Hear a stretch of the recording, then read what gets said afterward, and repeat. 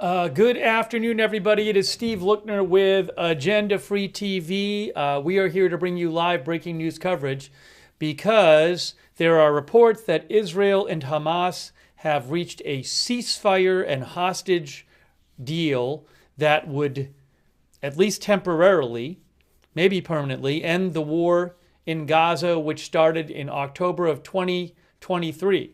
So we want to bring you the latest updates here. And take your comments and questions on the air. You can write to me at Lookner on X with your comments. And if you give me a second here, I'm going to show you something about this. And there's supposed to maybe be a Qatar news conference announcing this, possibly. So we might have that for you if that happens. And I'm just doing something real quick here so I can get the chat on the screen. Hang on a moment. Okay, let me show you this here. Look at the headline. Look at the headline from Reuters. Israel-Hamas reach ceasefire agreement meant to end 15-month Gaza war, official says. So, let's get into the details of this. And there are several reports out there talking about this. Thanks to our moderators, we have Janet B., Beth Mythical, Ruth Krafasi, all moderating on YouTube. Thank you. Also, we have over on Twitch, moderating there, A Moment of Lovely Good Luck Duck, I Got That Fire, and Certainly Dev. Linda Belk and Larry moderating for us on X. And thanks to our Facebook moderators, too.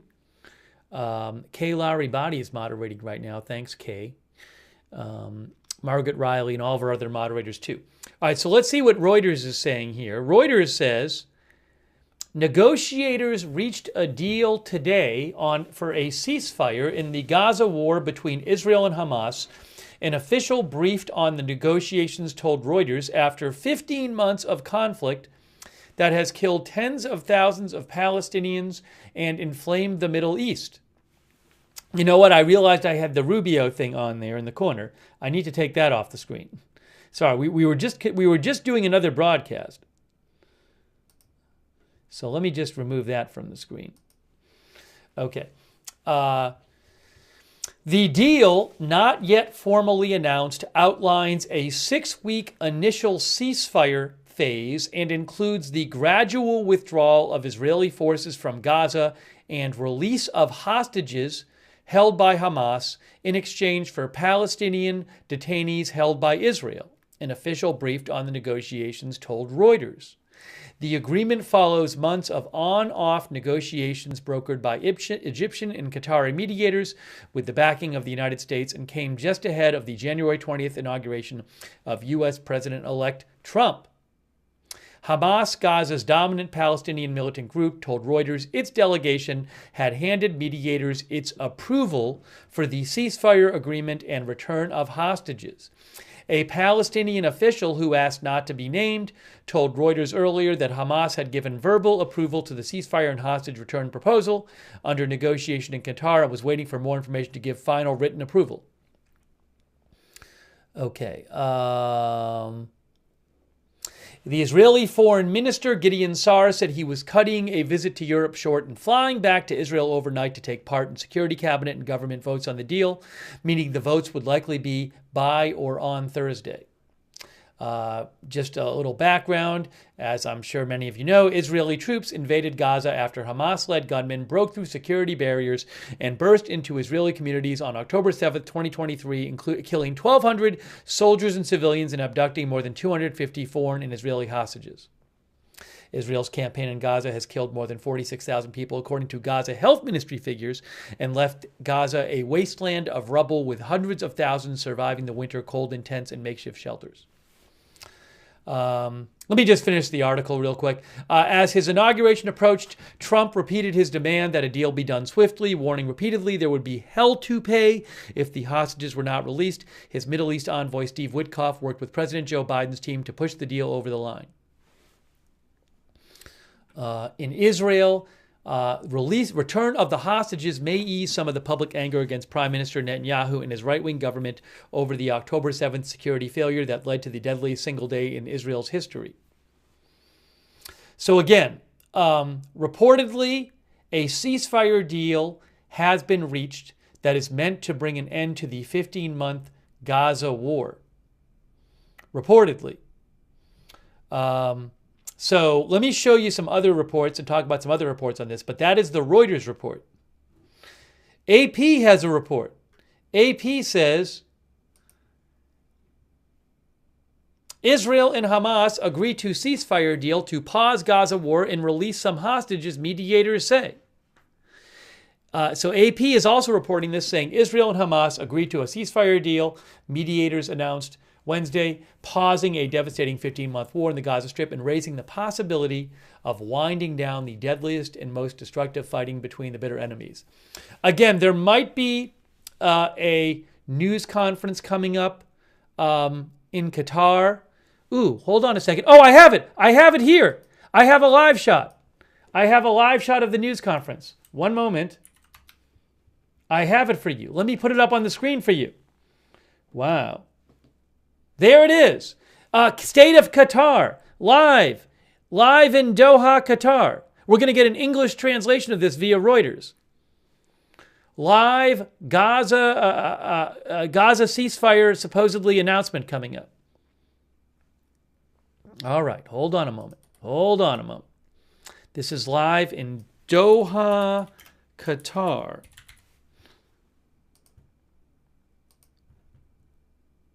There it is. We are live there via Reuters.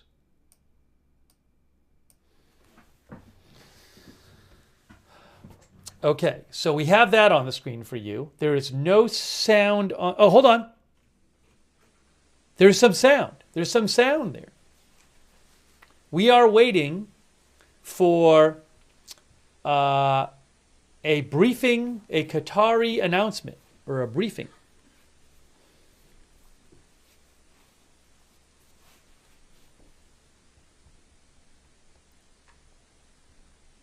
Give me one moment. Let me just check real quick for updates here. I'm going to also say awaiting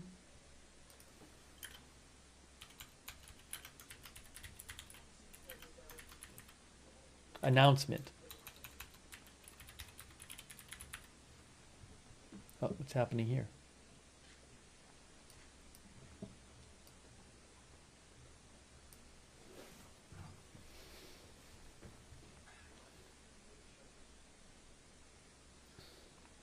Amakai Stein with I-24 News says that Israeli government will meet at 11 a.m. tomorrow to approve the Gaza deal.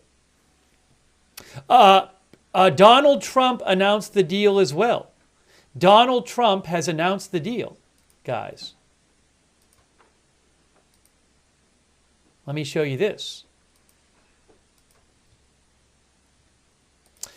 Trump says, we have a deal for the hostages in the Middle East. They will be released shortly. Thank you. Now, I don't know if the deal is for all the hostages to be released, but Trump just said, again, we have a deal for the hostages in the Middle East. They will be released shortly. Thank you.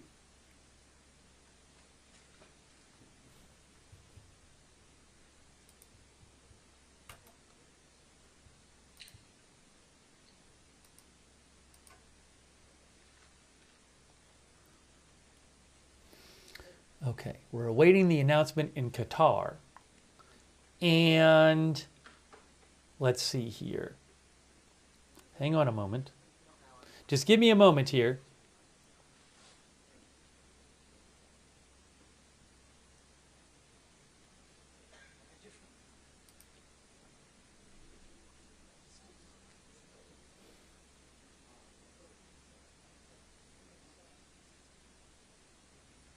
So again, Reuters is reporting it, AP is reporting it, BBC is reporting it. Multiple reports say a deal has been released.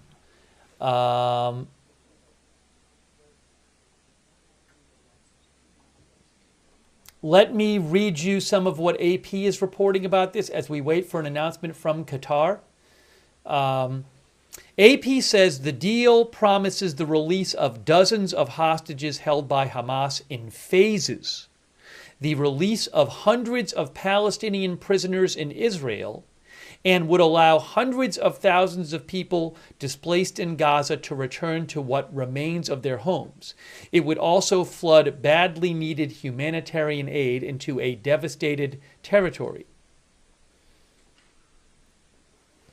3 officials from the U.S. and 1 from Hamas confirmed that a deal had been reached, while a senior Israeli official said details are still being ironed out. President Biden was preparing to address the breakthrough later tomorrow, officials said. Any agreement still needs to be approved by Prime Minister Netanyahu of Israel and by his cabinet, but it is expected to go into effect in the coming days. Also, AP reports the deal is expected to deliver an initial 6-week halt to fighting that is to be accompanied by the opening of negotiations on ending the war altogether. Over 6 weeks, 33 of the nearly 100 hostages, I don't know how many of those 100 are alive, 33 are to be reunited with their loved ones after months in captivity with no contact with the outside world, although it's unclear if all are alive. AP reports it remained unclear exactly when and how many displaced Palestinians would be able to return to what remains of their homes and whether the agreement would lead to a complete end to the war and the full withdrawal of Israeli troops from Gaza. Key Hamas demands for releasing the remaining captives. So will this end the war ultimately? Will Israel pull all of its forces out of Gaza? We need to see. AP reports many longer-term questions about post-war Gaza remain, including who will rule the territory or oversee the daunting task of reconstruction. That's a whole other question. Does the deal say anything about that? So again, reportedly, multiple reports say there is a deal for a ceasefire, with the intention of it leading ultimately to the end of the war and the release, and that during that initial ceasefire, there would be a release of at least some of the hostages. AP says over 6 weeks, it's a 6-week ceasefire deal initially, and 33 hostages are supposed to be released. By the way, a quick thank you to Zoomer Mom, Serpico for your support. Serpico 7272. Charlene Newman, thank you. And DeShark, thanks for the gift memberships. Also, let's see here. Hold on a moment. Let me see if I can get you any updates.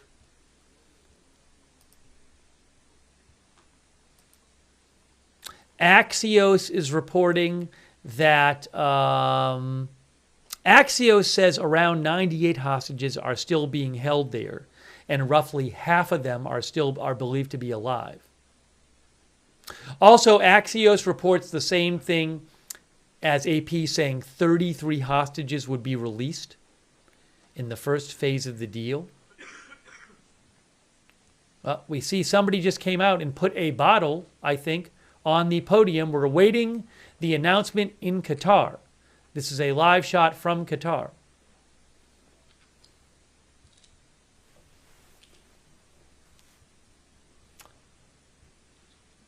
We are supposed to have an English language translation of this announcement. Thank you, Jojo777JLD, and also Zoomer Mom and Fred Flintstone. Would certainly be a good thing to not have fighting. And to get hostages back and to allow reconstruction to begin in Gaza. Scott thinks it won't last, our viewer. The New York Times' Peter Baker says a White House official confirms a ceasefire deal has been reached. Could we hear from Biden today if this is true?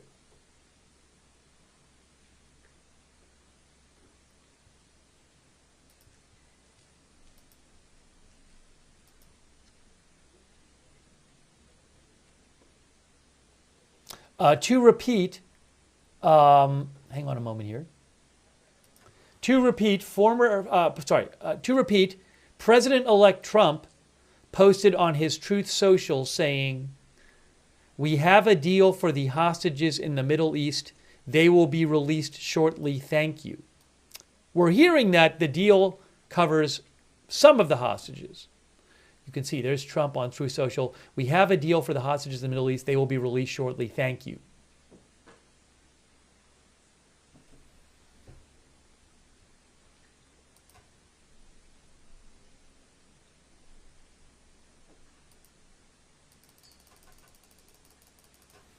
You are looking at a live shot from Qatar where we are awaiting the announcement of a deal, supposedly.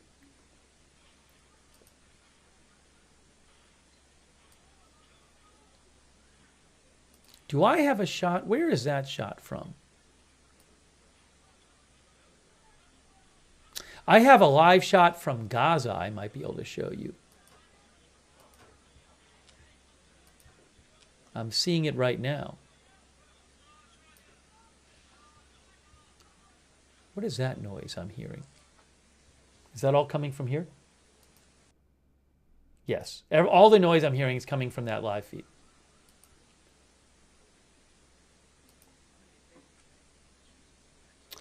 There's also a live shot of hostages' families demonstrating, reacting to a possible ceasefire deal in Tel Aviv. Maybe we'll show you that in a little bit.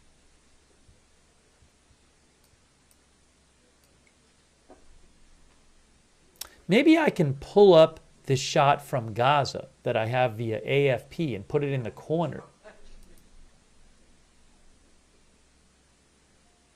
Give me a moment here. Is this going to work? That's obviously an old shot, but I'm going to replace that with the new shot.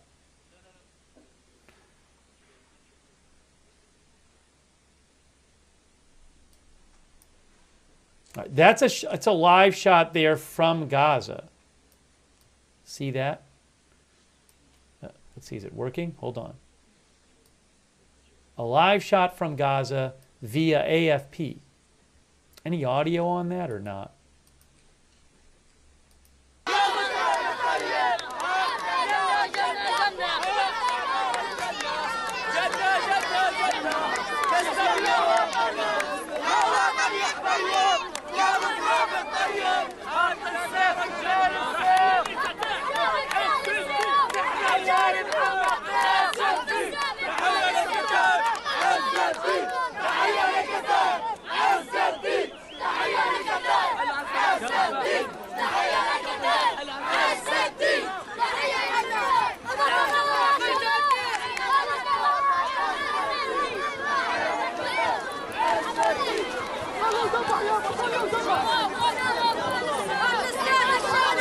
I'm going to turn that down. That is a live shot from Deir el-Bala in Gaza via AFP from Gaza's Al-Aqsa Hospital, where it looks like some people are celebrating this news of a ceasefire deal. As we wait for the announcement, oops. Let me pull something up here. Having a little issue with that shot there. The shot froze. The shot is frozen.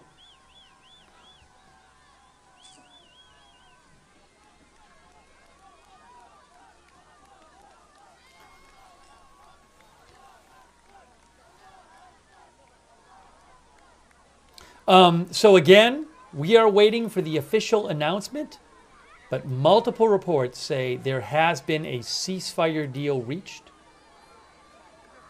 between Israel and Gaza.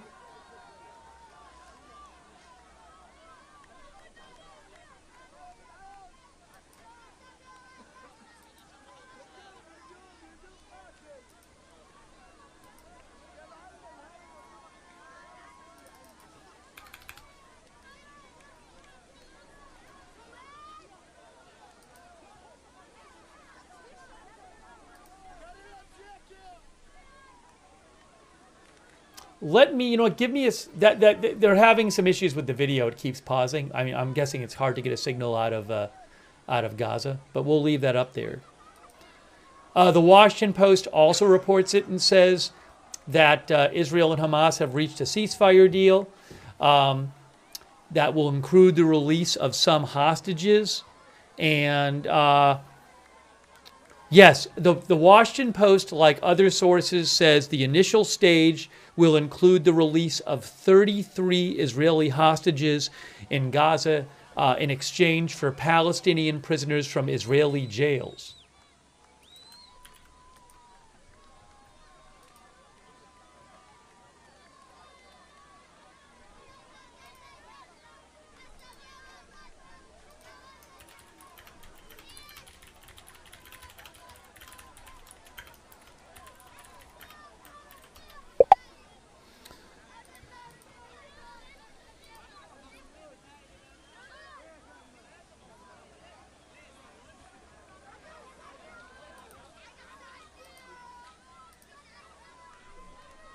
This is supposed to be, the reports I've seen are that it's a 6-week deal that is supposed to eventually lead, hopefully, to a permanent ceasefire. But we'll have to wait and see. Oh, hold on, they zoomed in. They zoomed in. Looks like they're about to start, maybe. When they start, I'll take the other shot off. Thank you, Bebop and Rocksteady and Gabriel Morrow and Miss Tina and Serpico 7272 and Joanna Crompton. We are awaiting the announcement in Qatar. Have that live shot for you.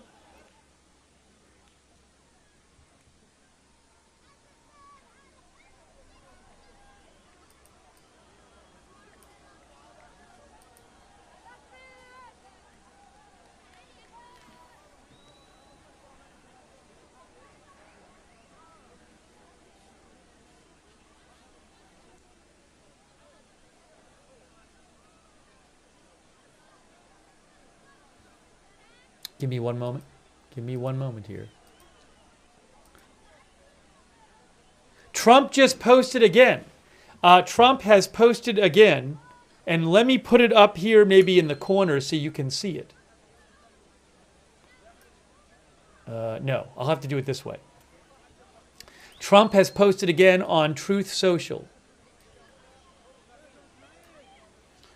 Trump says, this epic ceasefire agreement could have only happened as a result of our historic victory in November, as it signaled to the entire world that my administration would seek peace and negotiate deals to ensure the safety of all Americans and our allies. I am thrilled American and Israeli hostages will be returning home to reunite with their families and loved ones. With this deal in place, my national security team, through the efforts of Special Envoy to the Middle East, Steve Witkoff, will continue to work closely with Israel and our allies to make sure Gaza never again becomes a terrorist safe haven. We will continue promoting peace through strength throughout the region as we build upon the momentum of this ceasefire to further expand the historic Abraham Accords. This is only the beginning of great things to come for America and indeed the world. We have achieved so much more without even being in the White House. Just imagine all of the wonderful things that will happen when I return to the White House and my administration is fully confirmed, so they can secure more victories for the United States. That is the Trump statement he just posted.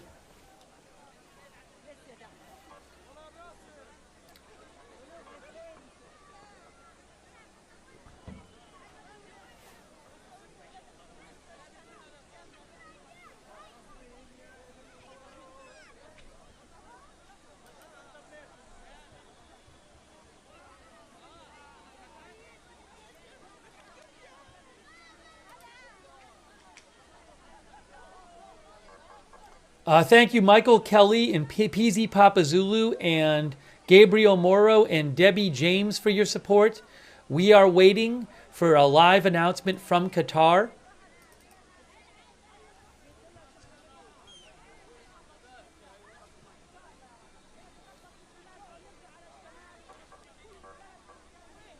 AFP is also reporting this, that a deal has been reached. Give me a moment here. Give me a moment, please.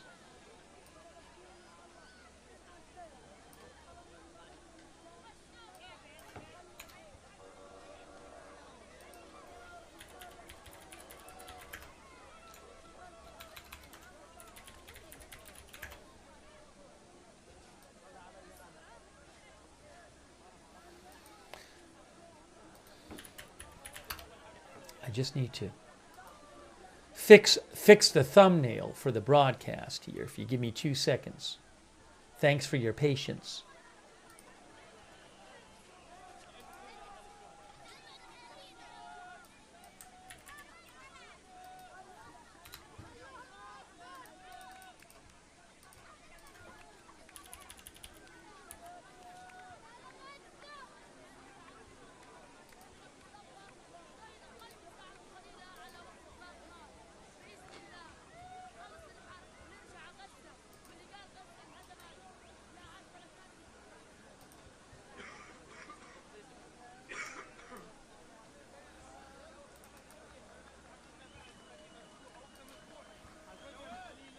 Okay. You are seeing a live shot on the lower right of people celebrating in Deir el-Balah, Gaza. It looks like they're celebrating to me. So let's go over what we have heard about this as we wait for the official announcement from Qatar, which you're seeing a live shot of on your screen right now. Let me tell you what AFP is reporting about this. If you give me a second. AFP says Israel and Hamas agreed today to a deal for a ceasefire and the release of hostages being held in Gaza. A source briefed on the talks told AFP. A U.S. official confirmed the deal.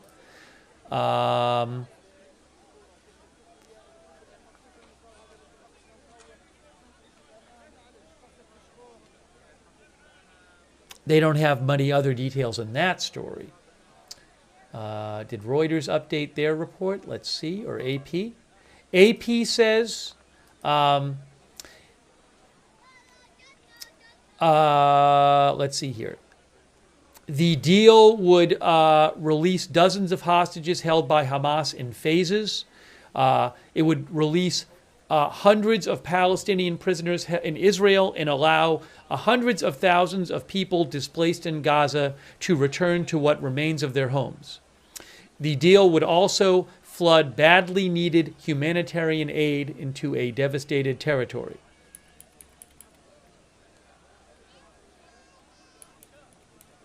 Any agreement would still need to be approved by Israeli Prime Minister Netanyahu's cabinet, says AP, but that is expected to happen. The deal is expected to deliver an initial 6-week halt to fighting. That is to be accompanied by the opening of negotiations on ending the war altogether, says AP. Over 6 weeks, nearly 33 of the nearly 100 hostages are to be reunited with their loved ones after months in captivity, although it's unclear if all are alive. It remained unclear exactly when and how displaced Palestinians would be able to return to what remains of their homes, and whether the agreement would lead to a complete end to the war and the full withdrawal of Israeli troops from Gaza, which are key Hamas demands for releasing the remaining hostages. Many longer-term questions about Gaza, post-war Gaza, remain, including who will rule the territory or oversee the daunting task of reconstruction.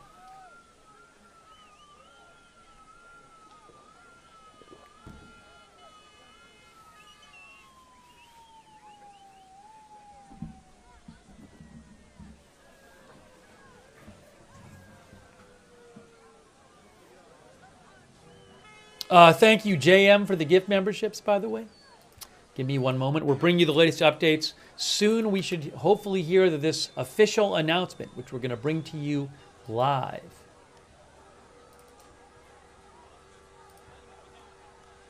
One moment here.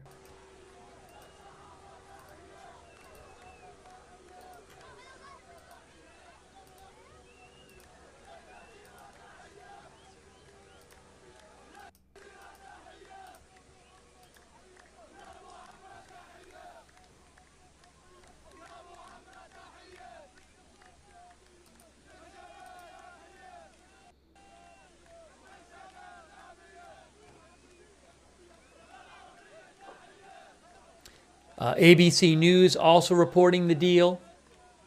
CNN reporting the deal. I saw that NBC News was reporting the deal.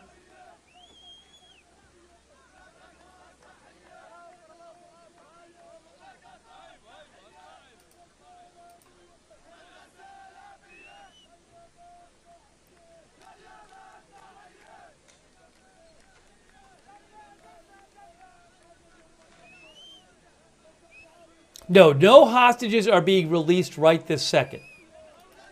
We don't know what the timeline is. It's supposed to be during the next 6 weeks. The New York Times says the start date is unclear.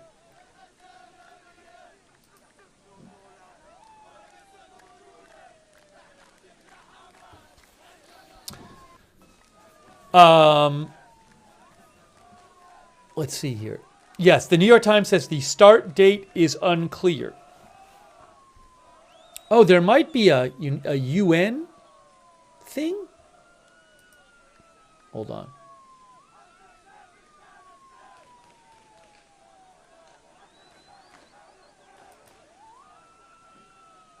Oh, guys, I got a different view from Khan Yunis, Gaza. Hold on, I have a view from Khan Yunis, Gaza. Let me get this on the screen for you.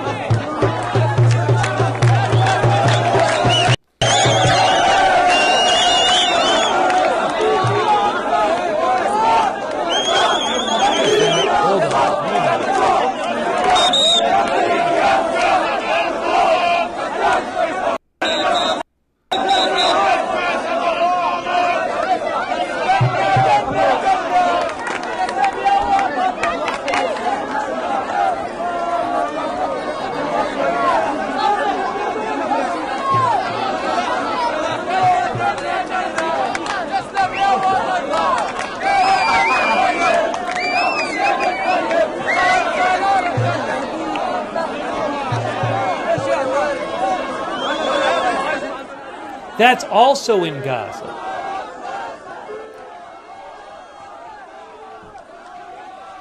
We have 2 live shots from Gaza.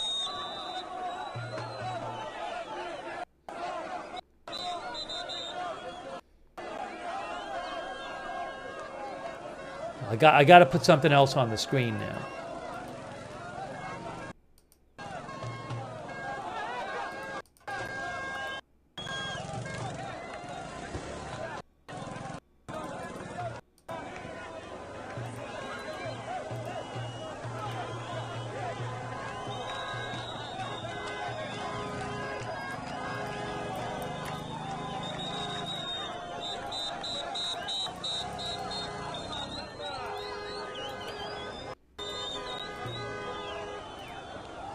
Let me just get a caption up there. Give me one moment. Give me one moment. Thanks for your patience. No.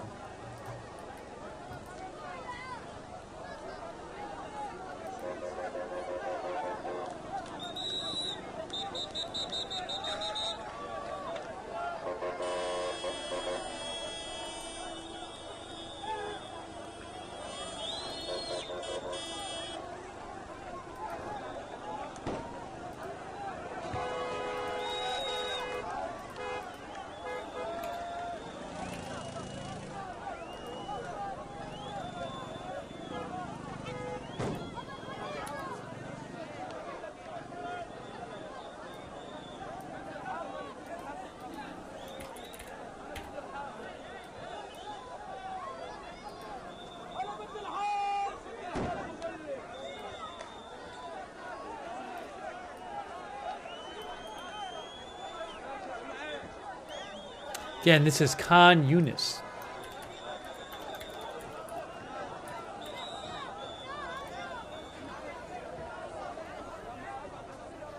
All right, so again, we're looking at 2 live shots from Gaza. Oh, hold on, it changed. What happened here? I messed it up. I messed something up. Give me a moment. Why did they both change? They're not both communists. They should be 2 different things. Hold on a second here.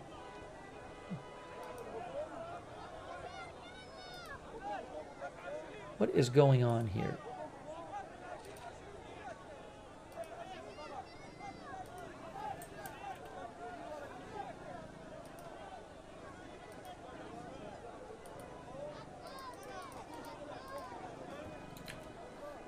Okay, sorry. I messed myself up.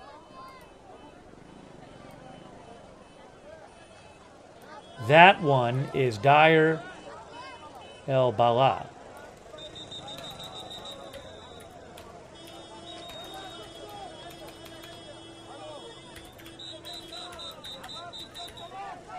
Did I spell it right? Yes. Oh.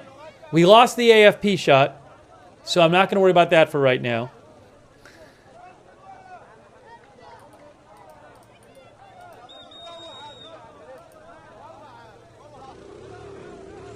Okay, let me get you some updates.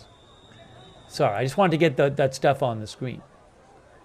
We need this there.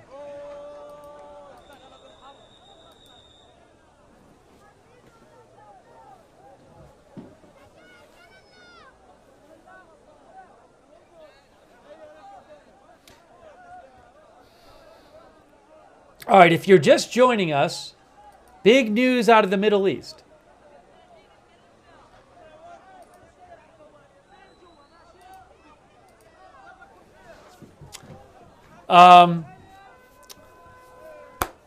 Multiple reports and President-elect Trump say that Israel and Gaza have reached a ceasefire deal.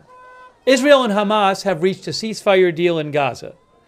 And we're waiting for the live official announcement from Qatar, where we have the live shot there. And this is, the reports we're hearing is a 6-week initial ceasefire with the intention of making it permanent, but we'll see if that happens, and a permanent end to the war that started in October of 2023. And initially, we're hearing that 33 of the around 100 hostages would be released during those 6 weeks, and hundreds of Palestinian prisoners released.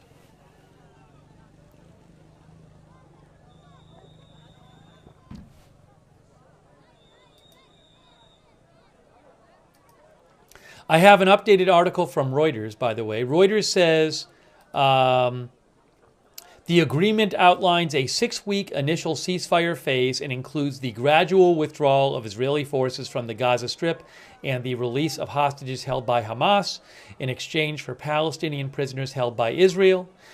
Phase 1 entails the release of 33 Israeli hostages, including all women, children, and men over 50. Again, Reuters reports that Phase 1 of the deal includes the release of 33 Israeli hostages, including all women, children, and men over 50.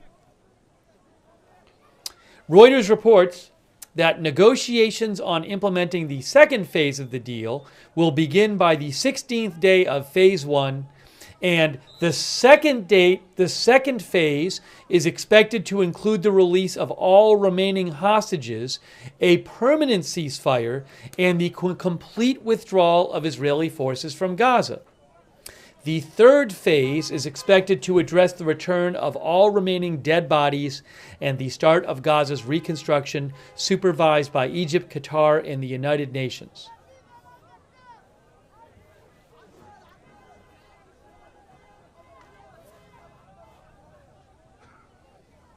Wow. Thank you to Kayla Brock and JM for the gift memberships. Thank you. And Julio Limos and Tina Fry and Kender and Gabriel Moro and Bebop and Rocksteady and Baby Blue Sky. Baby Blue Sky says, is Trump responsible for the release of hostages or just taking credit? I can't tell you. I don't know to what degree the Biden administration and or the Trump administration are responsible. I can't answer that for you.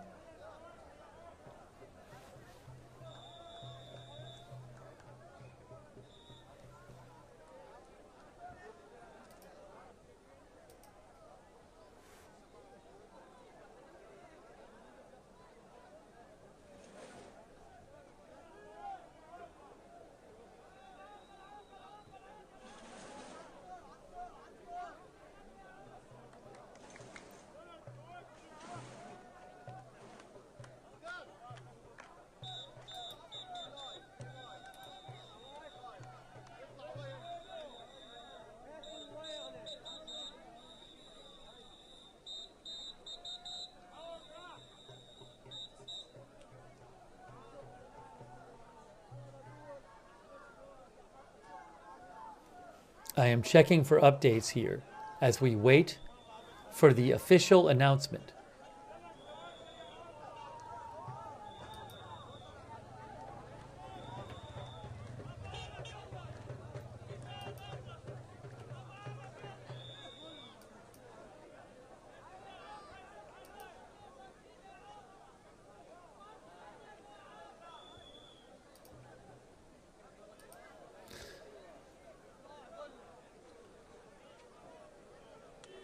Oh, I have an update here. The Washington Post says the first phase of the deal calls for a 6-week ceasefire and the release of an initial 33 hostages, followed by subsequent releases during that period.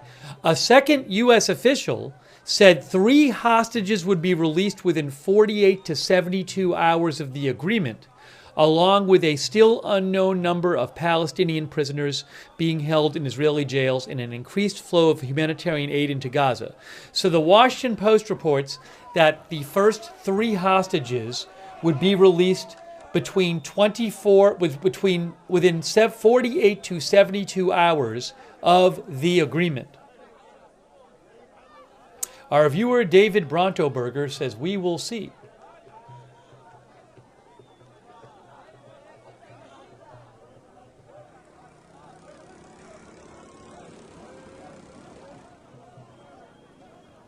Maybe I'll make this a little bigger for you while we wait for the announcement from Qatar.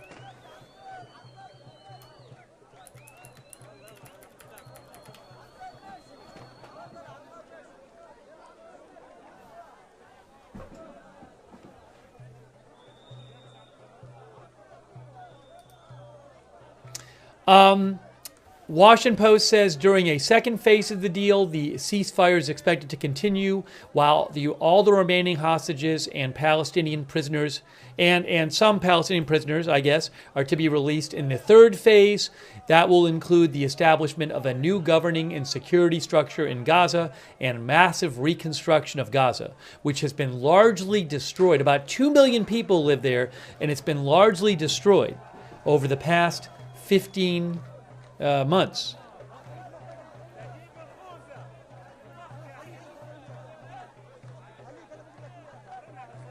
The Washington Post says that Israeli officials believe 98 hostages remain in Gaza and around 60 are still alive.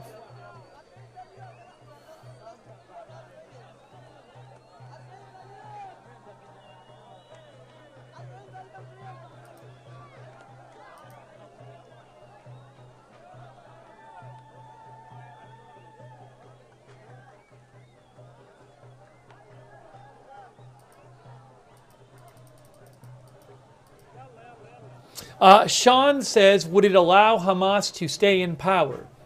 We don't have that. We don't have information. It sounds like that part of the deal isn't even, that part of the deal is to be negotiated, because that would be the third phase. So I don't even know if that has been, we're not hearing that has been agreed on yet. Now, maybe the two sides have some sort of idea of where they're going with it, but what we're seeing the reports say is that what's been agreed on is phase 1.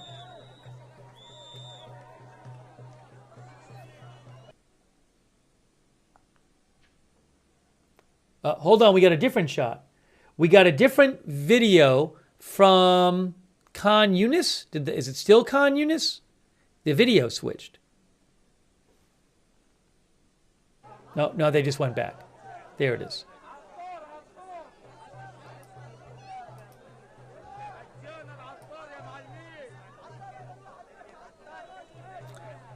Oh, I have the other Gaza shot too. Well, I'm going to leave that up there right now.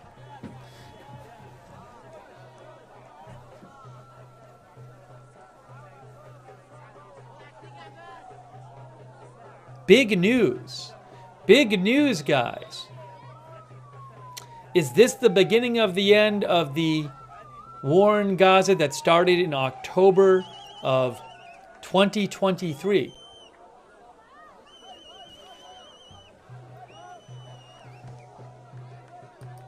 I need to get a couple other things on my screen here.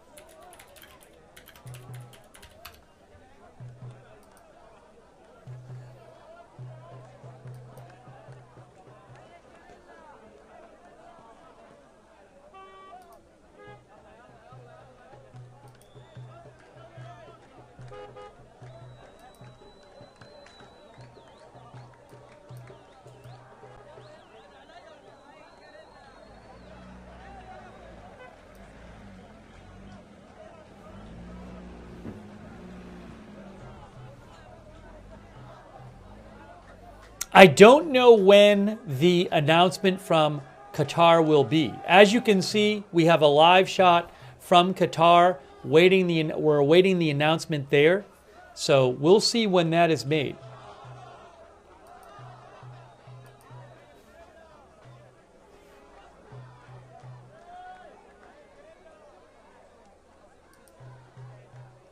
I just saw an interesting report.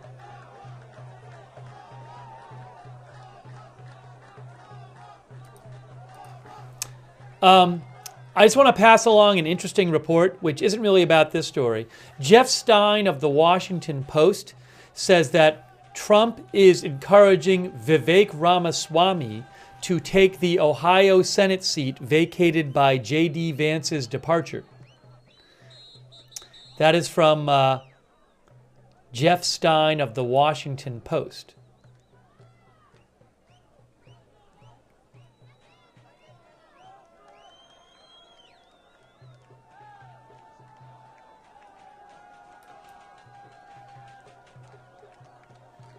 I don't know if that'll happen, but just letting you know.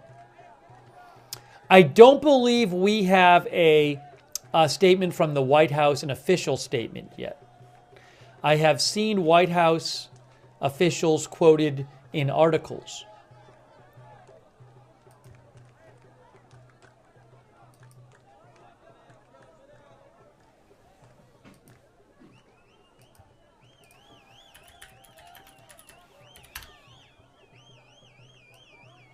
By the way, Vivek Ramaswamy was born in Cincinnati, Ohio, and raised in Ohio.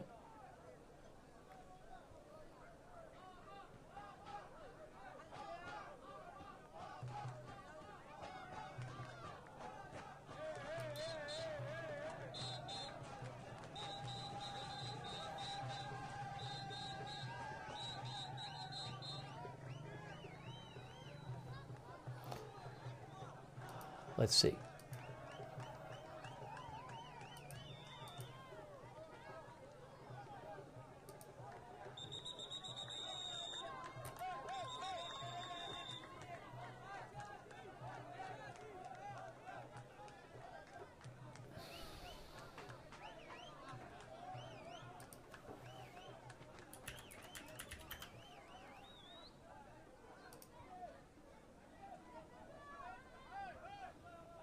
I'm just trying to get you some more updates here. Give me a moment. I'm looking at a couple things. Trying to get you the latest details.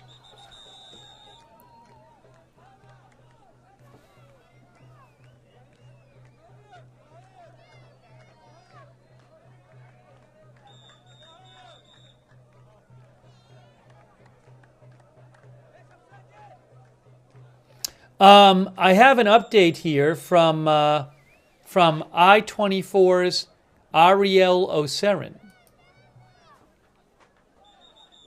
who says Israel's Prime Minister's office says there are still several issues that remain open in the ceasefire framework, and we hope the details will be finalized tonight. So again, Ariel Oserin, who is with I-24 News, says that the Prime Minister's office, the Israeli Prime Minister's office, says there are still several issues that will remain open in the ceasefire framework, and we hope the details will be finalized tonight.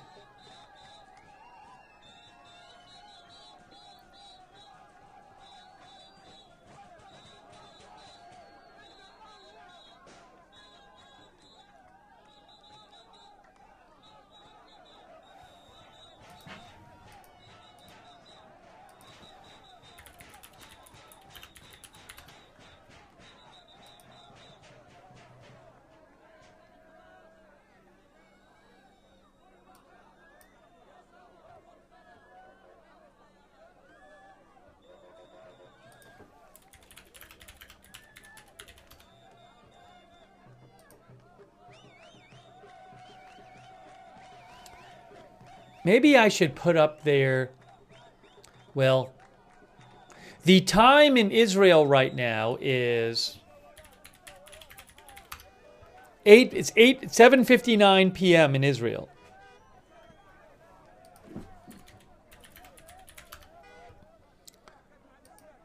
8:59 p.m. in Qatar.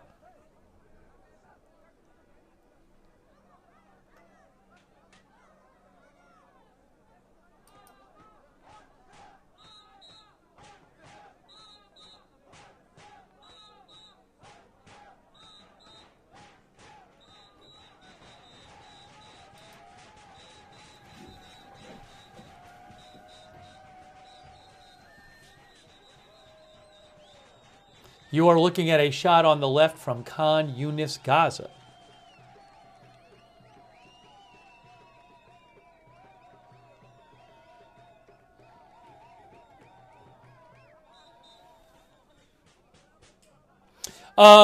The Times of Israel says an Arab official tells the Times of Israel that there are several minor issues that will be finalized after the agreement begins to be implemented.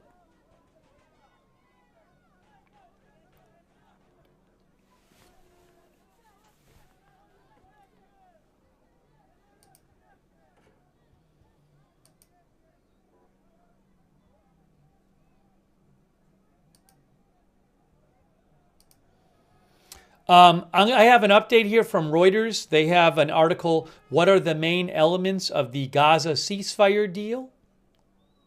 Reuters says there will be a 6-week initial ceasefire phase that includes the gradual withdrawal of Israeli forces from central Gaza and the return of displaced Palestinians to northern Gaza. The deal requires 600 truckloads of humanitarian aid to be allowed into Gaza every day of the ceasefire, 50 trucks carrying fuel with 300 of the trucks allocated to North Gaza. Hamas will release 33 Israeli hostages, including all women, soldiers and civilians, all children, and all men over 50. Hamas will release female hostages and under 19s first, followed by men over 50, reports Reuters. Israel will release 30 Palestinian detainees for every civilian hostage and 50 Palestinian detainees for every female soldier Hamas releases. Israel will release all Palestinian women and children under 19 detained since October 7, 2023, by the end of the first phase. The total number of Palestinians released will depend on the number of hostages released and could be between 990 and 1,650 Palestinian detainees, including men, women, and children. Hamas will release the hostages over a 6-week period, with at least 3 hostages released each week and the remainder of the 33 before the end of the period. All living hostages will be released first, followed by remains of dead hostages. The implementation of the agreement will be guaranteed by Qatar, Egypt, and the U.S. Negotiations over a second phase of the agreement will begin by the 16th. Negotiations over the second phase of the agreement will begin by the 16th day of phase 1 and are expected to include the release of all remaining hostages, including Israeli male soldiers, a permanent ceasefire, and the complete withdrawal of Israeli soldiers. A third phase is expected to include the return of all remaining dead bodies and the start of Gaza's reconstruction, supervised by Egypt, Qatar, and the United Nations. Wow. We're seeing some people celebrate in Gaza right there on the screen. And we are bringing you live coverage here of the reported ceasefire between Israel and Hamas in Gaza.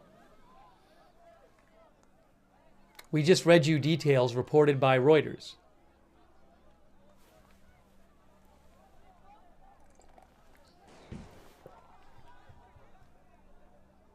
Thank you to Truth Will Set You Free. Thank you to Crazy Yoda and Ohio Rando. Ohio Rando says, I don't think Israeli leadership would have had economy and military go through all this just to accept a deal that's not advantageous. Thanks Dingier Pillow and Marnie and Gabriel Morrow, our new member over there on YouTube. Thanks to all of our moderators who are here. Janet B., Danny James on YouTube. Thank you. Ruth Krafasi, Beth Mythical, all over there on YouTube. Thanks so much. Linda Belk and Larry on X. Thank you to A Moment of Lovely, Good Luck Duck, I Got That Fire, McRiches, and Surly Dev on Twitch. And on Facebook, Margaret Riley is there, Kay Lowry Body, Paul Anderson. Thanks to all of our moderators. Thanks Diane Allworth for subscribing over there on Facebook as well. Waiting for the official announcement in Doha, Qatar. Waiting for the official announcement.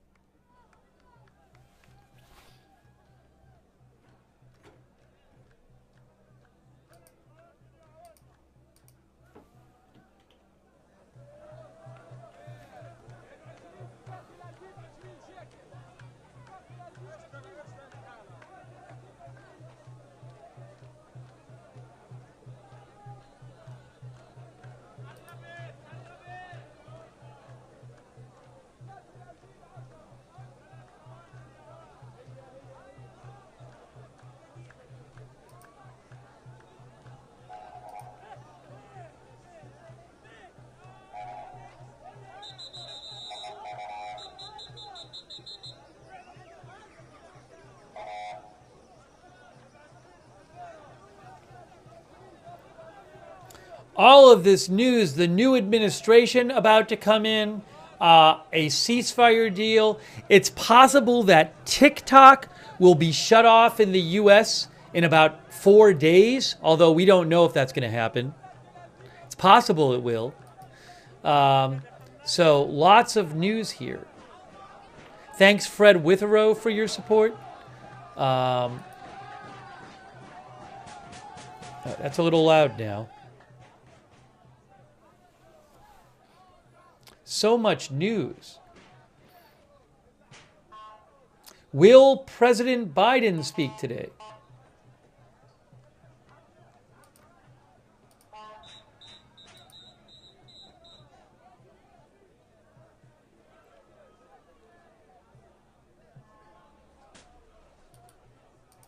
I have an update for you. AP says Israel's Prime Minister Netanyahu's office says the ceasefire deal with Hamas has still not been reached, in that the final details were still being sorted out.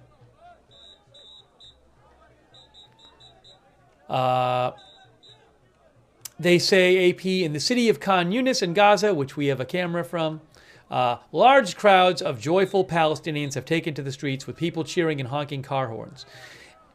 Any deal is expected to pause the fighting and bring hopes for winding down the most deadly and destructive war Israel and Hamas have ever fought.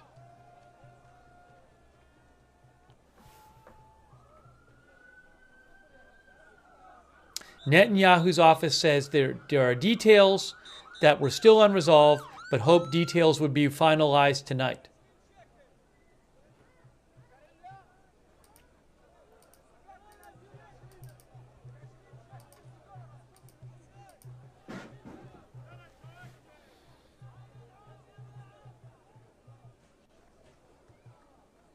Thank you, Dewey, for your support. Dewey says, waiting intently. Thanks, Callum B. and Gabriel Morrow.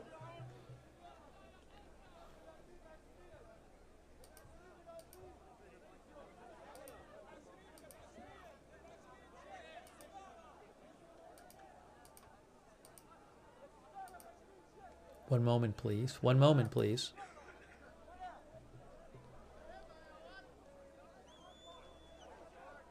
President Biden, breaking news. The Washington Post says President Biden is expected to speak soon on the President Biden is expected to speak on the deal as soon as it is announced in Qatar. So again, the Washington Post says that Biden will speak on this as soon as the deal is officially announced in Qatar.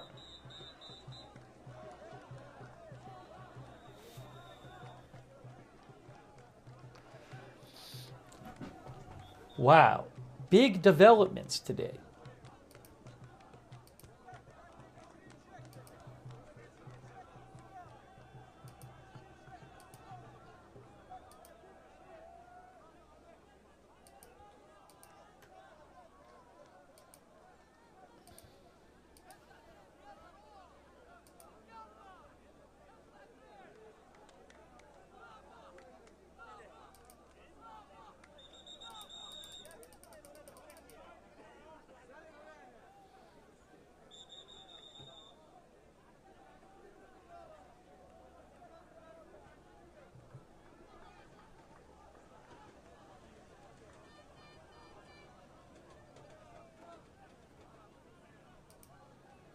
When will this announcement come in Qatar? That I don't know. We've been waiting for it for a little while.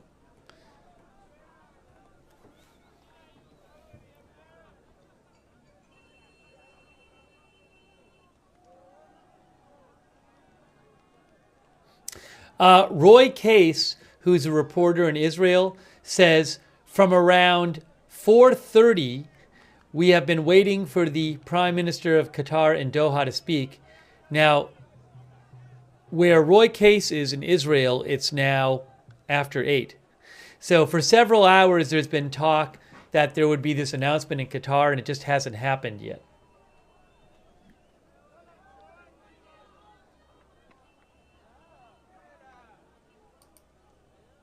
Manny Fabian reports, he's with Times of Israel, that the Israeli Defense Forces are preparing to receive the hostages that will be released by Hamas from Gaza. The name of the military's preparation operation is dubbed Sparrow Wings, says the IDF. Oh, hold on. The IDF might have an announcement out. Let me see if I can find their announcement. Did they post on their Telegram?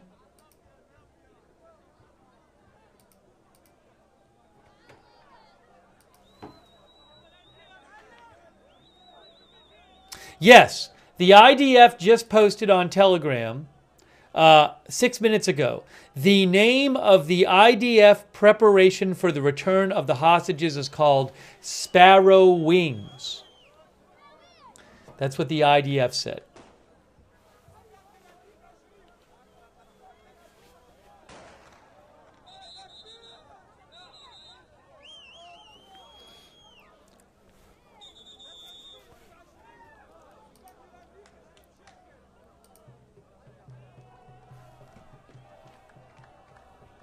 NBC, again, Washington Post says Biden's going to speak today on this.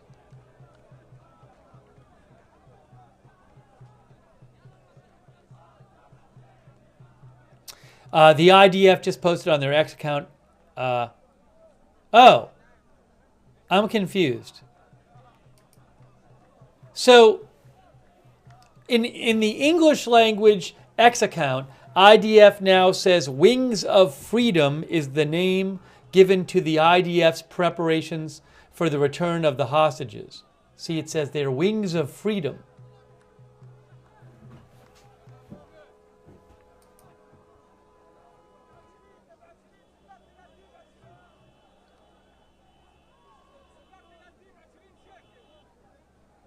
Oh, maybe it was dove wings?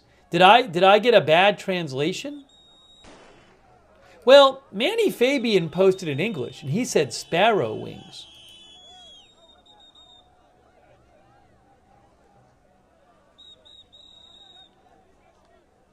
Anyways, maybe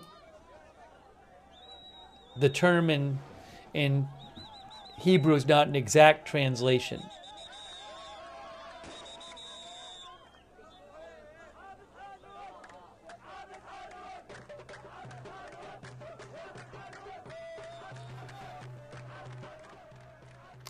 Let me make this a little bigger just for a second so you can see it.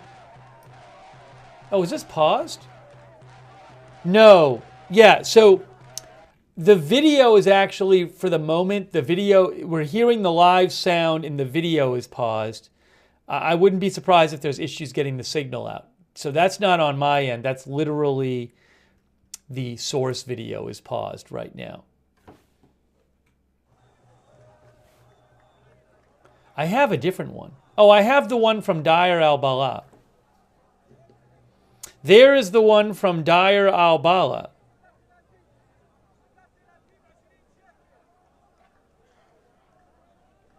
Where is the, here it is. But now that's in the way of the podium. We don't want it to be in the way of the podium.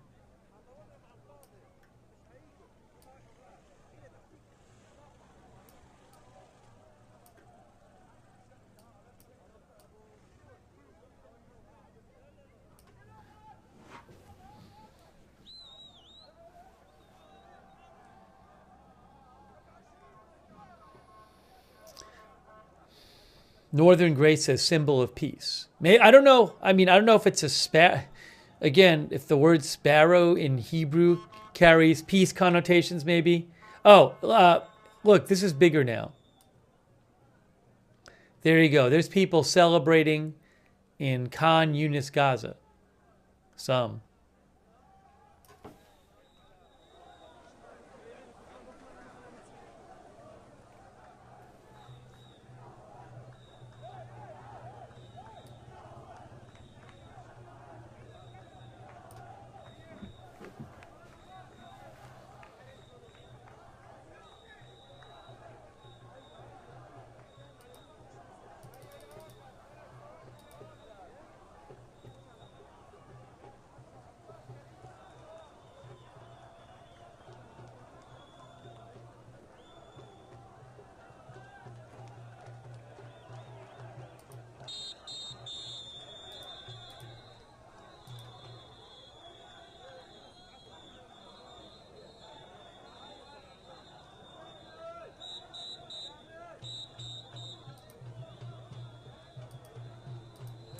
We are bringing you live coverage of the reported ceasefire deal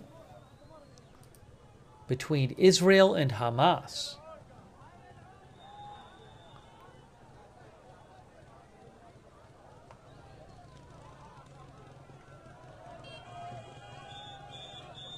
I'm going to read you the reported terms again from Reuters. Reuters has a report about what the deal exactly is.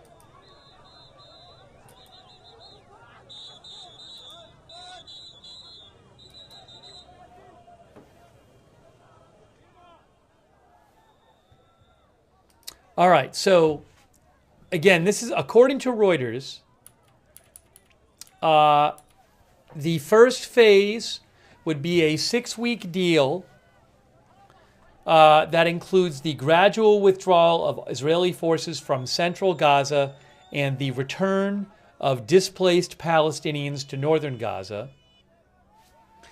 In the first phase, there would be the deal requires 600 truckloads of humanitarian aid to be allowed into Gaza every day of the ceasefire, 50 of them carrying fuel, with 300 of the trucks allocated to North Gaza. Hamas will release 33 Israeli hostages. There's believed to be around 100 there, dead and alive. Hamas will release 33 Israeli hostages, including all women, all children, and all men over 50. Hamas will release female hostages and under 19s first, followed by men over 50. Israel will release 30 Palestinian detainees for every civilian hostage and 50 Palestinian detainees for every female soldier that Hamas releases. Israel will release all Palestinian women and children under 19 detained since October 7th, 2023 by the end of the first phase. The total number of Palestinians released will depend on hostages released and could be between 990 and 1,650 Palestinian detainees.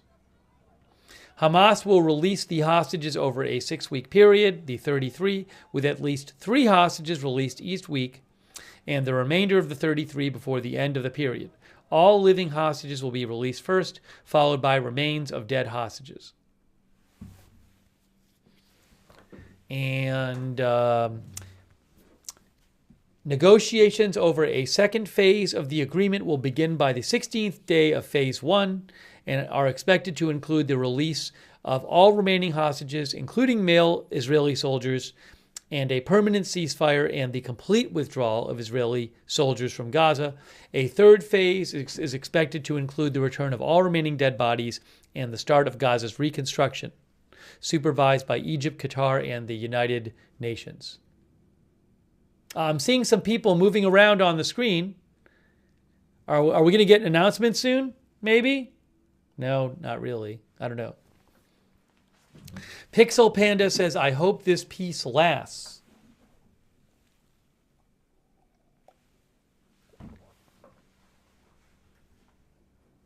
We are bringing you live coverage. I'm seeing some movement in the, seeing some more people in the announcement room.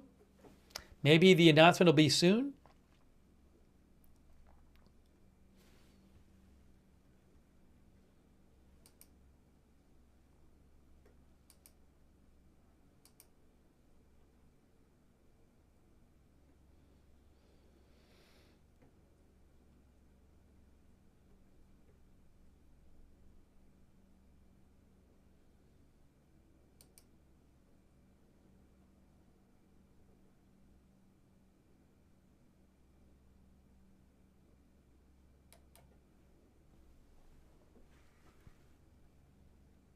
Biden is expected to give remarks. Hold on a second here.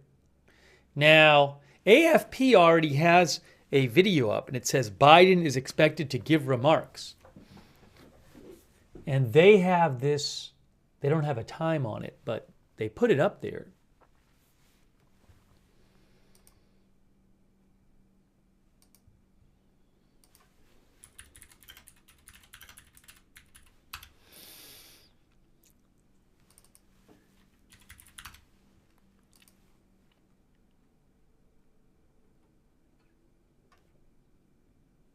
You know, Biden, I had forgotten about this.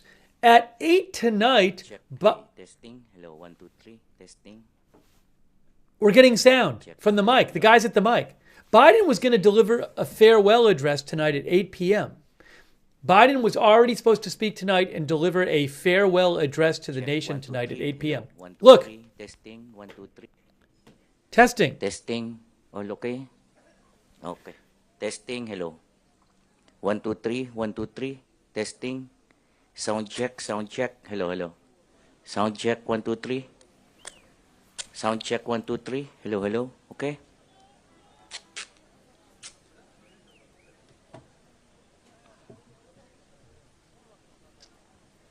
Oh, they just did the sound check, guys. They just did the sound check.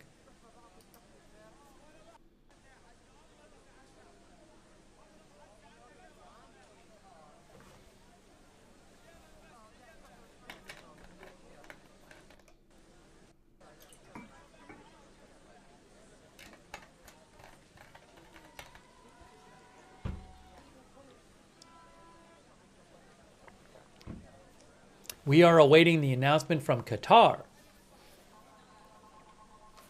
Thank you, Don P., our member.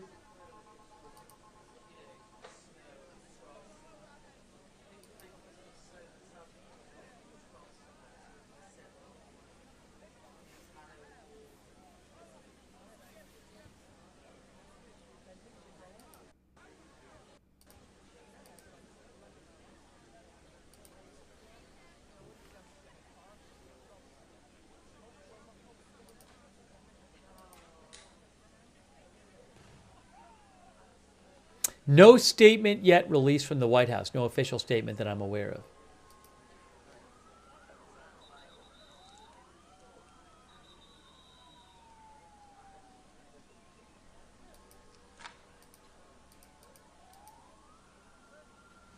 Daniel Blue says, does this mean Israel considers Hamas a legitimate government now? My guess is no, but we don't know. I don't even know if it's been worked out. What's going to ultimately happen in Gaza? If Israel leaves, who's going to run Gaza? What will be the role of Hamas there?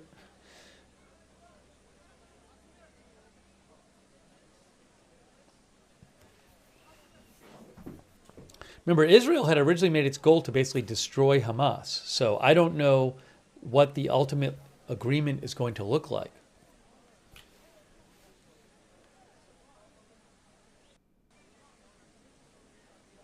Gay Ishan said, Fox on TV said will be finalized tonight. That is something that the Prime Minister's Office of Israel said.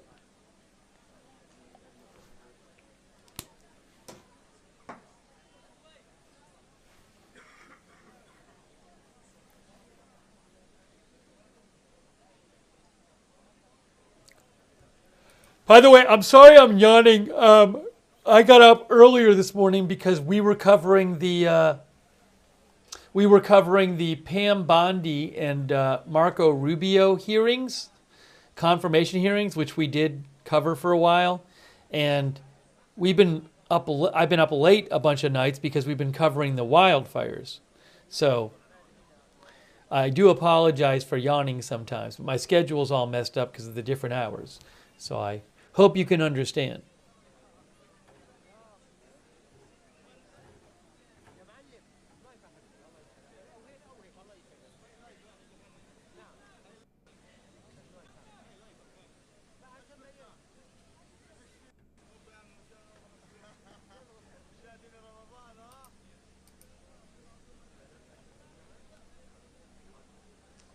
Now there's a whole other thing, which is, even if ultimately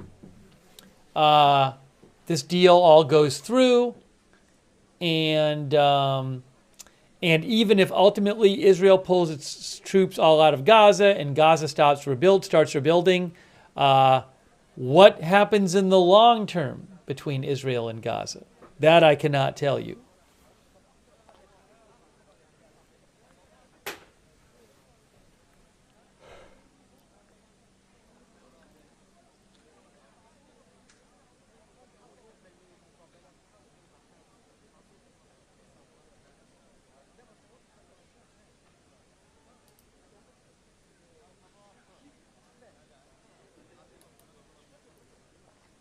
Blank says they will become best friends. Sneed Patch says this needs to be tied to a lasting peace settlement. Gordon Gott says long-term still bad. Our viewer, Mr. Rivas, says what's left of Gaza?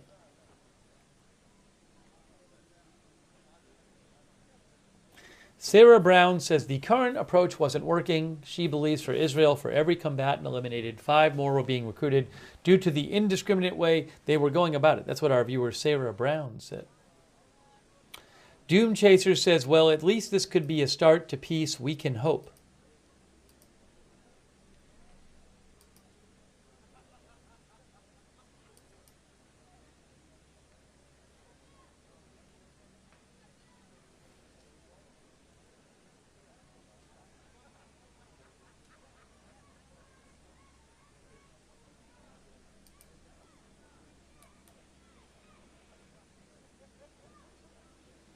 Thank you, Mitchell Black, who says, thank you, President Trump.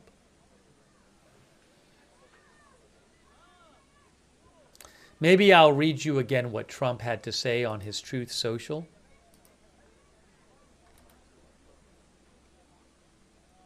The first thing he said is, we have a deal for the hostages in the Middle East. They will be released shortly. Thank you. Let me just show you again what else he said on his Truth Social. I'll read it to you. Running out of places to put things.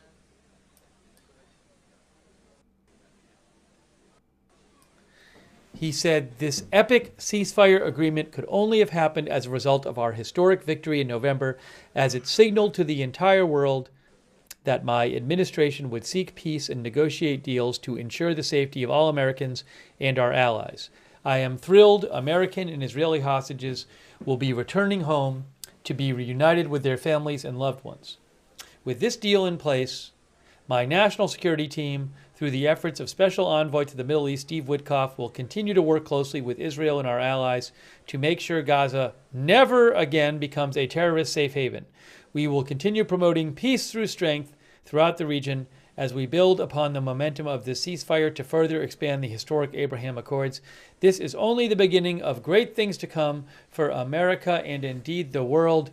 We have achieved so much without even being in the White House. Just imagine all of the wonderful things that will happen when I return to the White House and my administration is fully confirmed, so they can secure more victories for the United States. That is Trump on Truth Social.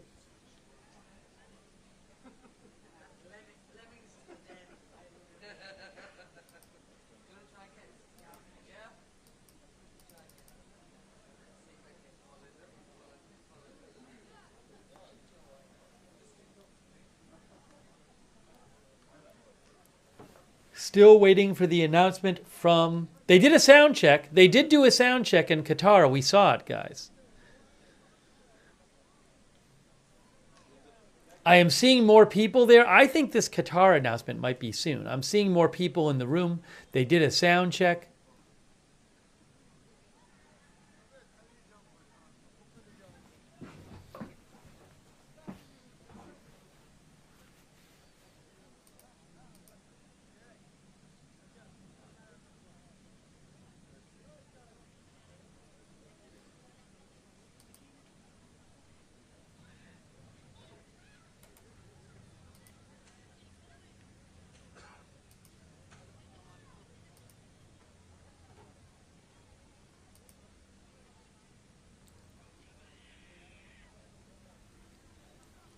The statement that the Israeli Prime Minister's office released, I'm going to mention that to you. I mentioned it before, but I'll read you the statement.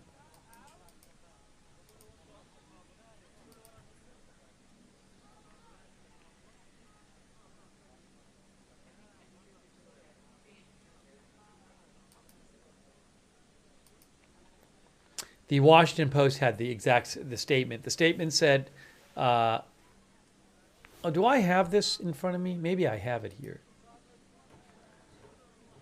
What is it on the, hold on.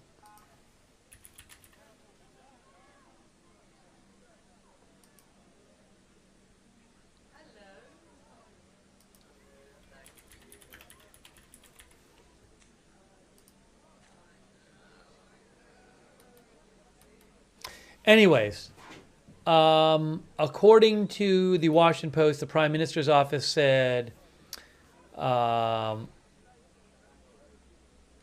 to Prime Minister Netanyahu's firm stance, Hamas backed down at the last moment from its demand to alter the deployment of forces along the Philadelphia corridor. That's the Egypt-Gaza border. So that would suggest that Israel is going to keep forces along the Egypt-Gaza border to control what goes in and out of there. Remember, most of Gaza is surrounded by Israel, but part of Gaza borders on Egypt instead of Israel. But Israel wants to keep troops on that border. The Prime Minister, and the border is called the Philadelphia Corridor. The Prime Minister's office also says several clauses in the framework remain unresolved, and we hope the details will be finalized tonight. Oh, thank you, Walter Beasley. Walter says, I was here with you when it started. I will always believe there is more to the story. Hey, thanks so much, Walter. Walter has been here since the start. Thank you, Walter. I really appreciate your support. Also, thanks Johnny Waddell, our new member.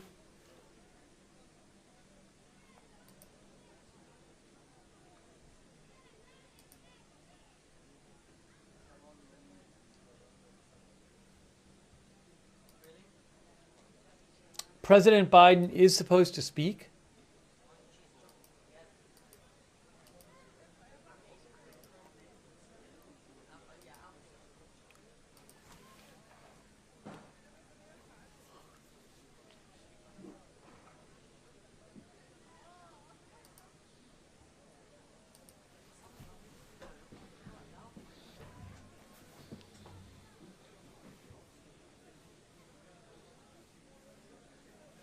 Again, the first phase would be 6 weeks long, and in that phase, 33 hostages would be released.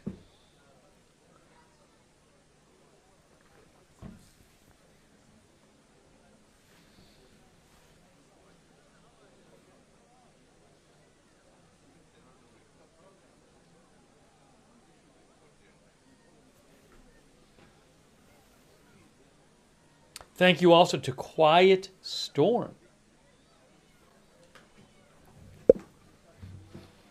Some of our viewers think Trump was more responsible. Some of our viewers think Biden was more responsible. Quiet Storm says Trump is always trying to take credit for what he didn't accomplish. Typical grifter. Whereas Gerald Short says Trump did this, not Biden. Sarah Hare says, what changed their mind to agree with it Trump coming in? I don't know.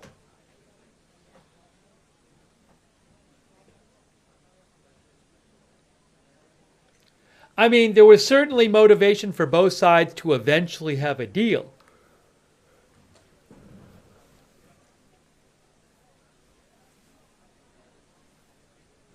William Johnston says this is a repeat of Reagan-Carter.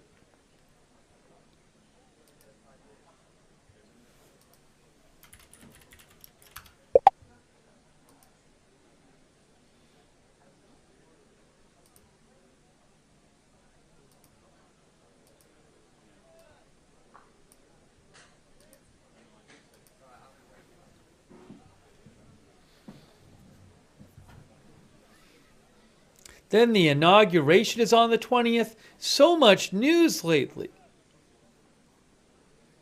It has been crazy.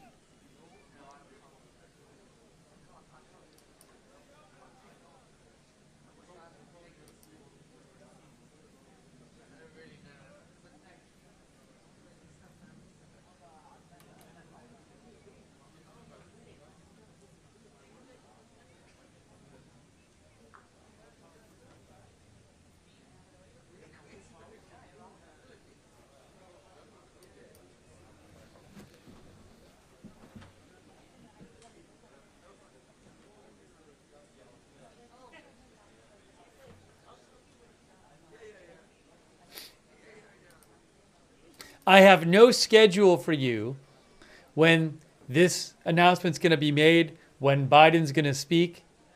It could be at any moment, but maybe not.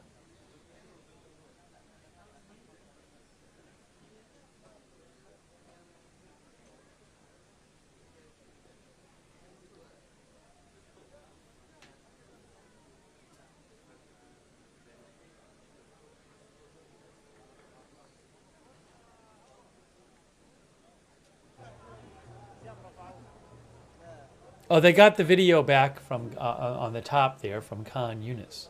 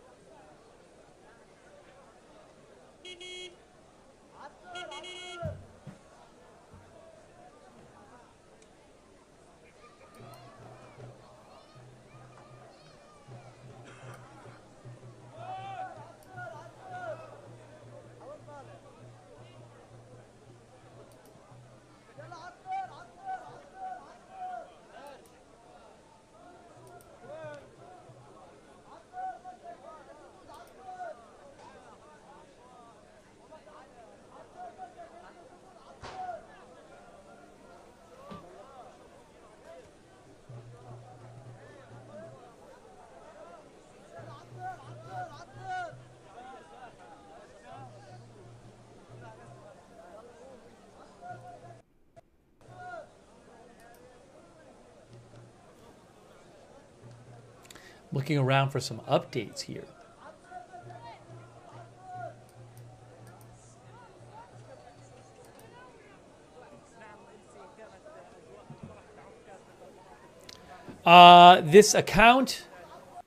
This Israeli news account on Telegram, Security Policy Cabinet, they say there are reports of IDF strikes now in Gaza City.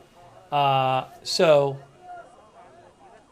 Israel, before this deal is reached, still hearing reports of Israeli military activity in Gaza.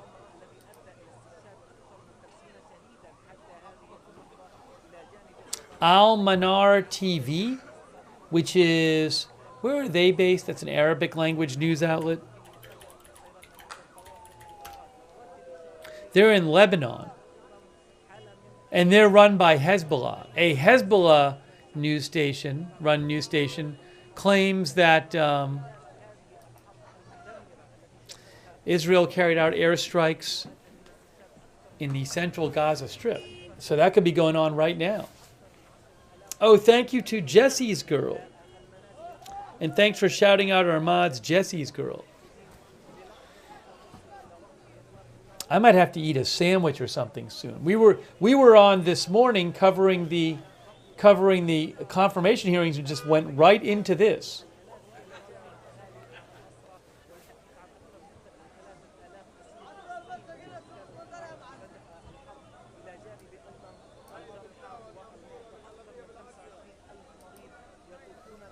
Maybe I can put up a clock on the screen.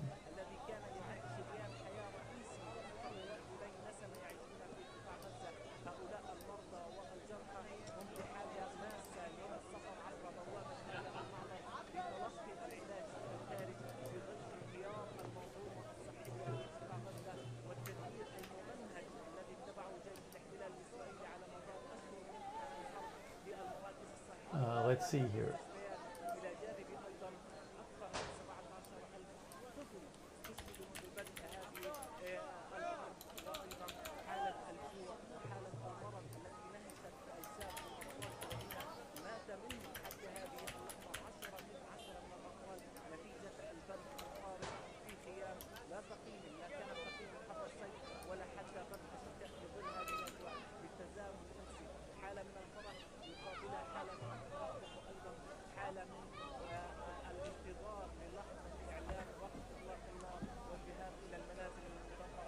You know what I'm going to do? I'm going to put up on the screen a clock showing the Israel and Gaza time.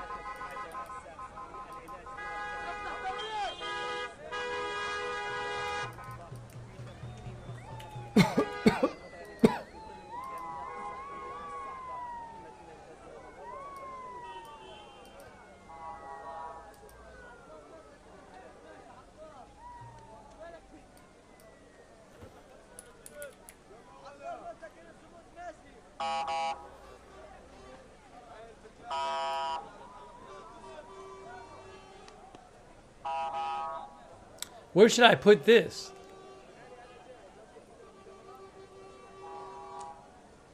Maybe right there for now.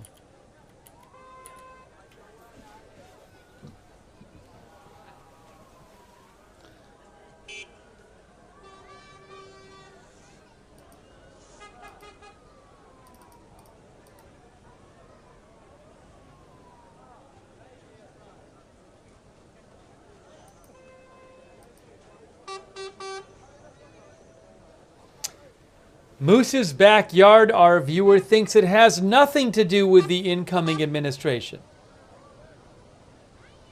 Moose's backyard says the ceasefire would eventually come regardless of U.S. politics. Moose's backyard, our viewer, says Republicans and Democrats were both supporters of the devastation and inhumane actions in Gaza and deserve no credit, either of them, for any peace. That's what our viewer Moose's backyard says.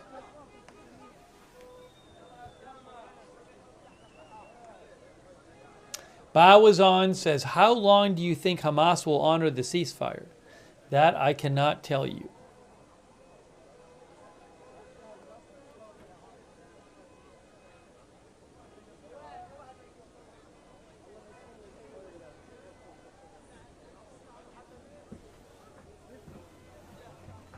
Tammy and David says, if both sides like it, I love it. I hope it's all over.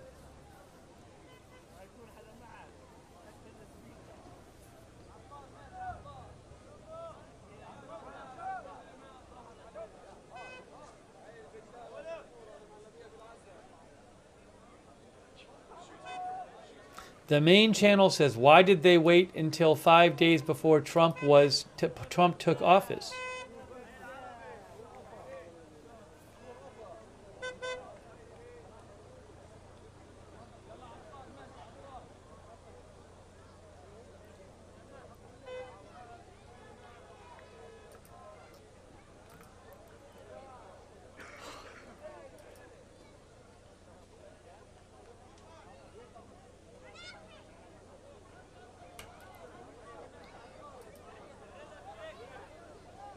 Bubba Sizemore thinks they'll honor it as long as Trump is in office.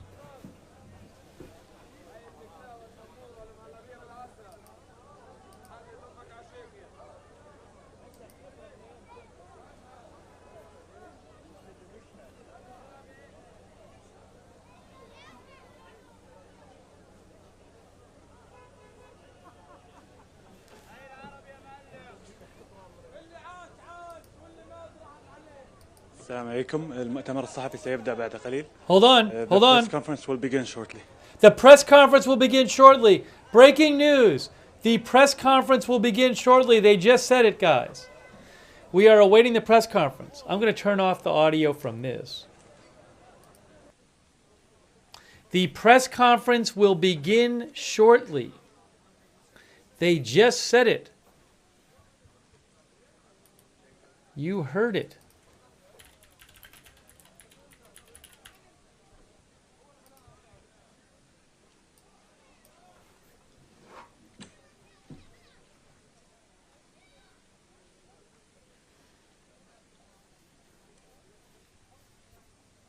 Sin says it's happening.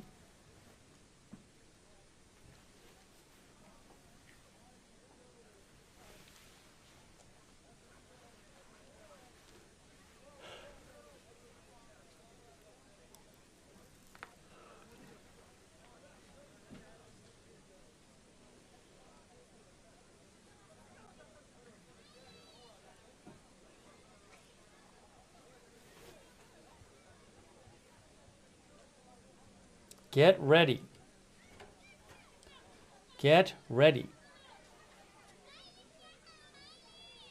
Oh, you know what? I got to turn off that audio. Sorry, I didn't realize that other audio was on. For the other... Here, get that off. There we go. That's better. That's better.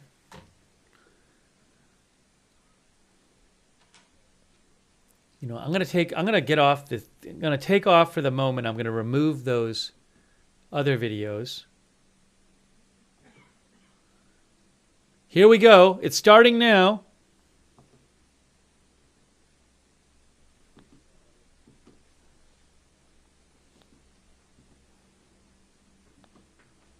Starting now. Here we go. It's live. Get ready.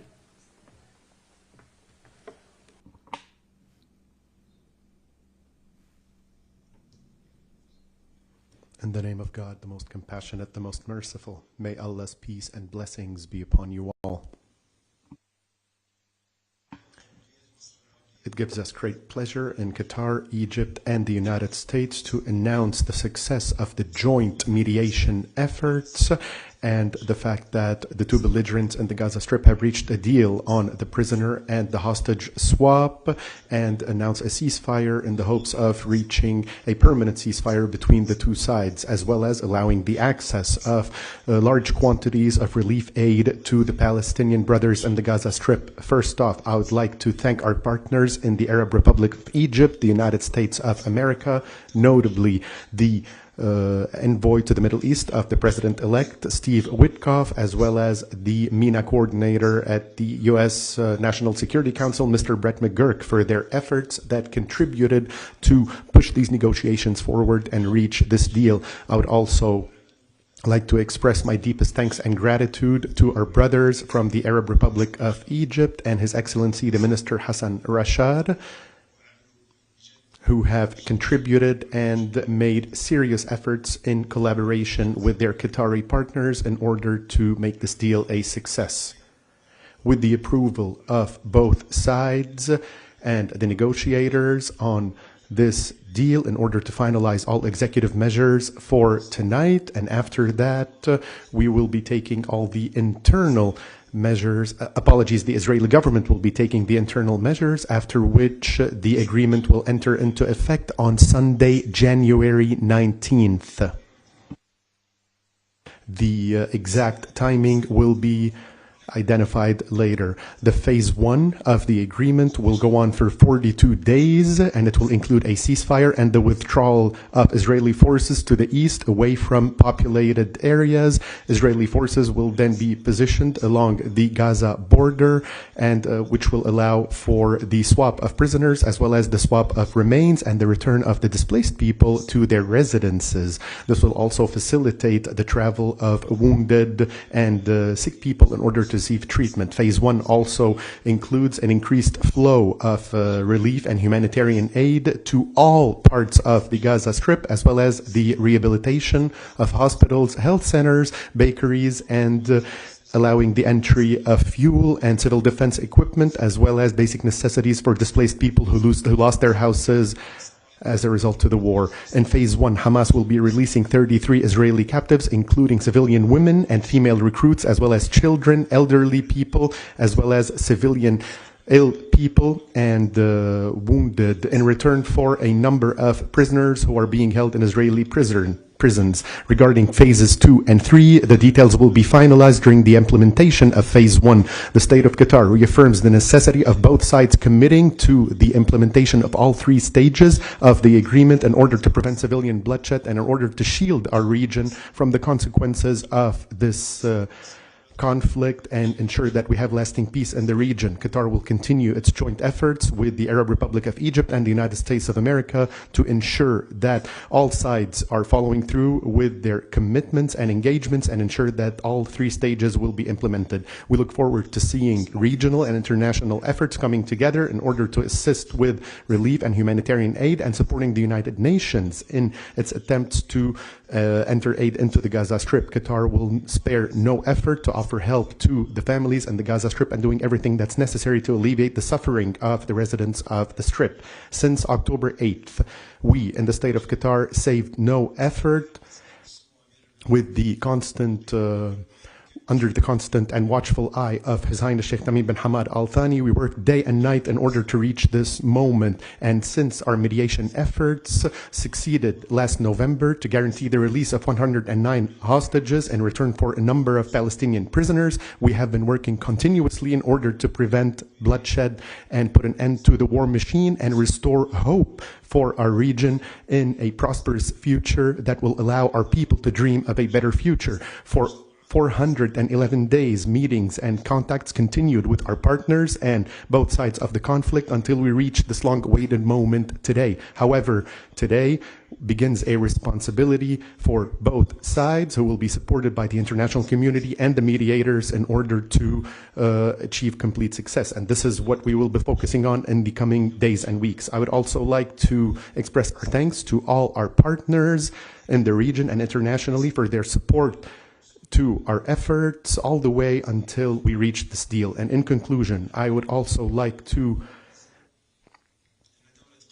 remind our brothers in the Gaza Strip that Qatar will continue to offer support to our brothers in Palestine, and that this happens under the close watch and the watchful eye of His Highness Sheikh Tamim bin Hamad Al Thani, day and night, hour by hour, and minute by minute. We would like to tell them we give thanks to Allah for bringing us to this moment today, and hopefully this will be the last page in the days of the war.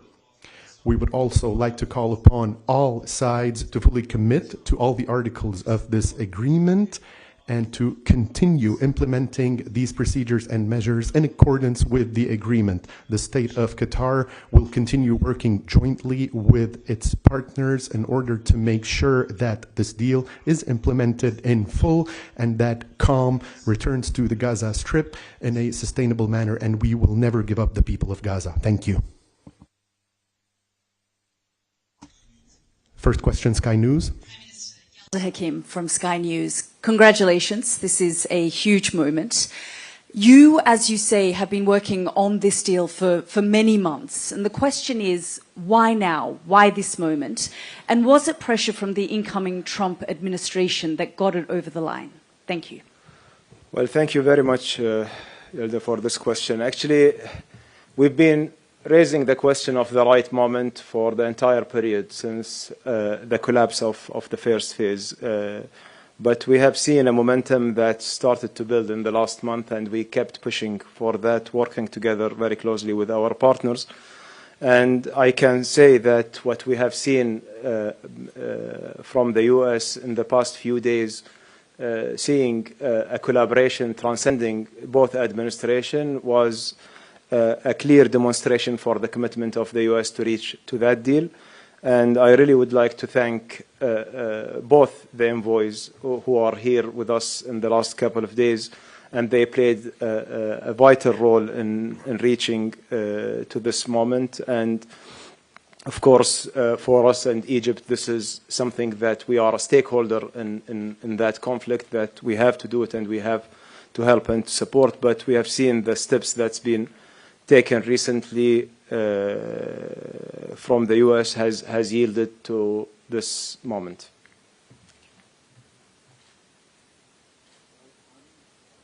CNN.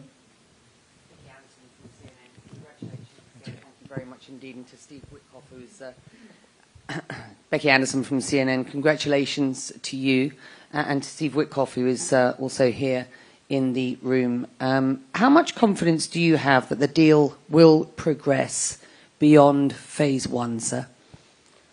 Well, we have faith, Becky, that brought us to this moment, and I think that's the most important part, that we are committed. We will continue to do everything we can, everything possible, together with our partners, to ensure that this deal is implemented as it's agreed, and this deal will bring us peace, hopefully, at the end of it. I believe that it all depends on the parties of the agreement and acting in good faith in that agreement in order to ensure that no collapse happening to that deal. Can I just follow up? What mechanisms are in place to ensure that neither side breaks the ceasefire? There is a follow-up mechanism that Egypt, Qatar, and US are going to handle. It will be placed in Cairo, and this follow-up actually will be a joint team from the three countries that will monitor the implementation of the agreement, and everything is being agreed upon and will be in place hopefully on the day of the execution. Thank you. Reuters. Thank you, Prime Minister. Congratulations, Andrew Mills from Reuters. Can you talk a little bit more about this follow-up mechanism? If elements of the agreement put in place tonight are violated, what will happen? Who is it that is going to report and that a violation has happened?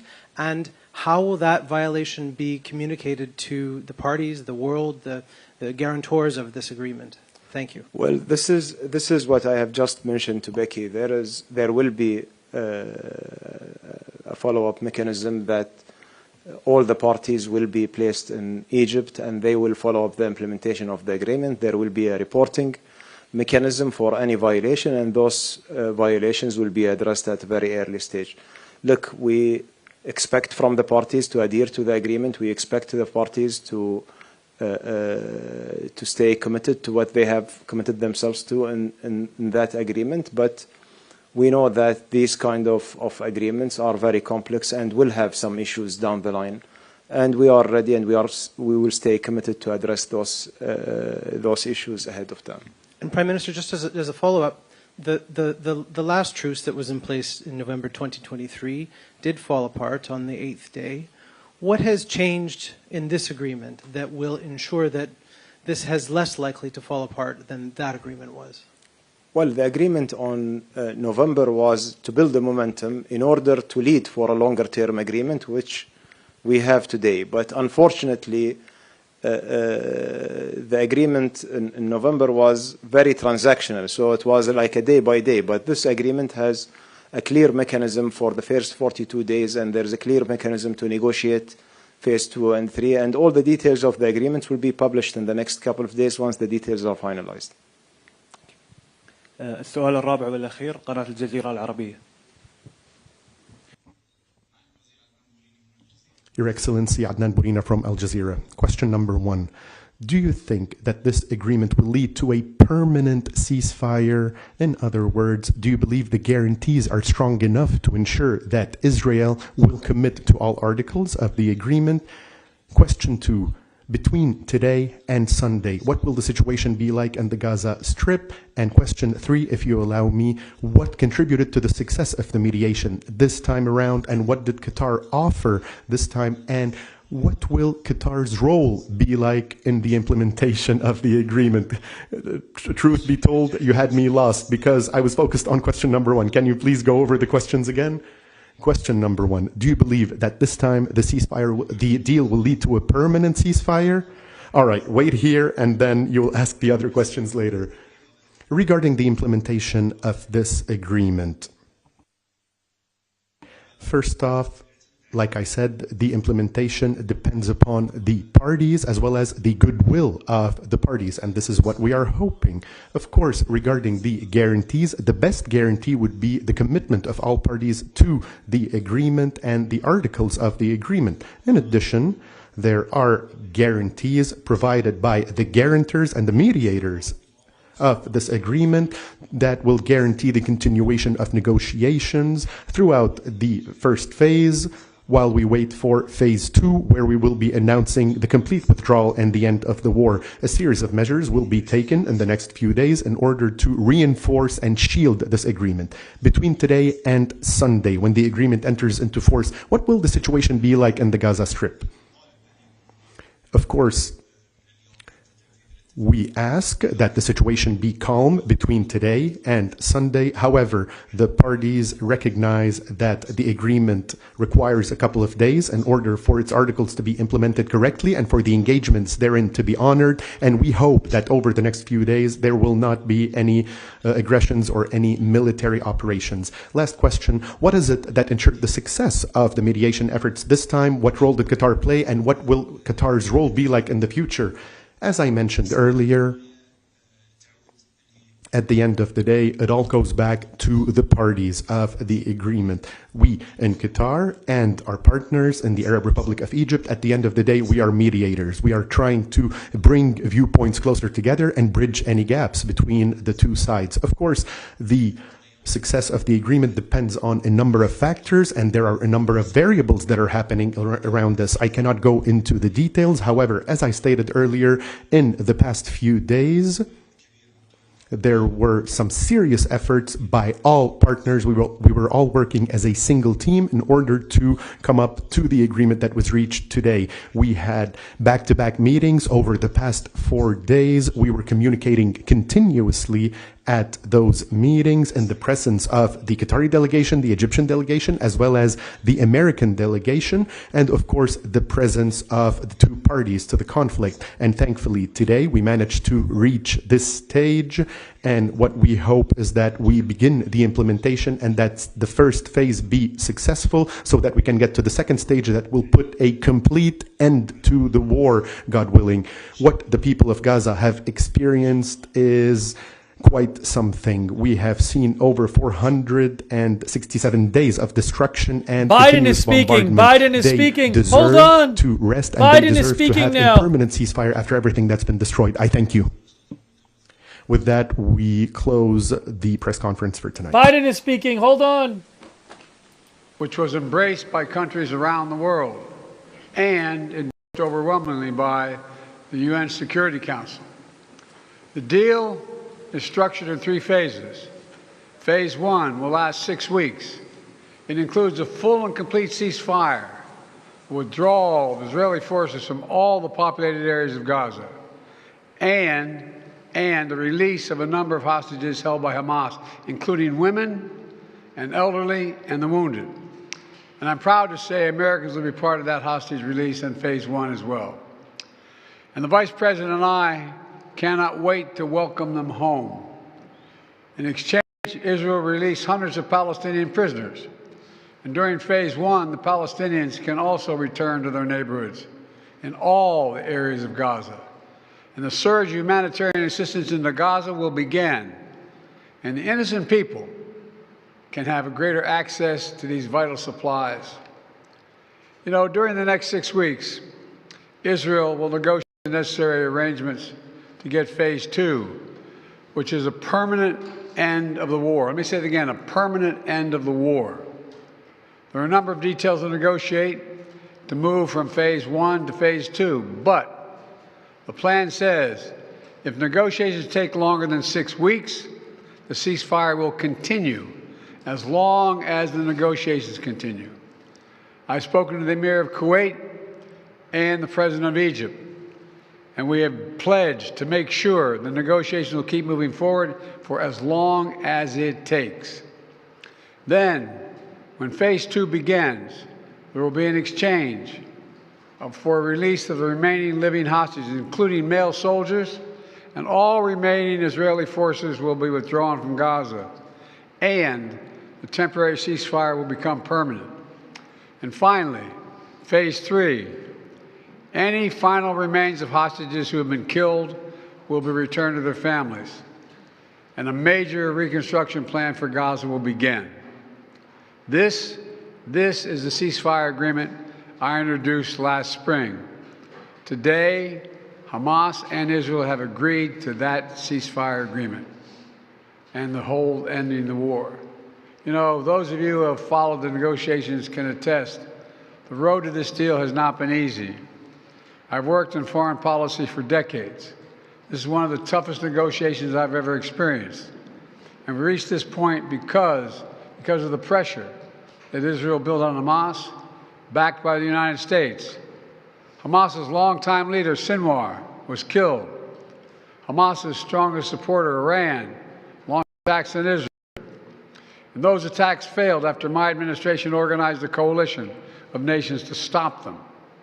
And after I ordered the U.S. ships and planes to come to Israel's defense, we also shaped Israel's strong and calibrated response, destroying Iran's air defenses, but avoiding an escalatory cycle of an all-out war.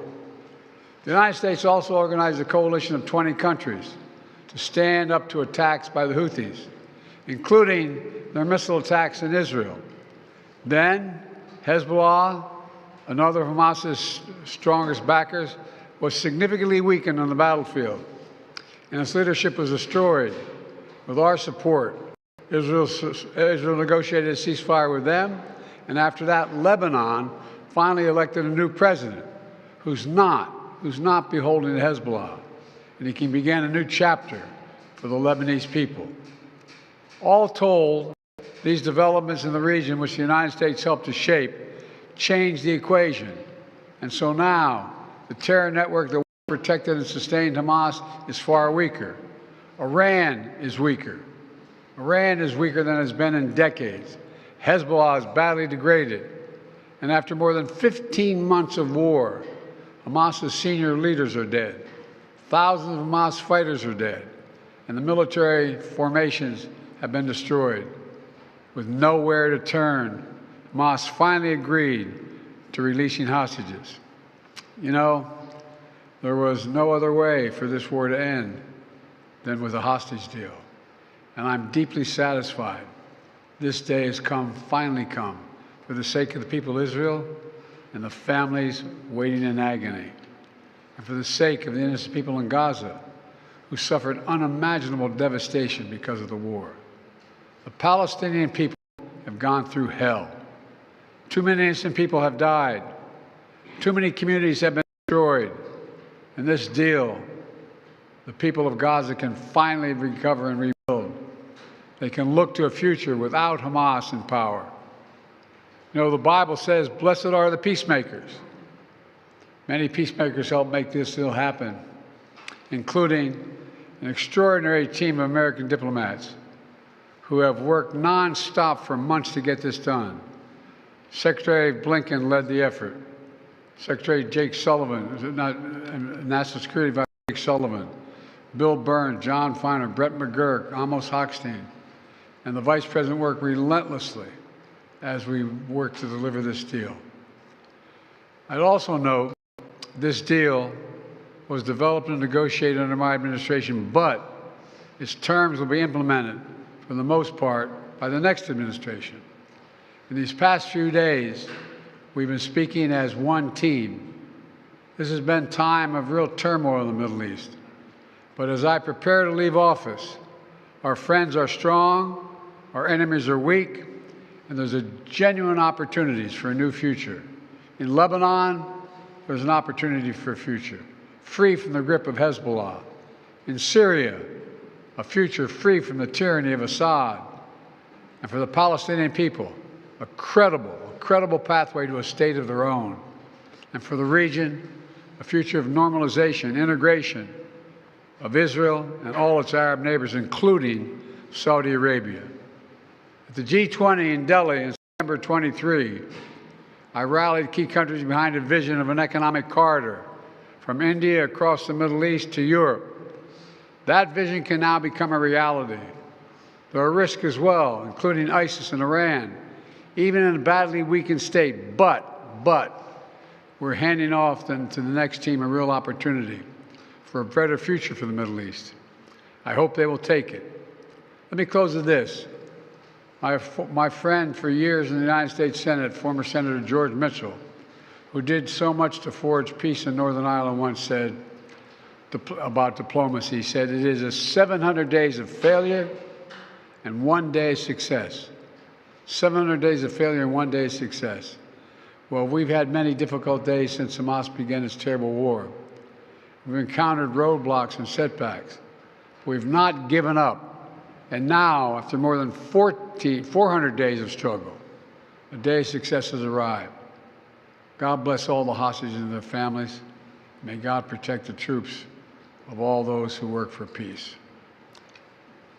Mr. President, how do you see the future of Gaza now, as we're saying? The implementation of this deal will be in the hands of the next administration, and basically they will shape the future of Gaza. So how do you see this future? And also, how much credit do you give to the Trump team for this deal? Trump is already taking credit for it.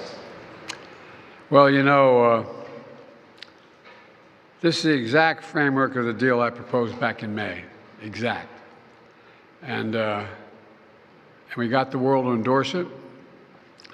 Secondly, it's America's support for Israel that helped them badly weaken Hamas and its backers and create the conditions for this deal. And thirdly, I knew this deal would have to be implemented by the next team. So I told my team to coordinate closely with the incoming team to make sure we're all speaking with the same voice, because that's what American presidents do. Thank you.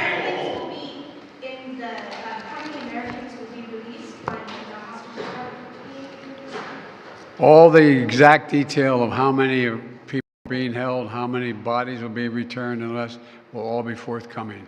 All of it, all of it. Thank you. I'm confident. Thank you. Is that a joke? Oh, thank you. What was the last question? Did she say who deserves more credit? Hold on. I want to replay that last question again.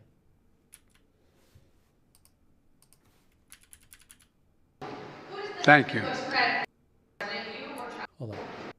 I'm confident. Thank you. Is that a joke? Oh. So the question was, who deserves more credit, you or Trump, for this? And he said, is that a joke? Thank you.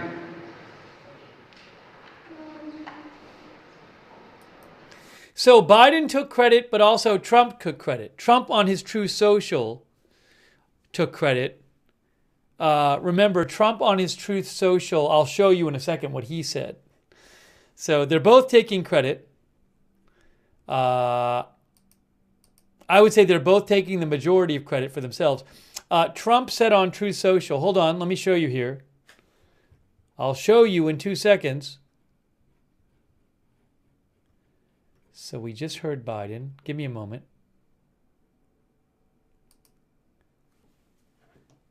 Trump said this epic agreement could only have happened as a result of our historic victory in November, as it signaled to the entire world that my administration would seek peace and negotiate deals to ensure the safety of all Americans and our allies. I am thrilled. American and Israeli hostages will be returning home to be reunited with their families and loved ones. And then in terms of taking credit, well, I'll just finish this. He said, with this deal in place, my national security team, through the efforts of Special Envoy to the Middle East, Steve Witkoff, will continue to work closely with Israel and our allies to make sure Gaza never again becomes a terrorist safe haven. We will continue promoting peace through strength throughout the region as we build upon the momentum of this ceasefire to further expand the historic Abraham Accords. This is only the beginning of great things to come for America and indeed the world. We have achieved so much without even being in the White House. Just imagine all the wonderful things that will happen when I return to the White House and my administration is fully confirmed so they can secure more victories for the United States. So both Trump and Biden are taking the lion's share of the credit for this. By the way, I will remind you, other countries were working on this deal. Qatar was involved, Egypt was involved, and most importantly, the group Hamas and the country of Israel were involved. So all of those parties were involved in this as well.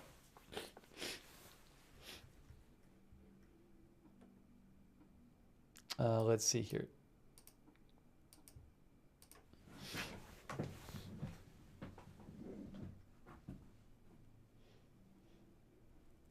All right, so we have both Trump and Biden taking credit and not giving much credit to the other. That's what we have. Anyways, but let's hope that this deal. Let's hope that this deal is stuck to, and that it moves through the various phases, and that eventually we can see a end to the war. That would be good.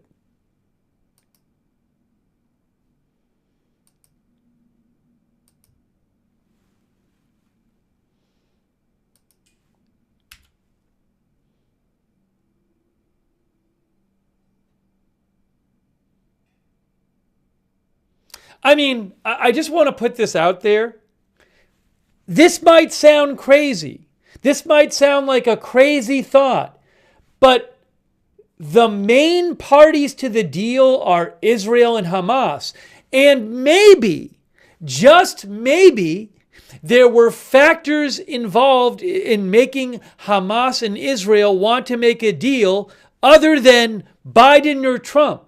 Do you think that's possible, that maybe everything that Israel and Hamas does isn't because of Biden and Trump? You think maybe that's the case? I don't know. It might sound like a crazy thought to you.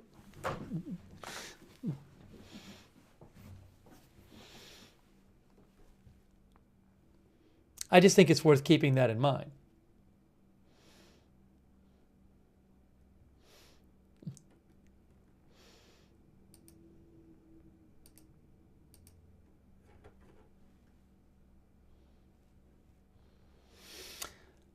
Let's see here. Someone asked about the terms. I have to. My recollection is that it was roughly the same as had been reported, but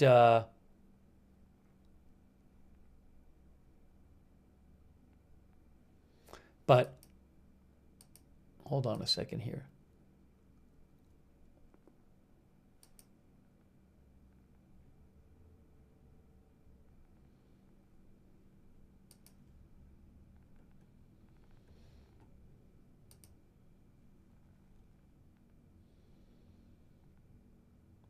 Yeah, I'd have to go. So again, I don't remember the exact wording that both the press conference and Biden said, but the first phase is definitely 6 weeks.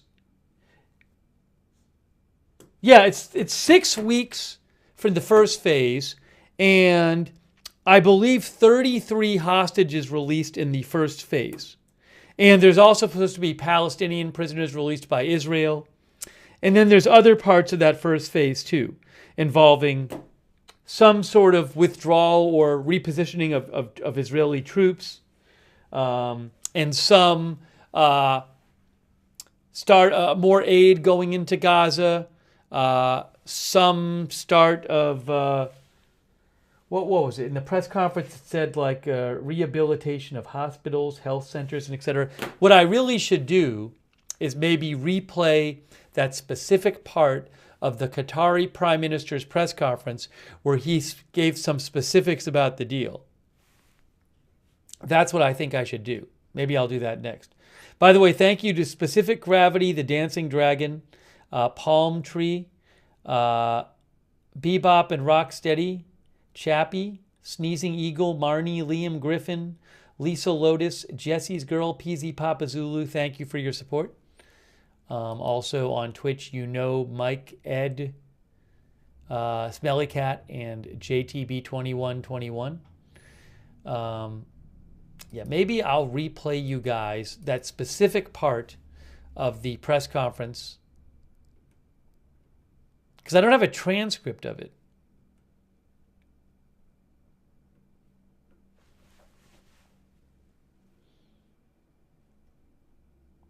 Kripal Singh Bhatia, our viewer, says, U.S. claiming credit with which they don't deserve.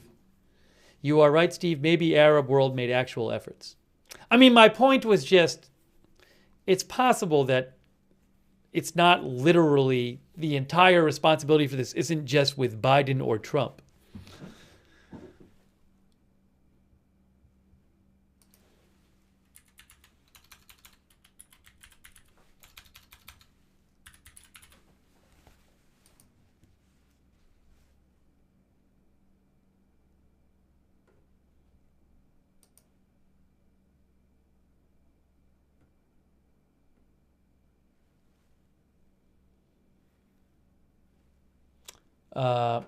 Let's go back and look at the presser. That's what we should do.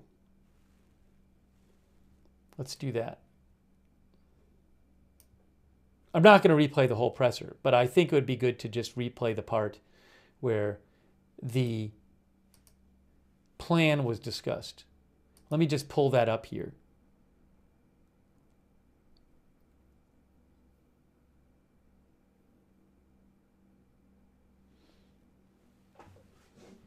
Personally,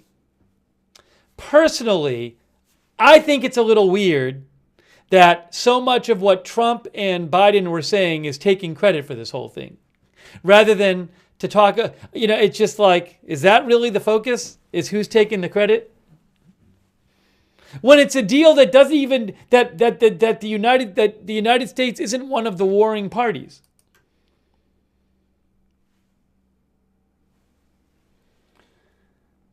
All right, I'm pulling this up here. So,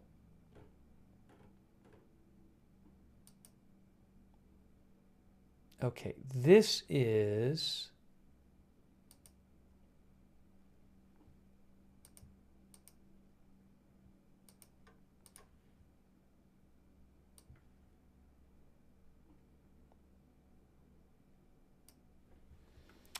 I have this pulled up, and I'm going to replay the part where he talked about the deal.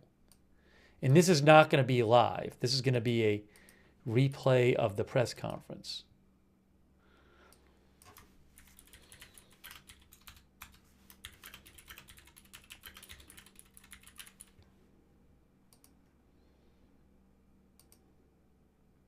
Uh-oh.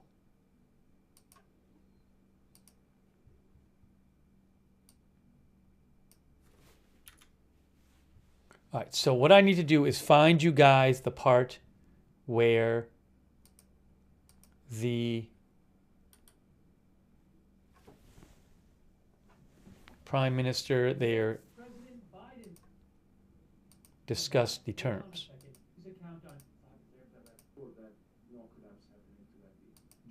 In a All right. So I'm not gonna replay this whole thing, but what I want to show you is the announcement by the Qatari Prime Minister. The announcement by the Qatari Prime Minister of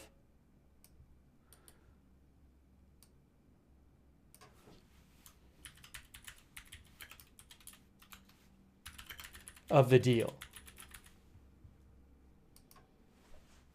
And then you can hear exactly what he said.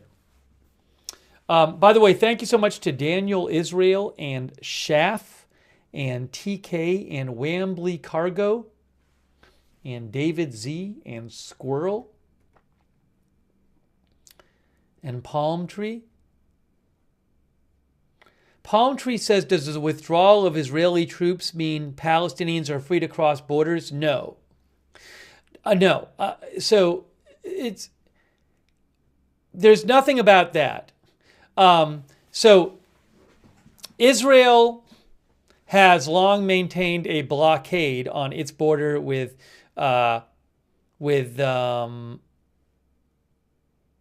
in Egypt as well. Israel and Egypt have long maintained a blockade on the Gaza border, and people were not free to come and go as they wanted. People in Gaza. I've seen no reporting whatsoever that suggests that will change. We don't even know. Israel has wanted to keep troops on the Gaza border with Egypt, and we don't even know what's going to happen with that. It's not that I don't know if that's been worked out or not. But it's possible that that Israel will literally have troops all the way around the border. Where is my map here? Where's my maps? Where did my map link go? Here it is. Look.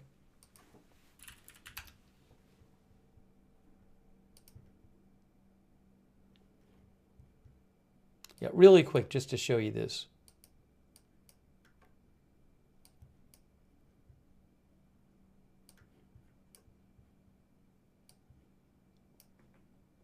No. You'll see it in a second. You'll see it in a second. So let me just show you with Gaza. We have there's Gaza. So Gaza is mostly bordered by Israel, but it also has a border with Egypt. So this is not, there's no reporting that Israel has changed its overall policy toward Gaza. This is not a giant change in Israeli policy towards Gaza aside from the war. The point is that the war on Gaza that started on Hamas in Gaza, that started in October, is hopefully going to be brought to an end. But that doesn't change Israel's policy towards Gaza in general. Now, maybe one day that policy will change, but nothing has been reported about that. But it's possible that Israel will still want to keep troops on the Gaza-Egypt border here.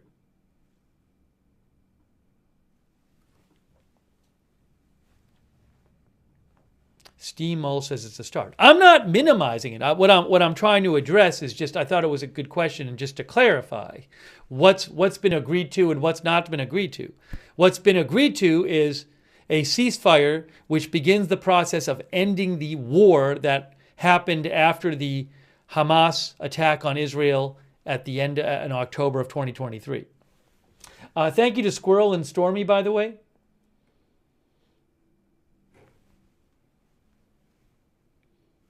All right, let's play. I'm gonna play you.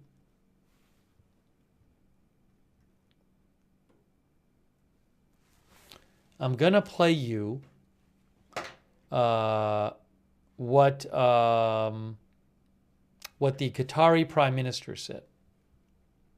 Jonathan Morris said stocks are going higher on the confirmation. I could see that happening. I don't know myself. I can't confirm that they're going higher because of that, but maybe they are. Will that last very long? I don't know, but that's understandable if that's happening.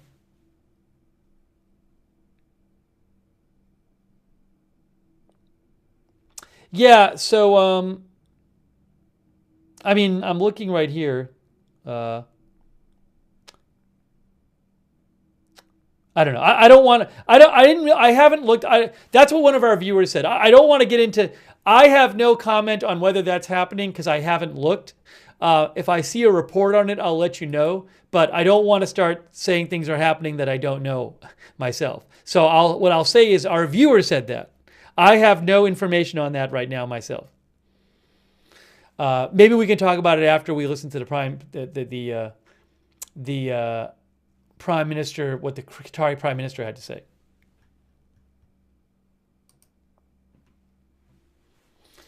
Okay, this is the Qatari Prime Minister, and we're just going to replay what he had to say about the deal itself.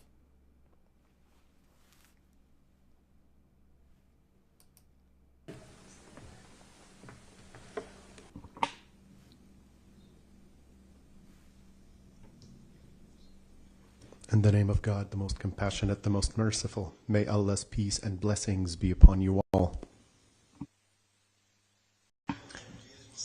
It gives us great pleasure in Qatar, Egypt, and the United States to announce the success of the joint mediation efforts and the fact that the two belligerents in the Gaza Strip have reached a deal on the prisoner and the hostage swap and announced a ceasefire in the hopes of reaching a permanent ceasefire between the two sides, as well as allowing the access of large quantities of relief aid to the Palestinian brothers in the Gaza Strip. First off, I would like to thank our partners in the Arab Republic of Egypt, the United States of America, notably the envoy to the Middle East of the President-elect, Steve Witkoff, as well as the MENA coordinator at the U.S. National Security Council, Mr. Brett McGurk, for their efforts that contributed to push these negotiations forward and reach this deal. I would also like to express my deepest thanks and gratitude to our brothers from the Arab Republic of Egypt and His Excellency the Minister Hassan Rashad. Just to be clear, because I see some people saying in the chat, they literally said Trump, there it is, boom. He gave two names. He gave the name of Trump's negotiator, and he gave the name of, I believe, Biden's envoy from the National Security Council, Brett McGurk. So if you're going to say boom, you might as well say boom, boom, because he gave two different names, one of Biden's representative and one of Trump's representative.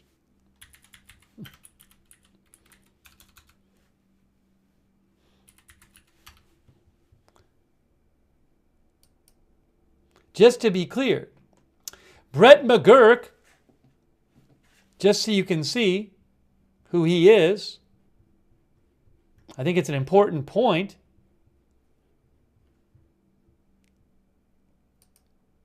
Brett McGurk currently serves as Deputy Assistant to President Biden and National Security Council Coordinator for Middle East and North Africa. So you might as well say boom, boom. And instead of saying there it is, say there they are, because there were two names given. Okay, here we go. From the seconder at the U.S. National Security Council, Mr. Brett McGurk, for their efforts that contributed to push these negotiations forward and reach this deal. I would also like to express my deepest thanks and gratitude to our brothers from the Arab Republic of Egypt and His Excellency the Minister Hassan Rashad, who have contributed and made serious efforts in collaboration with their Qatari partners in order to make this deal a success. With the approval of both sides and the negotiators on this deal in order to finalize all executive measures for tonight. And after that, we will be taking all the internal measures. The Israeli government will be taking the internal measures, after which the agreement will enter into effect on Sunday, January 19th.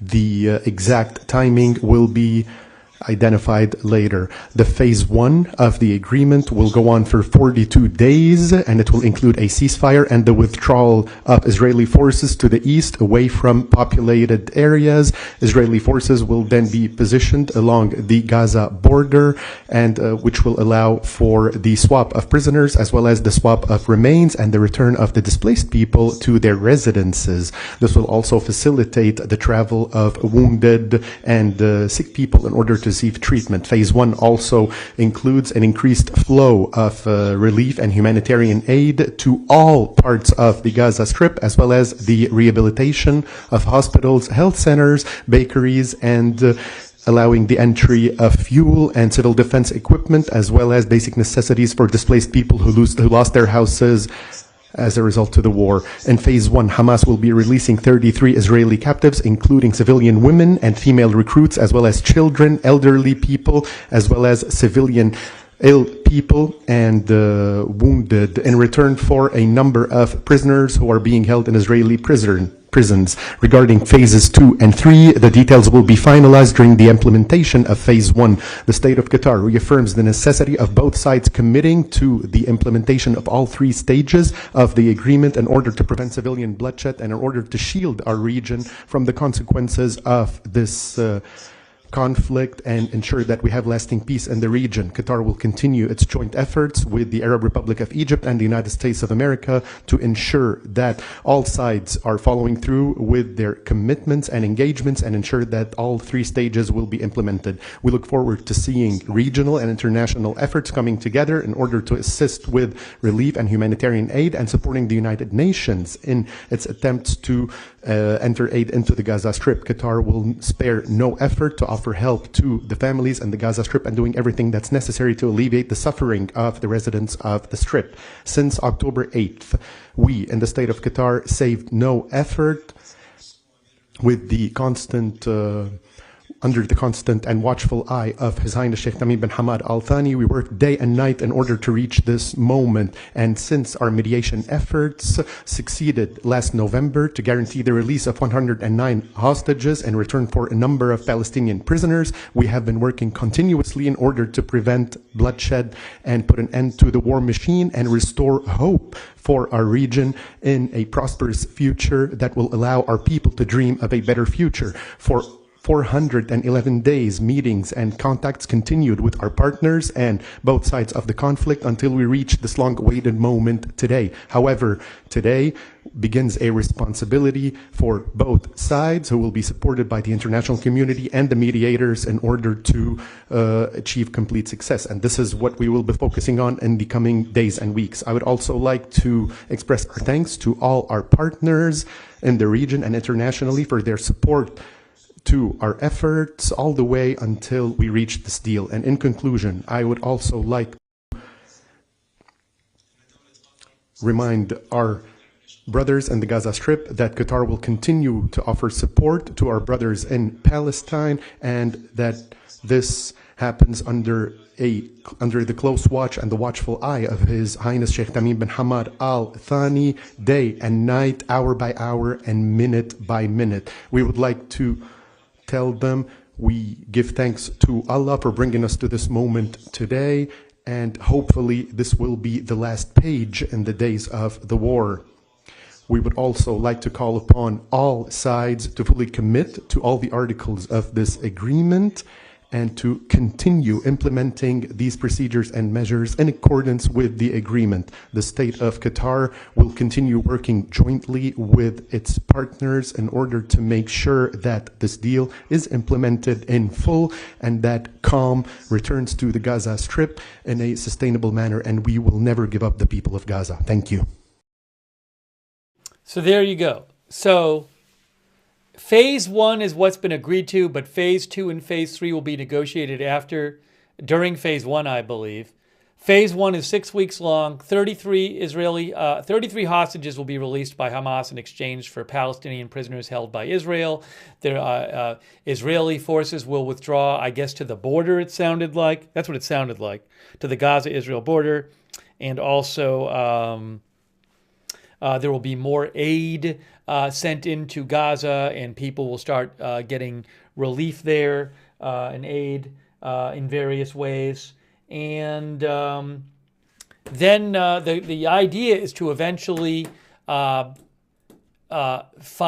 the details for the end of the war, for the complete withdrawal of troops, and the permanent end of the war. But that's phase 2, and also the rest of the hostages released. More exchanges of hostages and prisoners. So in theory, by the end of phase 3. You would have hostages released, all the hostages released, and prisoners exchanged from them by Israel. You would have the complete withdrawal of Israel, I guess, from Gaza, and you would have the rehabilitation of Gaza begin, some sort of new authority in Gaza. Whoever's going to run the country, law enforcement and government. So we'll have to wait and see about all the details of all that. But that would be for phase 2 and phase 3. But phase 1 is going to be the next 6 weeks, and it's supposed to start on Sunday, he said.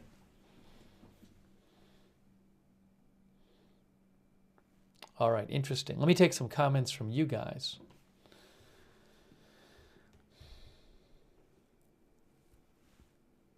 Hang on a second here. There's too many things on the screen. Get rid of that.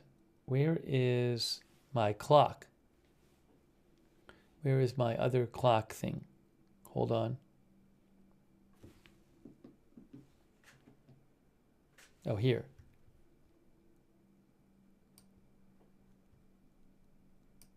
I'll take that off. Let's take this here. Oops.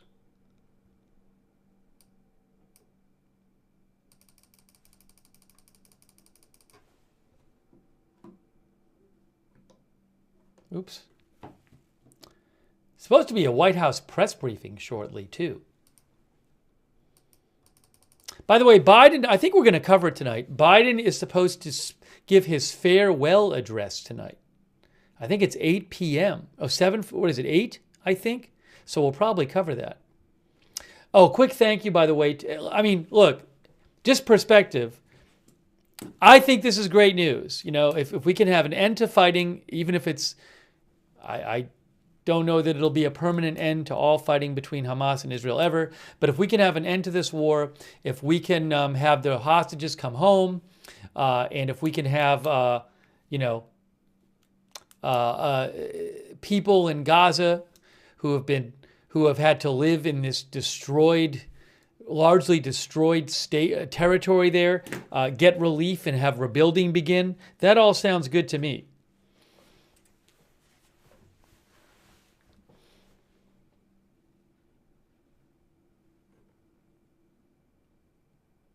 Hold on a second here.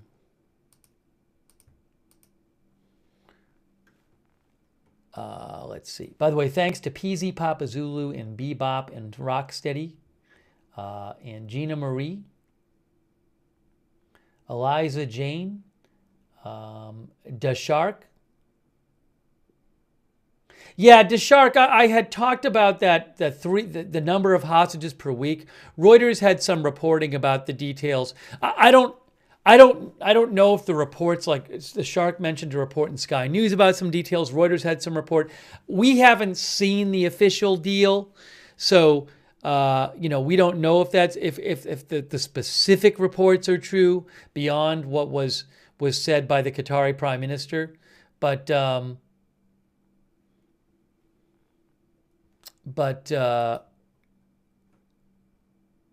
yeah, in a second, in a couple minutes, I'll go over again that Reuters report, which had some supposed specifics about the deal.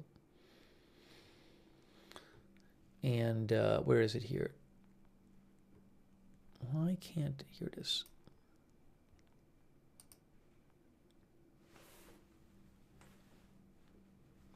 Yeah, so Reuters had said they had heard that Hamas will release the hostages over a 6-week period with at least 3 hostages released per week. And I guess Deshark had heard something similar on Sky News. Thank you, Deshark. And all of them released, all 33 by the end of phase 1. Thank you, Crazy Yoda and Bebop and Rocksteady. Let's see. Yeah, I'll read that again in a second. Mogul Khan says, any bets on when Hamas breaks the deal? Tammy and David says, no living hostages will be left behind.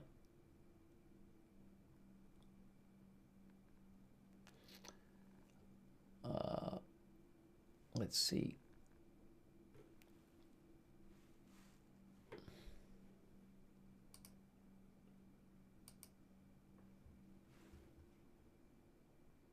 Janet B says, peace is always a good thing.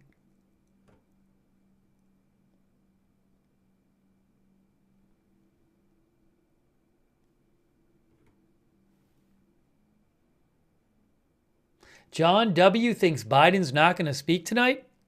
I don't know about that. I mean, it's still on the schedule.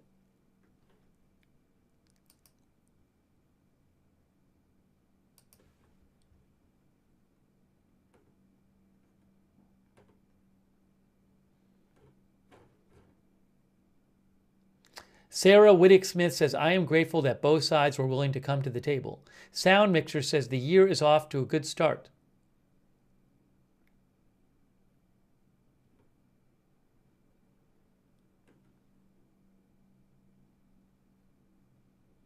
Kelly McAlien says, I predict that no matter what Hamas is given, they still will not be happy and will find some stupid excuse for another October 7th. Look, we don't even know who's going to be running things in Gaza. We don't know. I assume they have some idea that they've talked about this. But this needs to go, that's not part of the current agreement. That's part of phase 2 and phase 3.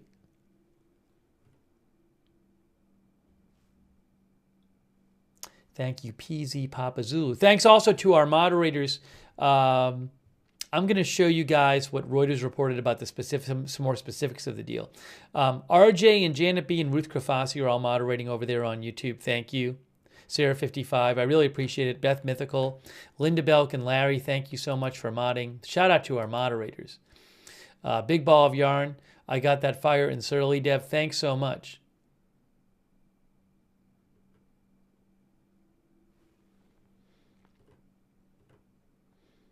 I know you've had Kay Lowry Body and Margaret Riley over there on Facebook. Paul Anderson, thank you. Yeah, so here is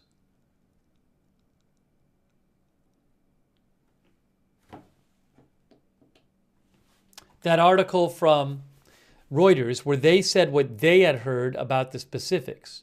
So just to go over some of these, here are the main elements, they say, of phase 1. A 6-week initial ceasefire deal, which is true, it's going to be 6 weeks, that includes the gradual withdrawal of Israeli troops from central Gaza and a return of displaced Palestinians to northern Gaza. The deal requires 600 truckloads of humanitarian aid to be allowed into Gaza every day of the ceasefire, 50 of them carrying fuel, with 300 of the trucks allocated to North Gaza. Hamas will release 33 Israeli hostages, including all women, soldiers and civilians, all children and all men over 50. Hamas will also release female hostages and under 19s. Hamas will release the female hostages and under 19s first, followed by men over 50. Israel will release 30 Palestinian detainees for every civilian hostage and 50 Palestinian detainees for every Israeli female soldier that Hamas releases. Israel will release all Palestinian women and children under 19 detained since October 7th, 2023 by the end of the first phase. The total number of Palestinians released will depend on the number of hostages released and could be between 990 and 1,650 Palestinian detainees, including men, women, and children. Hamas will release the hostages over a 6-week period with at least 3 hostages released each week and the remainder of the 33 before the end of the period. All living hostages will be released first, followed by remains of dead hostages. Incredible. I mean, some of those hostages have been there Well, not some of them. All of them have been there since, for how long now? About 15 months?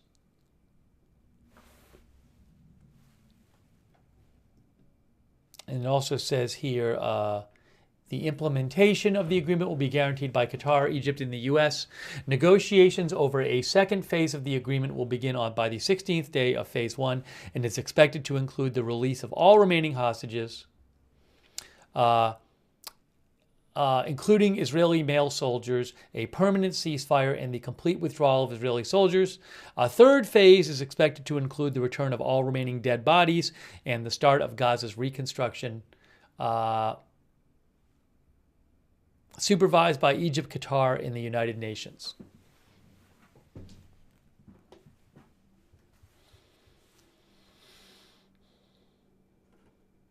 So that's a summary from Reuters.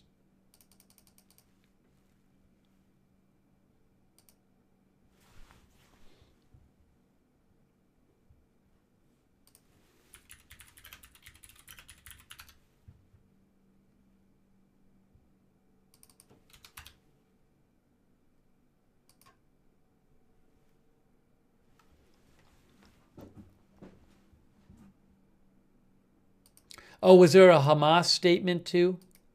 See if I can pull that up here. One of our viewers mentioned that.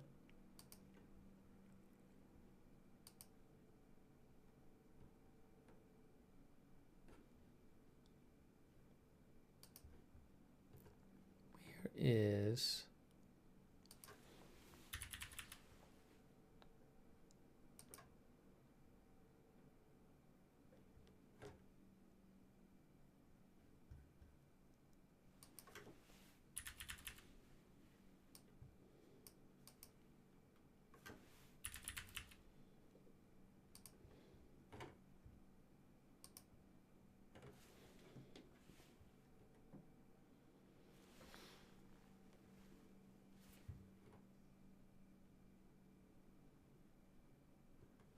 I saw a Hamas statement on Telegram from 2.5 hours ago.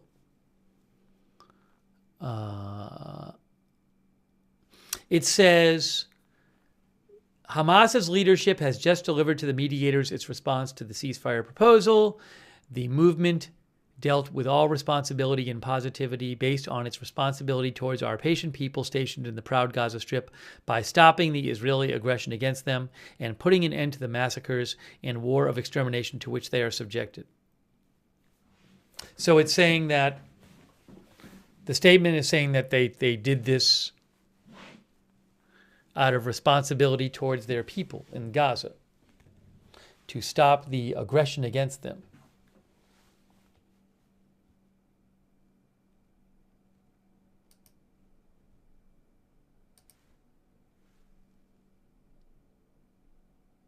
Thank you, Scuba, for watching, by the way. Here, look. Oh, this is what I was saying. See, this is what I was saying right here. Trump and Biden both claim credit for a Gaza ceasefire deal.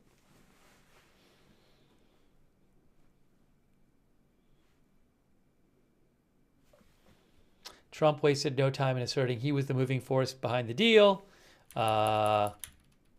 We already read his statement several times. Whereas Biden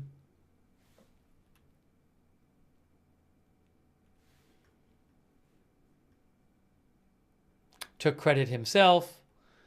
And let's see here.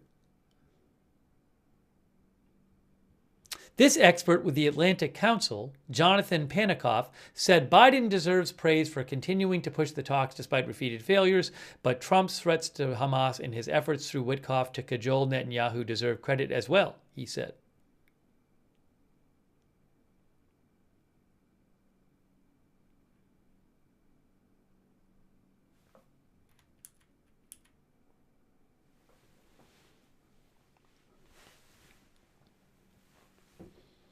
This expert believes that the acceptance of the deal in the face of Trump's insistence that a ceasefire be in place when he takes office next week ironically shows how effective actual pressure can be in changing Israeli government behavior.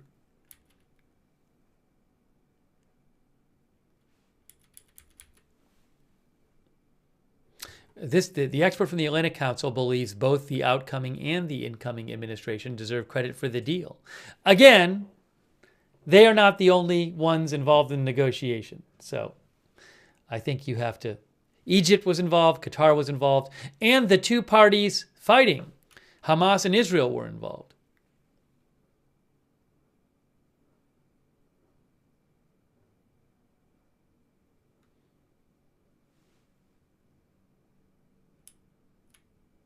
Some officials,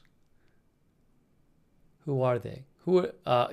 Some current U.S. officials said that the Biden team's having Trump's representative Witkoff participate in the talks was primarily designed to ensure that an agreement would have continued U.S. support after Biden leaves office.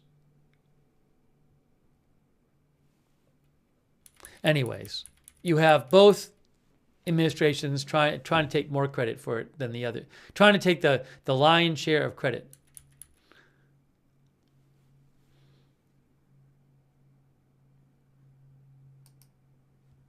Again, Israel-Hamas ceasefire is confirmed by the U.S. and Qatar.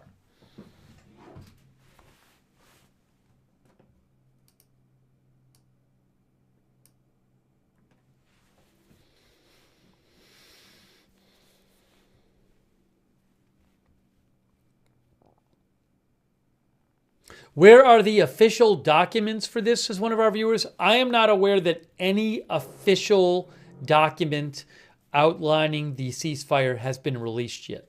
I have not seen it. This was just announced in a press conference. Lexa Fulmer says both sides can work together to achieve a goal. Shadow says, just be glad they are coming home, stop with the hate.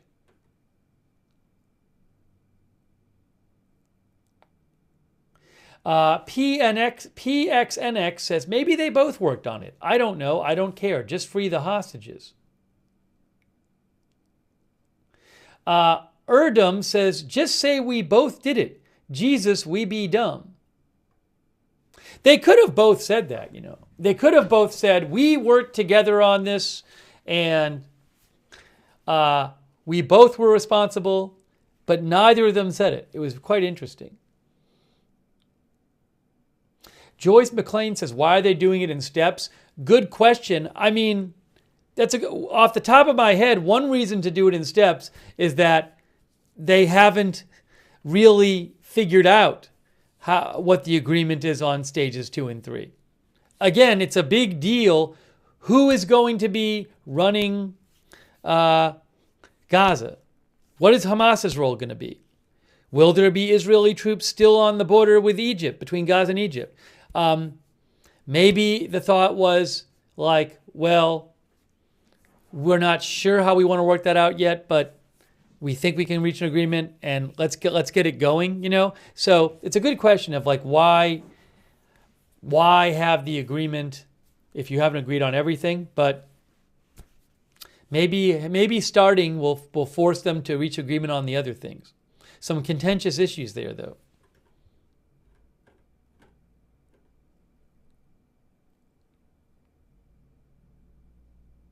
But I mean, we'll have to see. Will they reach an agreement? There very well could. It could fall apart if they can't agree on phases 2 and 3. You know. Sean TV thinks it's good for Bitcoin. Sound Mixer says maybe now Democrats and Republicans will make peace.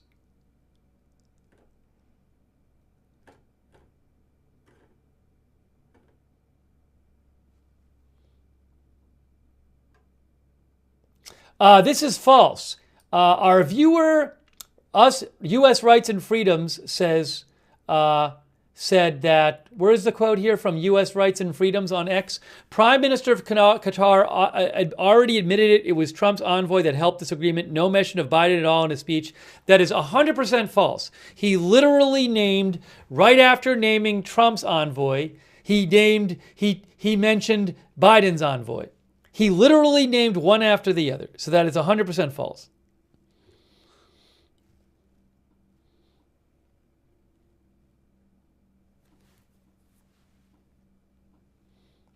Thank you, by the way, to Leal Dahan. Oh, Leal Leal saw on a news site that Israel is going to withdraw from the Egypt border. Maybe that's true. I don't know. You know, that hasn't been announced yet, and that's part of phase 2 and phase 3. Leal saw that on some site somewhere. I know that's been a big issue, is whether Israel would still have troops on the Gaza-Egypt border.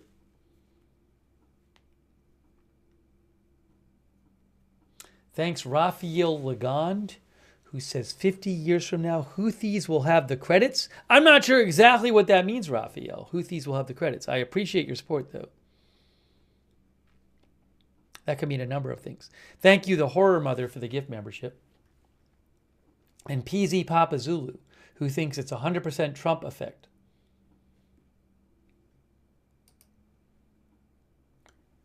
Let's see here. Our viewer, Mary McHugh, says, time will tell. This will be the Trump administration's to handle now. That is true.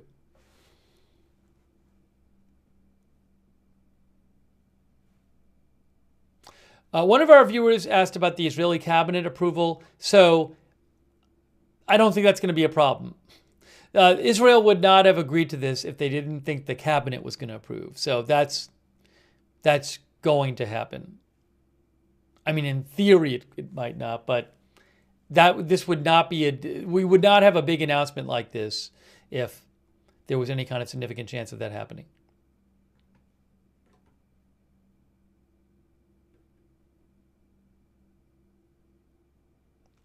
Look at this. First group of hostages may be freed when ceasefire takes effect Sunday, U.S. official says. A senior U.S. official involved in the talks said the first group of hostages may be freed on Sunday. How about that?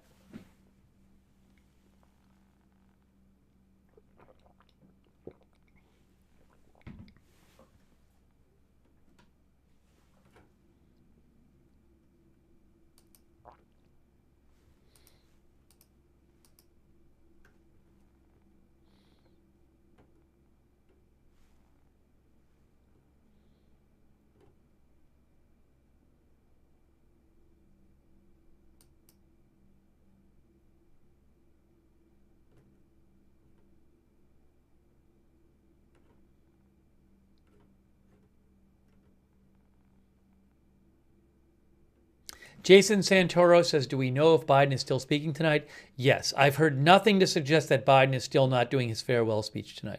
I would like to cover it. Oh, there's a State Department briefing too? Oh, State Department briefing's on right now. State Department briefing. Hold on, let's look at the State Department briefing. State Department briefing. U.S. State Department. Those principles that the Secretary spoke about in Tokyo, and he repeated it yesterday as well, do you feel that it is a principle held also by the upcoming administration? Again, I'm not. I cannot in any way speak for the policy choices that the incoming administration will take. They'll be here in a week. I hope they'll be starting press briefings soon after that, and they'll be able to speak to them. But I would say that the principles that we have laid out do have broad agreement in the region. Obviously, there are things, not every party inside Israel would agree with all of those principles that we laid out when it comes to the governance of Gaza, but I think they have broad agreement across the region. And I think the important thing about them is this isn't just a theological question, it's also a practical one. If you want countries in the region to commit security forces to Gaza, if you want them to commit dollars to the reconstruction of Gaza, they're not going to do that if they don't see adherence to either the principles we laid out or some version of the principles we laid out, as well as a political path forward for the Palestinian people. It's just they are just not going to do that, and they've been very clear about that fact. There been circulated in the Israeli media that Hamas received verbal guarantees from the United States, Egypt, and Qatar that Israel will enter the negotiation for phase 2 and phase 3 in good faith. Did you give such? We have made those assurances publicly for some time that we obviously we can't speak for another party. We can speak for the United States. We have made clear publicly since the president laid out the proposal in May that we, as one of the guarantors of the deal, would push Israel to enter those negotiations in good faith, and that if the end of phase one, the negotiations for entering into phase two hadn't been concluded, that we would push for those negotiations to continue. And one of the particulars of the agreement stipulates that if you get to the end of of phase one and negotiations are ongoing, the ceasefire continues as long as those negotiations are ongoing. And I can speak only for this administration and say that we were committed to ensuring that those negotiations would remain ongoing as long as was necessary to get a deal. Obviously can't speak for the next administration, but I think it would be very much in their interest as well. My last question, if you don't mind. President Biden, in his speech a few minutes ago, said that the United States now will resume and push for aid to go into Gaza because of the ceasefire. Do you have any practical plan? How many trucks, et cetera, et cetera, et cetera? We are looking at a massive infusion of trucks somewhere. Hopefully, it won't happen overnight, but we want to get up to over 500 trucks a day. Excuse me, that come into Gaza. And the critical thing that we believe the ceasefire unlocks is a real solution to that last mile distribution problem that we have had, that humanitarian organizations have had in Gaza. Because it is not just a question of getting trucks and getting assistance to the gates into Gaza, it's getting them delivered beyond Gaza. And it's been very difficult because of the security situation on the ground. And we really do believe that a ceasefire unlocks the potential to massively surge humanitarian assistance into Gaza. And we have been working with humanitarian partners over the past few months to ensure that they are ready to surge that assistance as soon as a ceasefire is implemented. Thank you. Yeah. Thanks. To echo what Matt said, obviously, thanks for. I know it's not an easy job. I know you've received lots of criticism for some of your responses, but thanks for coming here. Really? Really? But thanks for coming here every day. You didn't have to come every day, so we do appreciate you Thank you, John. Taking our questions. Thank you. And always being diplomatic with us. Can I ask you, though, you mentioned that there's continuity with the Trump team. That was the main thing that they established. But the president laid this out in May. So what's happened since then? I mean, obviously, you mentioned the changes in the regional situation, but is there any regret? I mean, thousands of people have died since May. I mean, couldn't this deal have been reached earlier then? I think a few things have happened. Number one, there have been events that have led to, there have been times where we have been close to getting a ceasefire agreement, and events have led to a delay in negotiations. And sometimes even events that we don't object to. For example, after the killing of Yahya Sinwar, something that the United States very much supported, that delayed negotiations for weeks, well over a month, because Hamas was not in any position to make decisions. They didn't have a governance structure set up. They didn't have a way to decide on how to deal with ceasefire proposals. You've had other incidents where at various times the parties push new proposals onto the table that led to things. So there have been some things that have been kind of just the back and forth negotiations. Sometimes have been larger events in the region. But I think the fundamental thing that has shifted, two things that have fundamentally shifted, one really on each side. So on the Hamas side, as I said in response to Matt's earlier question, they very much have realized over the past few months that there was no hope of getting a broader regional war. And I can tell you at various times when we thought we were close to an agreement, there have been events that I think rekindled that hope inside Hamas's leadership that they would get that war. So, for example, when you saw the direct exchange of fire between Israel and Iran, something that was unprecedented, we saw Hamas pull back from the negotiations because in our judgment they thought this may be the time that we get the outbreak of war and so we don't have to agree to a ceasefire. When you saw the escalation of hostilities in September and October between Israel and Hezbollah, Hamas at the same time was pulling back a little bit from the negotiations, I think, to wait and see how that conflict played out and to see whether it was actually in their interest. So that's what you had on the Hamas side.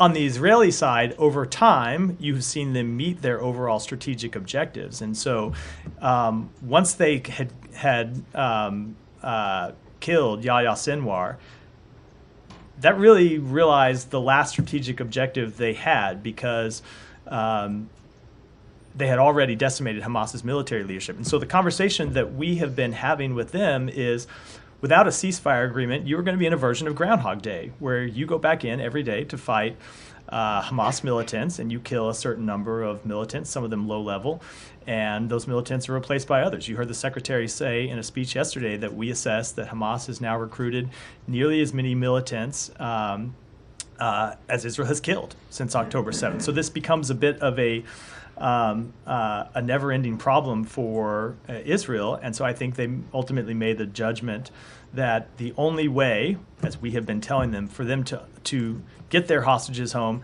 and actually achieve lasting security that suits their purposes was to sign up for this agreement as well. Just to pursue that, I mean, throughout this, over recent months, the secretary himself has repeatedly said that the holdout is Hamas. I mean, now that it's not over and done, but now that it's at this point, the administration is on its way out, is that still the stance, that Hamas was the holdout out to? Or obviously, the Israeli government has very messy coalition politics, Yeah. and the far right parties there. Hamas has far and away been the chief obstacle to concluding this agreement, and that's been true especially since August or so. Now, there have been times that Israel has introduced new conditions and new proposals that have made it more difficult to get an agreement, just as Hamas at times has introduced new conditions and new proposals that made it difficult to get to an agreement. But that fundamentally is what a negotiation looks like. You expect parties in a negotiation to put forward proposals, and people can debate whether sometimes one side or the other overplayed their hand. There certainly have been times that we went to the government of Israel and said, you know, we think that you are pushing too hard, and we want you to back down. But I will say, really, for the past 5-6 months or so, it has been Hamas that at first was unwilling to negotiate, and then for a while unable to negotiate. So after this period in August, when we thought we were getting really close to a deal in July, and then in August, we saw Hamas at around that point just decide that they weren't going to negotiate off of their position anymore. They had a position, and they weren't going to budge. They weren't going to move at all. And we were still at the table. Israel was still willing to be at the table. Hamas wasn't. And that continued for some period of time. And then you had this period of time where Hamas, because of the death of Sinwar, wasn't able to really make decisions and could have conversations but couldn't negotiate in any kind of meaningful way. So when you hear us say that Hamas has been the prime obstacle to accepting the deal, that is very much what we have meant, and it's very much been accurate. Just one briefly before I pass on. You mentioned there's a red line for Israel, of course, will be no future Hamas governance in Gaza. I mean, Hamas agreeing to this. So do you think that effectively they've recognized this, that they've recognized they have no political future in Gaza? You know, I wouldn't want to speak for them at all, obviously, but I think when you look at opinion across the region, it is not just a conclusion of the Israeli government that Hamas has disqualified itself from leadership. Disqualified is not the right word. Obviously, the Israeli government would have never thought Hamas should run Israel in the first place, but that Hamas can play no role at all in the future of Gaza.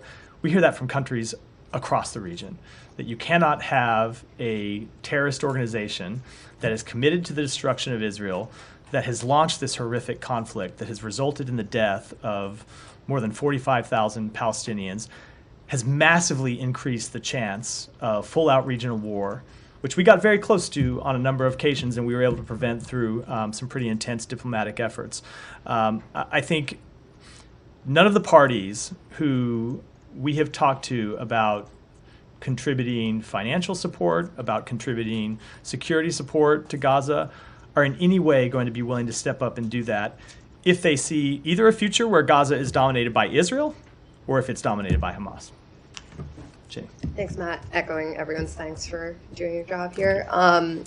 Biden I like the way you said that. Thank you for doing your job. Thank you for doing your job, just as we did all our jobs. Good. Biden said Americans would be coming out in the first phase. Do you have any details on who and how many? You know, I don't want to get to it from here. As you know, there are 7 Americans who remain who remain held hostage inside Gaza, 4 who are alive, 3 who are unfortunately deceased.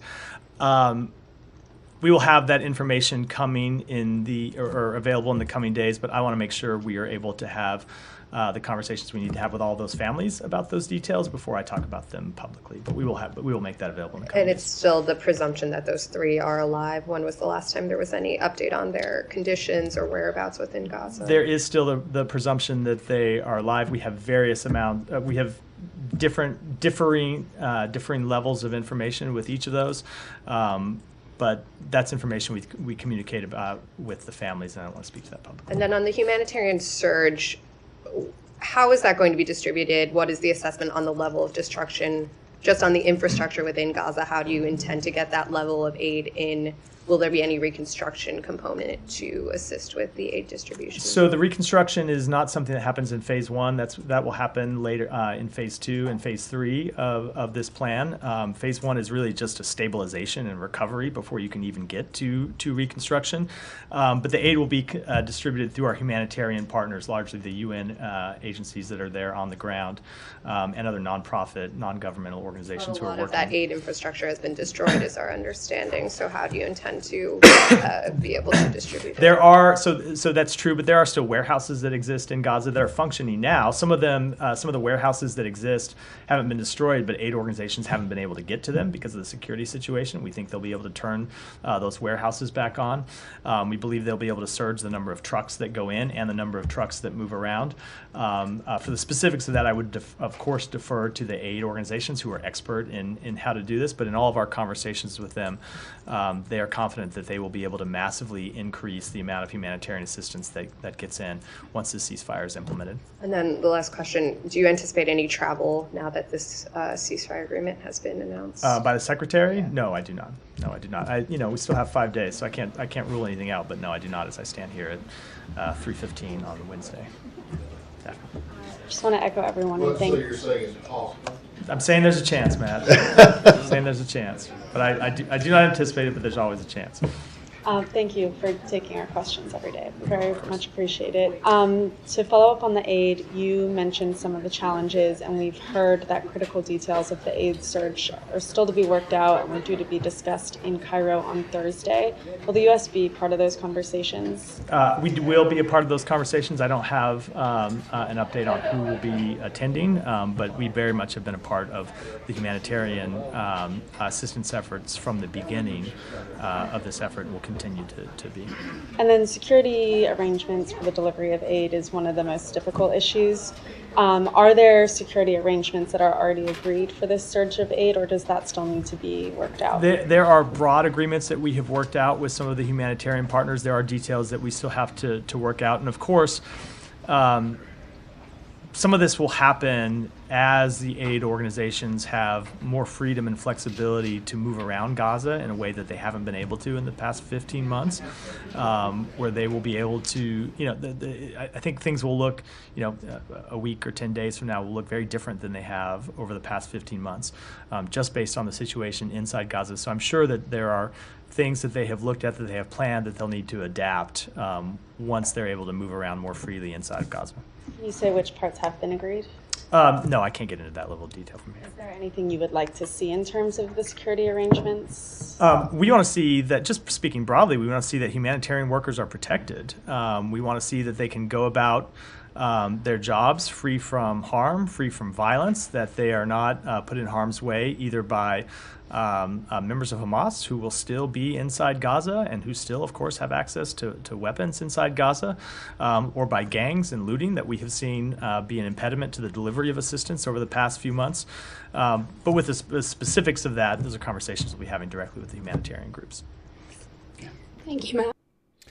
Hey guys, there's actually supposed to be a White House press briefing coming up anytime now, so we'll probably watch at least the start of that and see, because I'm sure there'll be discussion of this ceasefire deal in the White House press briefing. So as soon as that starts, I'm going to go to that. And in the meantime, we'll listen to a little more of what the State Department spokesperson is saying about this. So give me one moment here. Oh, White House briefing is starting now. Let's go to that. Hold on moment. Is this working? Give me a moment.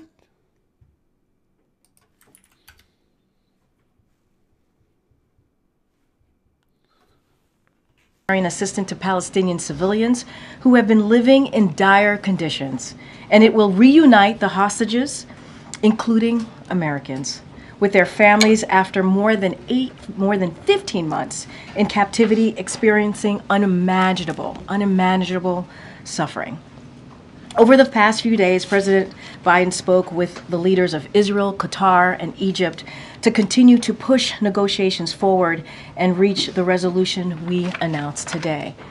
The process has been steered out of the West Wing at the direction of the President by National Security Advisor Jake Sullivan and driven to completion through relentless diplomacy by Middle East Coordinator Brett McGurk, who has been actively negotiating day and night in Doha.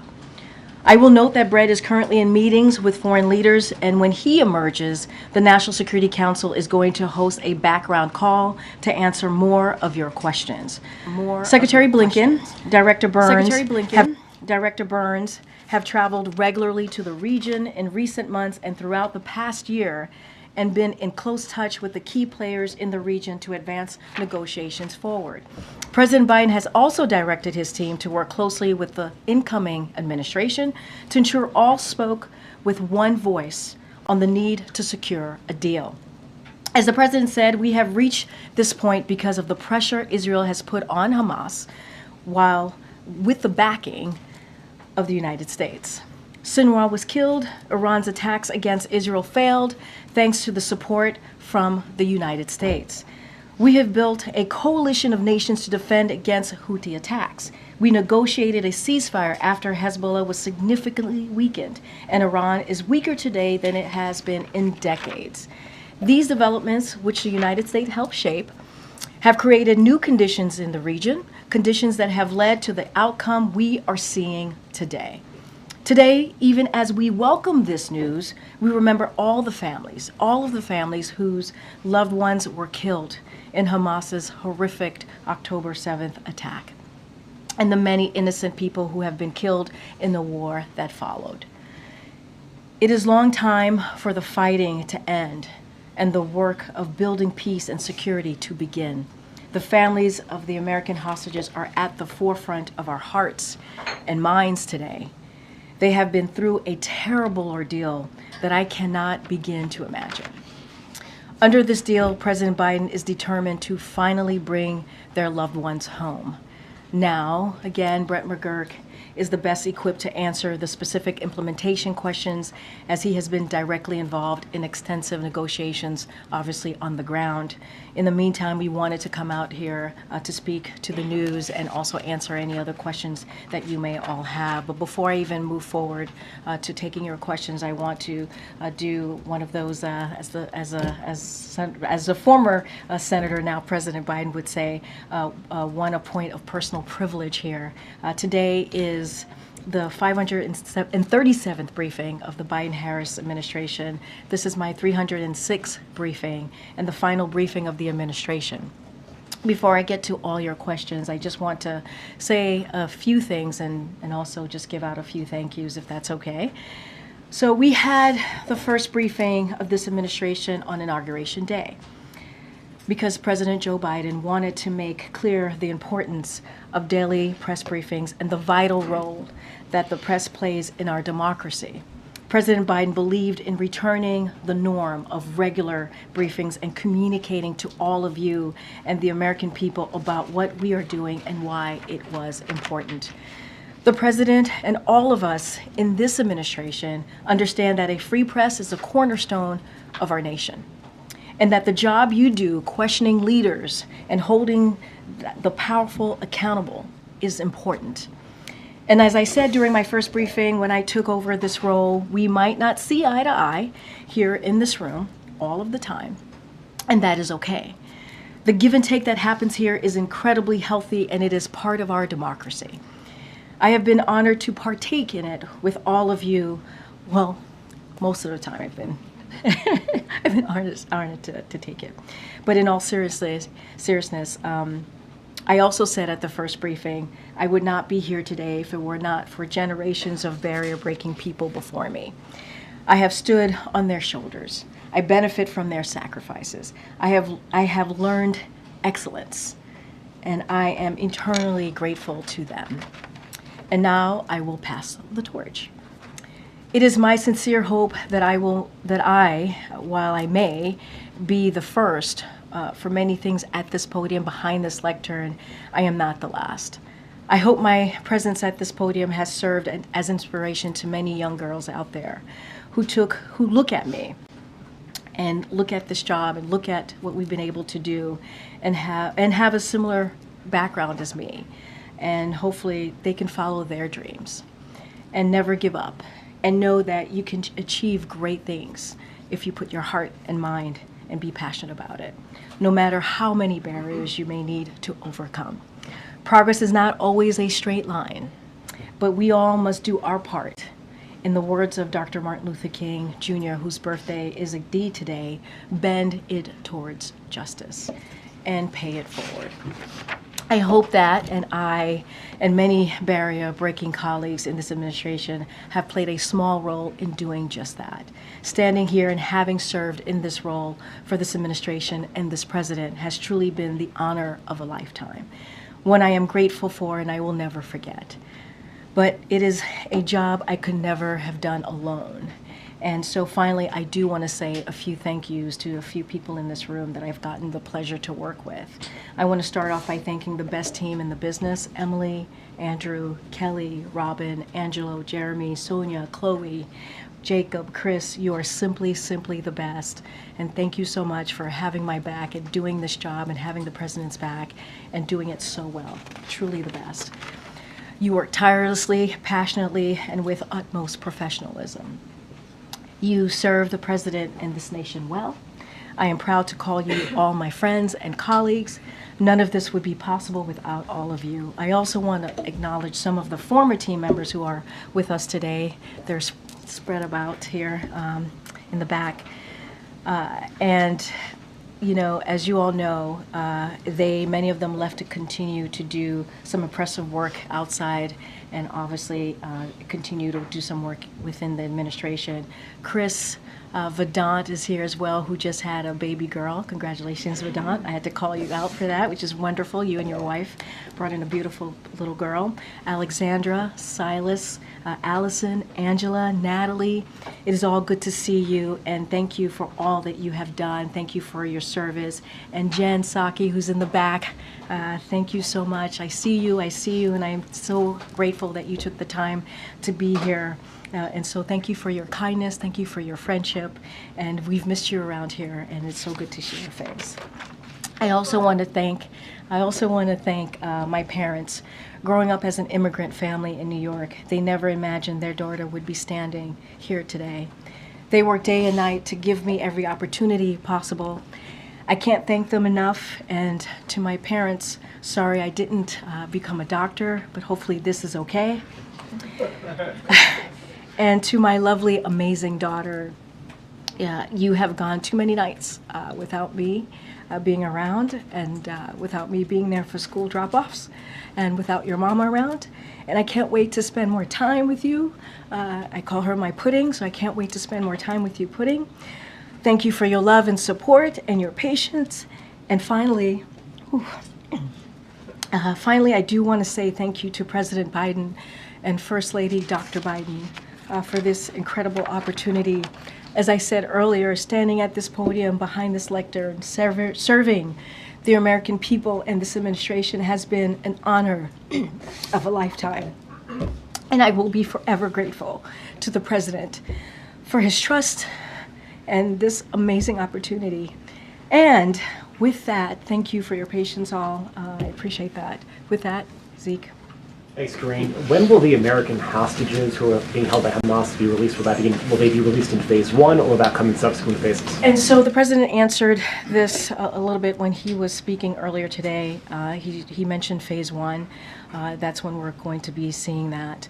And the American hostages will come out in phase so one? there will be more details that Brett McGurk will share right after this briefing. But what I will say is just to give you a little bit of how it will work. So during the first phase, which will begin on Sunday, the fighting will stop, hostages will begin to be released, and aid will surge into Gaza. During these weeks, the second phase of the deal will continue to be negotiated to bring a permanent end to this war. If negotiations take longer than 6 weeks, the ceasefire will continue to hold as long as negotiations continue. This deal was developed by the president and his team about 8 months ago, back in May. You heard the president talk about that. So this was the framework. And once he was able to put out the framework, it was endorsed by the world. And so we are certainly, as the president started off in his remarks to the American people, to all of you as well, this is a good day. This is a good day. This is a good step forward. And so Brett McGurk, after this briefing, will have a call to give more details of how this is going to move forward. But again, this is a very good step forward. And then, as we mentioned, the president announced this framework back in May of last year, a deal has been reached 5 days before this administration's term ends. It will go into effect a day before the next president is sworn in. Is it clear, does the president want to give some credit to his successor, and that there's a forcing mechanism by that transition is helping push this deal towards the finish line? So a couple of things, and you said this in your question to me. This is a framework that the president put forth about 8 months ago, back in May. Again, it was endorsed by the world when he put out this framework. His team has worked, because of the direction of the president, obviously, has worked 24/7, night and day, to get this done. You're going to hear directly from Brett McGurk, who's been on the ground, who's been in Doha at the direction of the president, obviously, with the leadership of National Security Advisor Jake Sullivan. And what we see this day as, this is a good day. This is a good day. Hostages are going to be able to go home, including American hostages, to their families. And after, 15 months since Hamas did something so unimaginable, launched an attack that was so dreadful. We lost so many lives because of that attack on October 7th, and we have been working around the clock to get this done. And so that's how we look at it. We're going to continue. We're going to continue to speak with the Trump transition. You heard even from National Security Advisor Jake Sullivan on Monday talk about how they have been coordinating with the Trump team, keeping them abreast, having regular conversations with them about this. And now we understand that this is going to be implemented by the next team.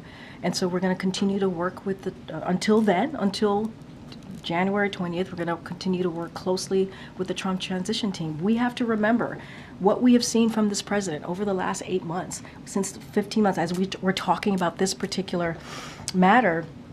That's what American president does. That's what they do. And that's what we've seen from this president and his leadership. And you mentioned that this deal will be implemented by the next president. There's coordination between the White House and the incoming administration. Has the president spoken at all with his successor? And outside of the very brief ceremonial tea that they will have on the morning of the 20th, does he plan on having a more substantive conversation with him about his strategy and the briefing and the relationships that went into this agreement? Well, Zeke, I will remind you, when he invited the President-elect Trump to the White House, they met for more than 90 minutes.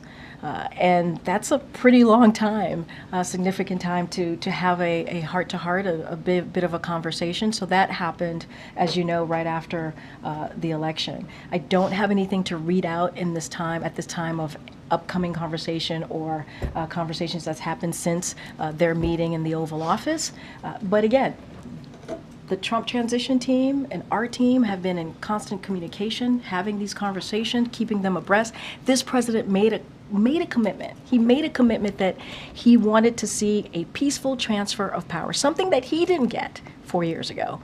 But he wanted to make sure to continue that tradition and do a peaceful transfer of power. That's what you have seen. He wanted to make sure the transition was effective, efficient, and that's what we have provided. And like I said, we're going to be in close touch with our team and their team in the next couple of days. And just lastly, on a different topic, you've said the president has been weighing preemptive pardons for all sorts of officials who he fears may be targeted by the incoming administration. Has he made a decision? And given that this is the last briefing, if he were to decide to issue those pardons, could you commit now that there'll be an opportunity to ask questions of the outgoing administration before noon on the 20th about any presidential actions? I don't have anything to announce. You are correct. You could expect more pardons. I'm not going to go into details of what that's going to look like. It is not unusual for a president to do that. And so you should expect that from this president. I'm not going to make any commitments right now. I'm not going to lock ourselves into a potential another opportunity to ask questions about the pardons. But what I can say is stay tuned, and there'll be more to share. And I'm sure the president's going to want to continue to engage with all of you in the next couple of days. Okay, Lucia. I haven't seen you in a while. Good to see you. It's good to see you, and thank you so much for taking our questions so often. Thank you. I appreciate it. Thanks, Lucia. So, in terms of implementing the terms of this agreement, how confident is President Biden that the incoming administration will do that, and have they offered any assurances that they will carry them out? I think there's a commitment to move forward with this deal. I think there's a commitment to make sure that there's an end to this war. Obviously, hostages are going to be coming home. Obviously, we've been in very close touch with the Trump transition. And the president was asked some variation of that question moments ago after he spoke, and he said he is very much indeed confident. So look, we understand this is going to be implemented by the next team, as I just stated. We are going to work closely, in close coordination with the Trump team. As the president has said, and I have said also moments ago, we want this to be in one voice, right? I think that's what you have seen in the past couple of weeks, how we have moved forward in one voice. And this is what's important for the hostages, to get them home, to make sure that we're getting that humanitarian aid into Gaza, and to ending this war that has taken a lot of innocent lives. And so that is the commitment. That is the commitment that you can see from us, and that's what the president believes, that he is confident in how we're going to move forward. Tonight, President Biden is going to be delivering a farewell address. Ahead of that speech, we got a long list of what he views as his greatest accomplishments. Yeah. Over 100 pages, I believe, right? Did you read? Did you have every word? We have every Can you talk about what he thinks his greatest failures are, and whether he will address those tonight to the American public? So look, this is an important moment for the president. He has been working on the speech, because obviously these are farewell remarks, but he is obviously going to be talking directly to the American people. It is not going to be partisan. This is something that, and not just forget, it's not just about the last 4 years of his administration. He is stepping down from his career, right? More than 50 years of public service that this president has done as senator, as vice president, as president. So you can imagine the president has a lot to say, a lot of thoughts that he wants to share, really touch on the moment that we're in right now. And so that's what you're going to hear from the president. What he wants to do, obviously, is also be positive, talk about what we have been able to do. This is a president that speaks about possibilities and how he sees this country moving forward. And so that's what I could speak to. I'm not going to get ahead of what specifically what the president's going to say. I'm not going to go into line by line, but I can say, and I'd love to say that from here, is stay tuned, and I will leave it there. And then finally for you, because you've clearly reflected on your role as press secretary, is there anything you wish you had done or said differently during your time? Well, I will have a lot of time to reflect, right? You're not going to catch me up here, Alicia, today, but I will have a lot of time to reflect on my time here. As you know, this is, and I think you've gotten to know a few press secretaries during your career, this is a job that's nonstop. There's not a lot of time to reflect. It's always, we have to do the job, we have to speak on behalf of the president, we have to make sure that we're communicating with all of you. But what I can say with full heart is that this has been an honor and a privilege to do this job, and I have done it to my best of abilities on behalf of this president, and the best job that I will ever have. I truly believe that. Thank you. Okay, Mary. Thank you, Karine. You and the president have stressed that this is the framework that he put forward last spring, but the president also made clear it was important to him to work with the incoming administration, that they be speaking in one as one team, as he put it. Even the Qatari Prime Minister in his remarks personally thanked Steve Witkoff, the incoming administration's Middle East envoy. So do Donald Trump and his team deserve any credit for this? I mean, look, everyone is going to want some credit. Everybody's going to want some credit. Get that? That's how this goes when something good happens. Not unusual. It is not unusual at all. What I can say is the president got it done, right? That's what I can say. And what I could also say is that, and you said it in your question to me, is that there was a framework that was put forward. And it was put forward by the president back in May 31st of last year. And it was endorsed by the world. And you see a president that has done everything that he can. This is someone who has foreign policy experience, decades of foreign policy experience. He understands what it means to bring people together. He understands what it means to get a deal done. He also said in his remarks how difficult it was to negotiate. Negotiating is incredibly hard, and this wasn't easy, but we got it done. And so, you know, this is someone who speaks from experience. And this is, again, not an easy thing to get done.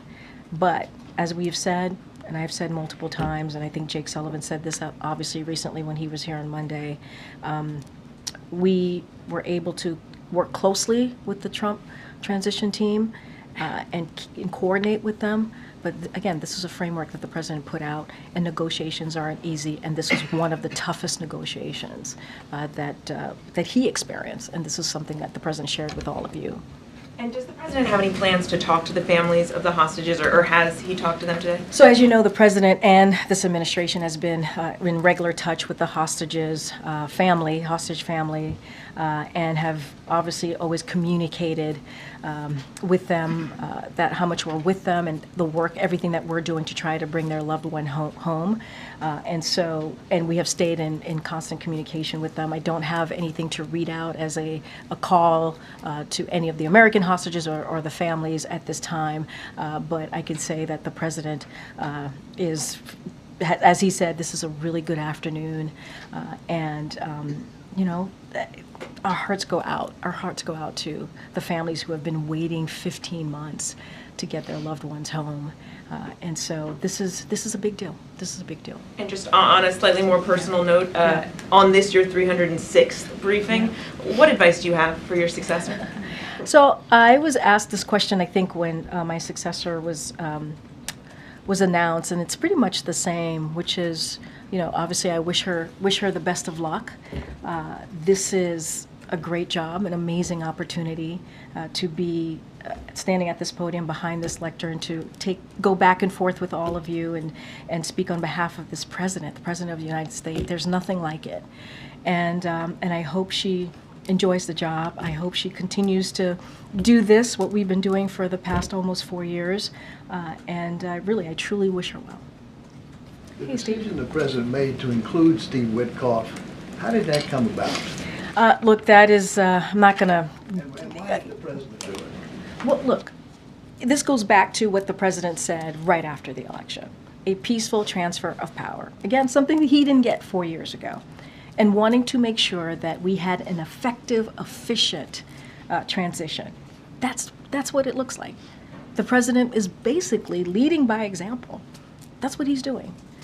This is a president who understands norms, who understands institutions, and understands how important that is. And he wanted to respect the outcome of the election, the will of the people. And that is what you've seen this president do.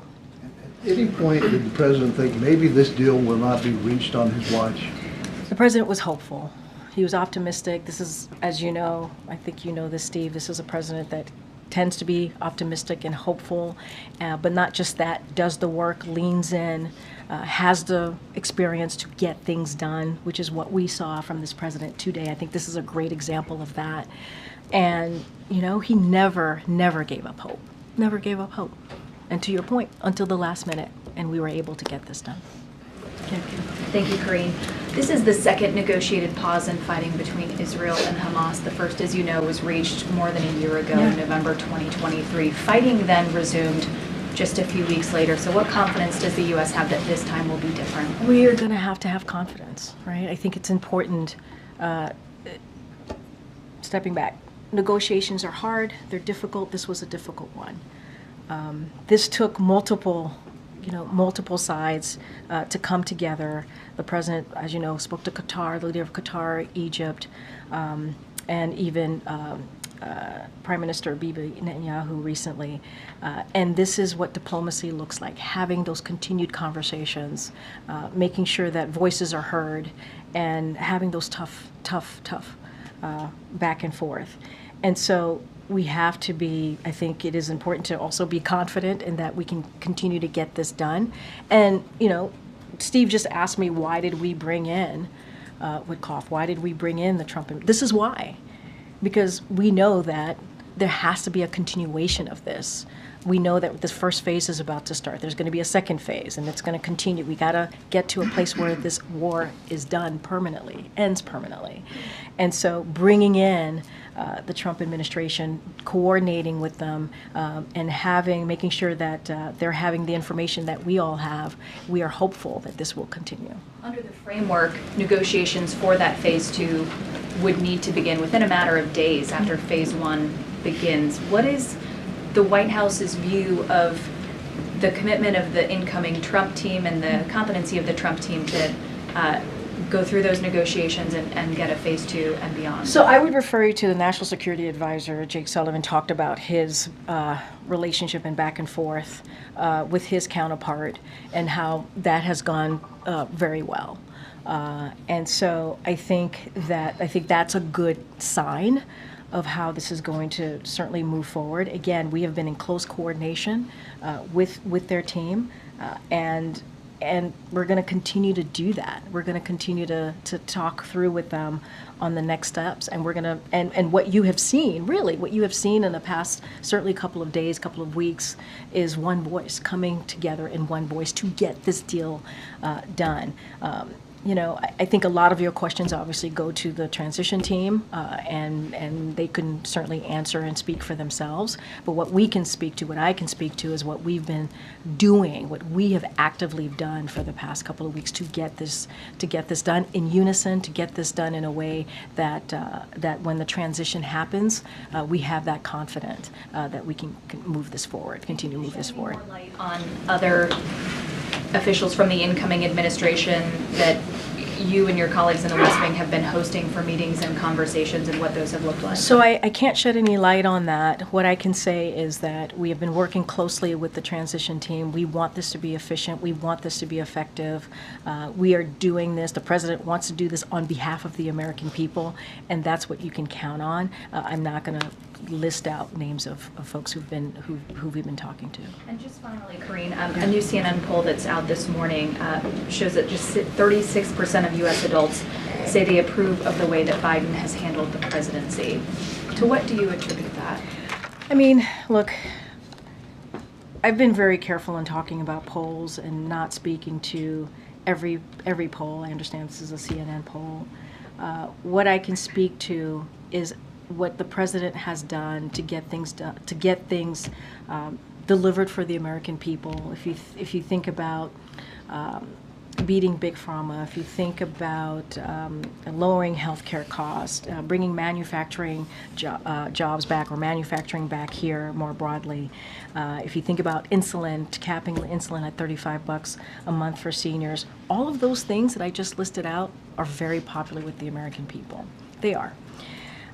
And that has always been at the forefront of the president's mind. What can he do to deliver for the American people on the needs that they care about? And that's the type of economic policy that he put forward. That's what he wanted to make sure we didn't leave anybody behind. And many communities have felt that they've been left behind. That's why we talk about building an economy from the bottom up, middle out. That's been his focus, and you can see the results. More than 16 million jobs created. When you think about more than 20 million small businesses started, people don't start small businesses unless they feel confident about the economy, and those two go hand in hand. And so, look, we're going to continue to do the work. continue to make sure that we do everything possible in the last couple of days to deliver for the American people. And that's the president's focus. Let's not forget, when he walked in, there was a pandemic, once in a generation pandemic. And he turned that around. He turned that around. And so I'm going to, the president's going to address the American people later today, farewell address, and he'll certainly have a lot to say. Go ahead, Jojo. Thanks, Karine. Yeah. Last time I'll be able to say that. I know. Thanks for taking questions these last couple of years. President-elect Trump, in a social media statement today, said the ceasefire deal could only have happened as a result of his election victory. What's your response to that assessment? Do you agree with that? Disagree? Look, I think the president was asked some version of that question. I think that was the first question that he got after he spoke. And I said this, everyone's going to want to take credit. That's how these things work. But the fact of the matter is, in order for this deal to have been done, there needed to be a framework. The person who provided that framework was President Joe Biden. And we have been working on this for some time. It didn't just come together in the last couple of days. It didn't just start the last couple of days. And so, and not only that, he put together a framework. It got endorsed by the world. That's not an easy thing to do.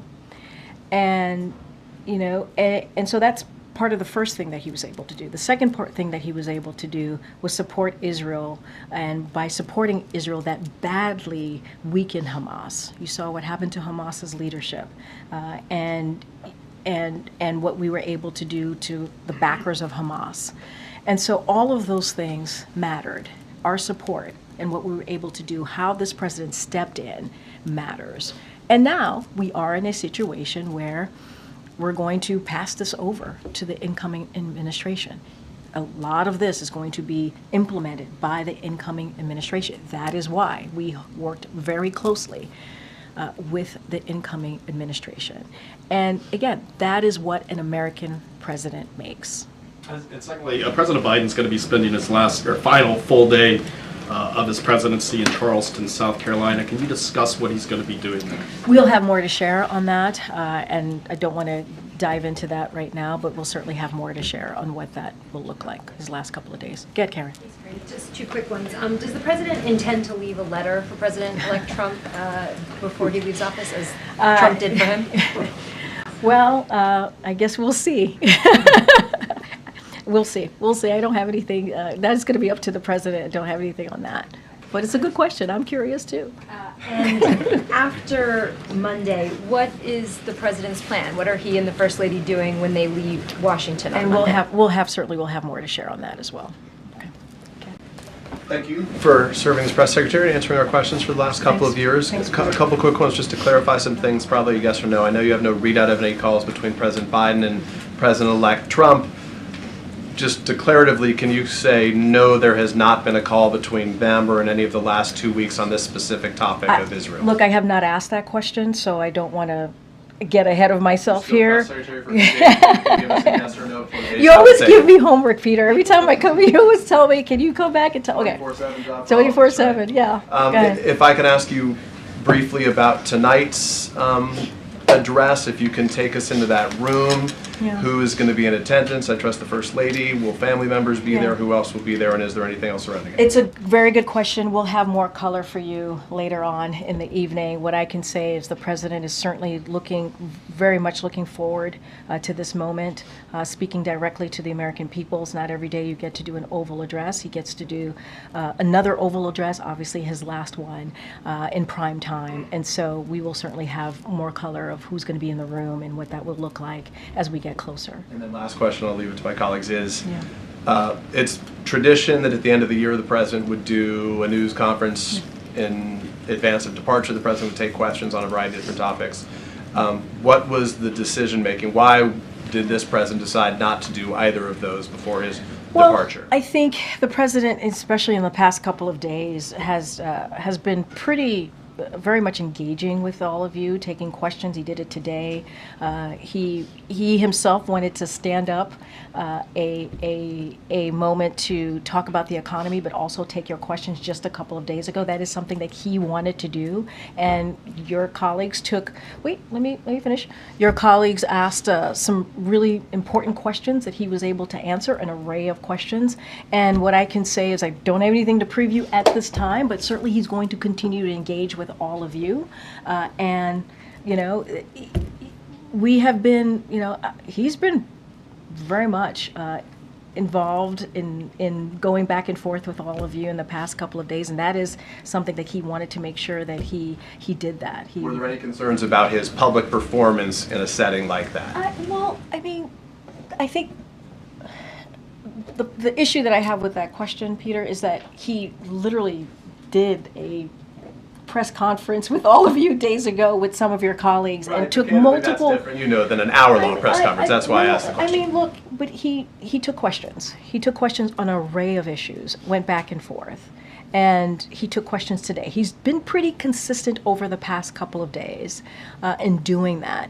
And that shows his performance, that those are questions that he doesn't know what you guys are going to ask, and he takes them and he answers them, and I think that is something that is important to him. This goes back to the freedom of the press, understanding how important you all are to our democracy, and understanding how having that continuation of a back and forth, even when we don't agree, is important. And so I'm pretty sure you all will continue to hear from him in the last couple of days of his administration, and he certainly looks forward to it. Karine, we're sort of dancing around who gets to take credit for this deal. No one's dancing around here. Your colleague at the State Department briefed our colleagues that President Trump was critical in getting this deal over the line. Do you not agree with that statement? I mean, look, I'm not going to speak to a random person. I don't know who this person is. I'm not going to. Oh. What I can say is, look, obviously Matt Miller will speak for himself. What I can say is there are steps that were taken here that is really important and critical, and that started with this president starting a framework that was agreed upon by the world back in May. And that was because of this president. That was because he was able to lay out his thoughts, his thinking on how to move forward with this negotiation. What I said before, this is someone who understands foreign policy as I'm talking about the president. He understands how difficult it is, and this was not an easy one. And so he has the experience. He was able to get that going, to get that started. So this has been going on for some time. It has. I mean, that's just the reality of it. That is just the facts of it. Have we been coordinating and working closely with the incoming Trump administration, their transition team? Yes. And we've been very forthcoming about that. But the fact of the matter is, it took someone who has the experience that this president had to get this going, to get this moving, to understand what negotiations look like. And that's what this president was able to bring to the table. And it got done under his watch. It got done today. And then secondly, obviously this is a really big day on the foreign policy, national security front. This is your last briefing, or the administration's last briefing. Is there a reason why John Kirby isn't here to take your questions? So look, I just mentioned that Brett McGurk is going to be holding, a National Security Council is holding up a call. I think that's going to be really important. They will talk more about the implementation of this. National Security Advisor Jake Sullivan was just here 2 days ago on Monday, and I think kind of laid out a really good framework for all of this, the thinking process, how this was going to move forward. And Brett McGurk, he is on the ground. He has all of the information. He has been there at the direction of this president, certainly with National Security Advisor Jake Sullivan leading that effort. And so he's going to have a lot more information than any of us here will have, because he's been on the ground, understanding, working with the negotiators and understanding how this process has worked. So that's how this works.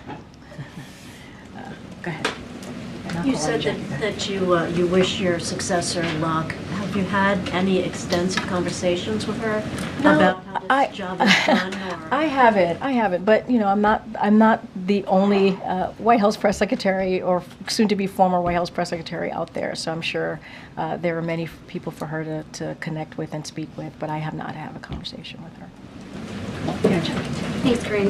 How many Americans are going to be in the first tranche, and when will they start coming out?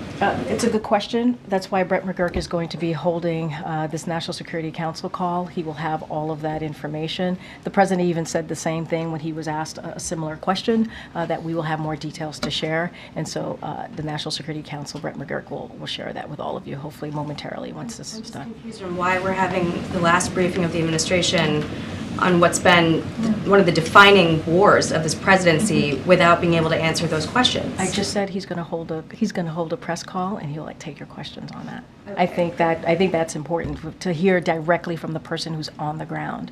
I think that's an important thing to do, okay. Right?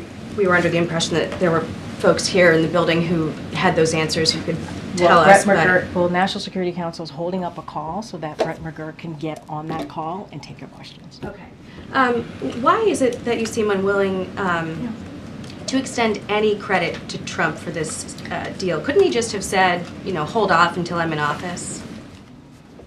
What I will say is that what we know to be true, what we know this process, how it has moved over the past 8 months, this is a deal that happened under the framework that this president put forward and was endorsed by the world. And this is also an administration that has had certainly the support, the back of Israel that helped denigrate Hamas, their military severely, weaken them. And we created, because of also doing that, we created the conditions for this deal. That is what has happened over the last 8 months. And we have talked closely, worked closely, coordinated closely with the incoming administration, and that is how we've been able to get to this point.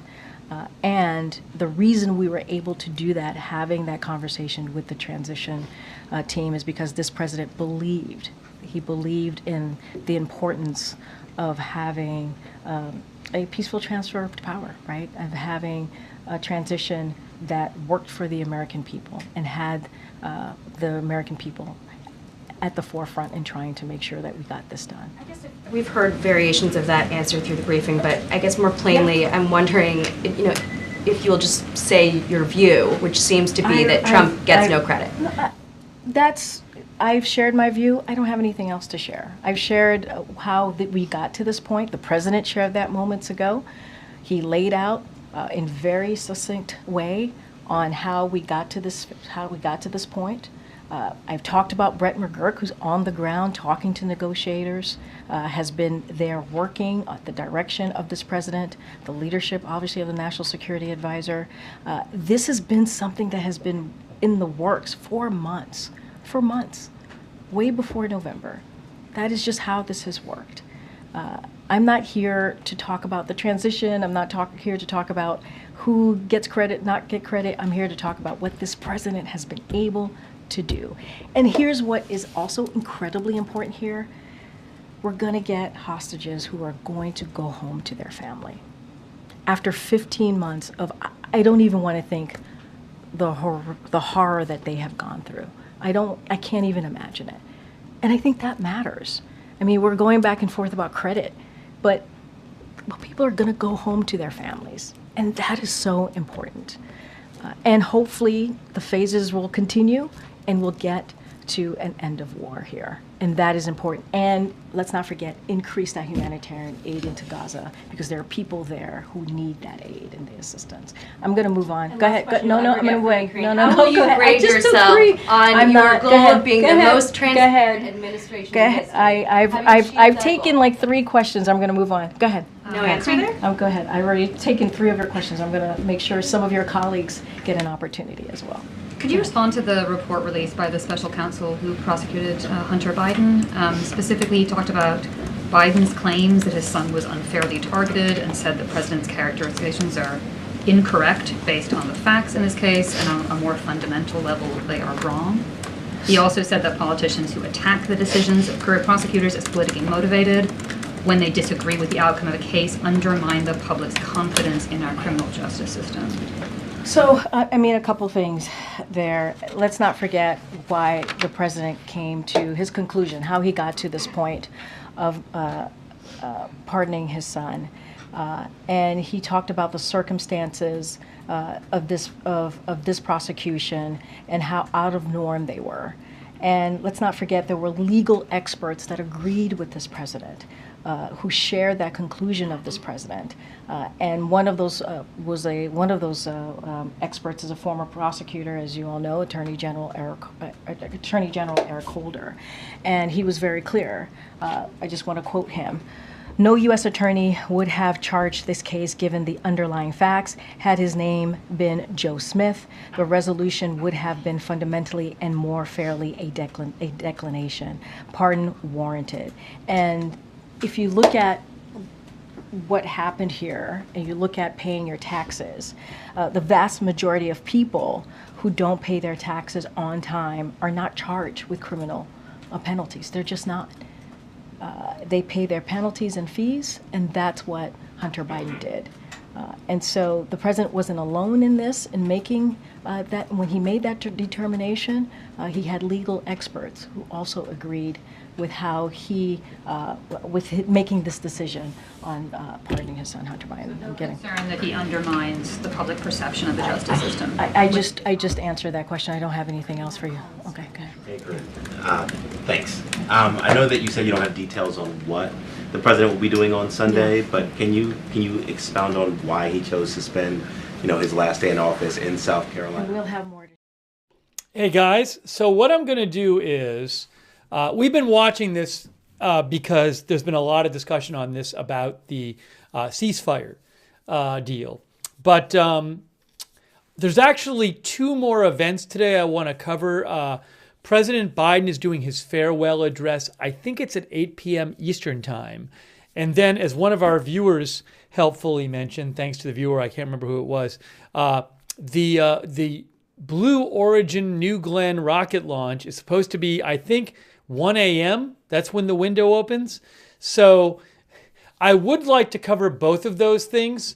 But I think given that we're not, a bunch of questions in this now are not about the Israel thing, I think it might be time for me to start wrapping up this stream and with the plan to cover both those things later. I didn't get much sleep last night too because the schedule's been all messed up, and then I wanted to come on. We were already covering the confirmation hearings this morning before this, so I think what I might do is start wrapping up this stream, and then again the plan is to cover the Biden farewell address, and then also cover the Blue Origin launch.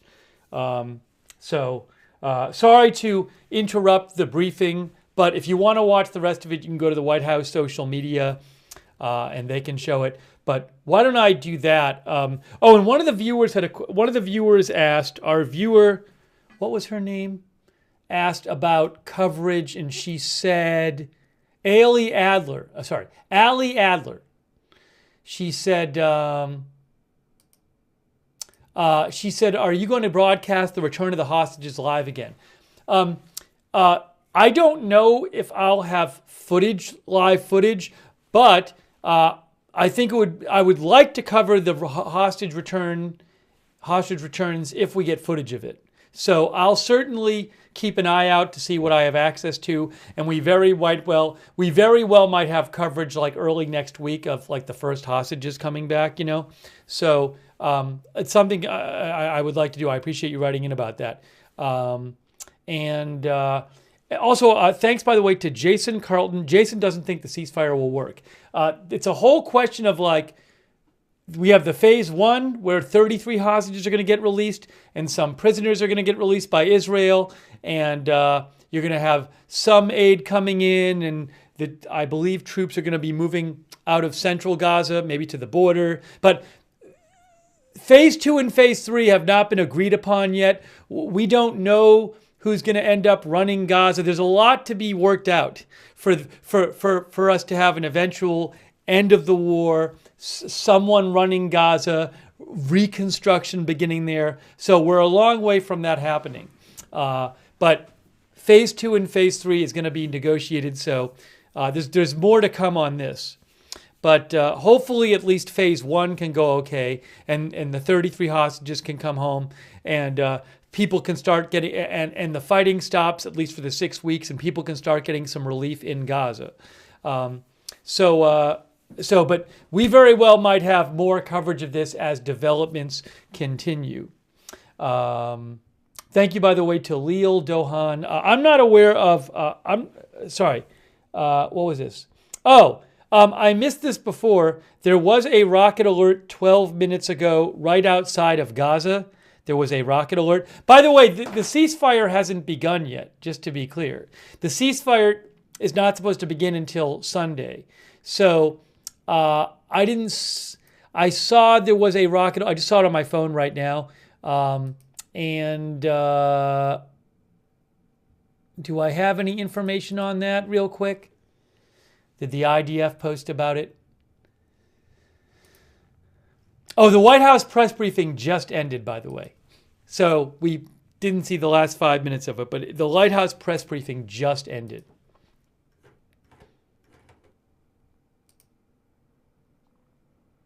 The rocket alert was a false alarm. Israel announced 7 minutes ago, the IDF announced that the rocket siren that went off near Gaza was a false alarm. Okay? Just so you know. Just so you know. False alarm. That's from the IDF. Okay.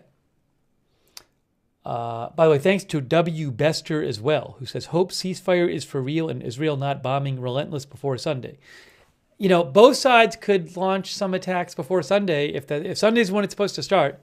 But yeah, I hope I hope both sides hold to it and we get to phase 2 and phase 3 as well. Also, thanks to Horror Mother for the gift membership. So let me start wrapping up the stream. Again, I want to be able to cover tonight the Biden farewell address, and then at like 1 a.m. the Blue Origin launch. But I need to eat and maybe take a nap so I can do this. So we're going to start wrapping this up. But I really appreciate you joining us for our coverage. I hope you can join us tonight for those other events as well. And thanks for sending in the news updates and letting me read your comments on the air. So I appreciate you being here for this. I mean, positive news. Ceasefire deal reached, and hopefully everything can go okay with it, and they can build on this, and eventually we can see a full end to the October 2023, to the war in Gaza that started in 2023 in October. I will subscribe and follow the channel Agenda Free TV. I would also recommend you turn on the notifications for this channel. We have a notification system that we set up ourselves. I don't know in advance usually when I'm coming on the air, but you can get a notification whenever we go live by signing up for our notifications. It's free. We do it through Discord. The mods will post the link to the notifications in the chat, and you can also find the notifications sign up link in the Facebook and YouTube description for this broadcast. So sign up for the notifications, and also I will be posting updates on my X account. My X account is @Lookner on X.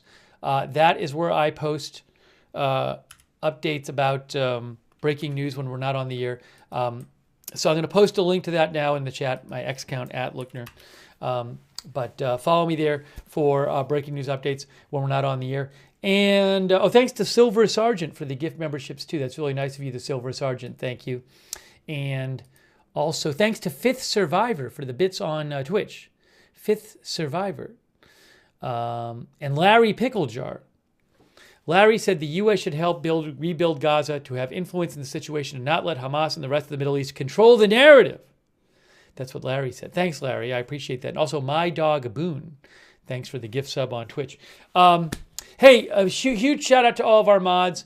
They've been here since we've had mods here since the morning when we were covering the confirmation hearings. I can't thank them enough for being here and allowing us to have chat rooms and keeping it civil and respectful in there. Over there on YouTube, Beth Mythical, Ruth Krafasi, Janet B, and Roberts May Queen over there on YouTube, and all of our other YouTube mods who've been there. Over there on Twitch, Big Ball of Yarn, Good Luck Duck, I Got That Fire, Surly Dev, all of our Twitch mods, thank you. Linda Belk and Larry on Facebook and on X. Margaret Riley has been there, Kay Lowry Body, Paul Anderson, and all of our other Facebook mods.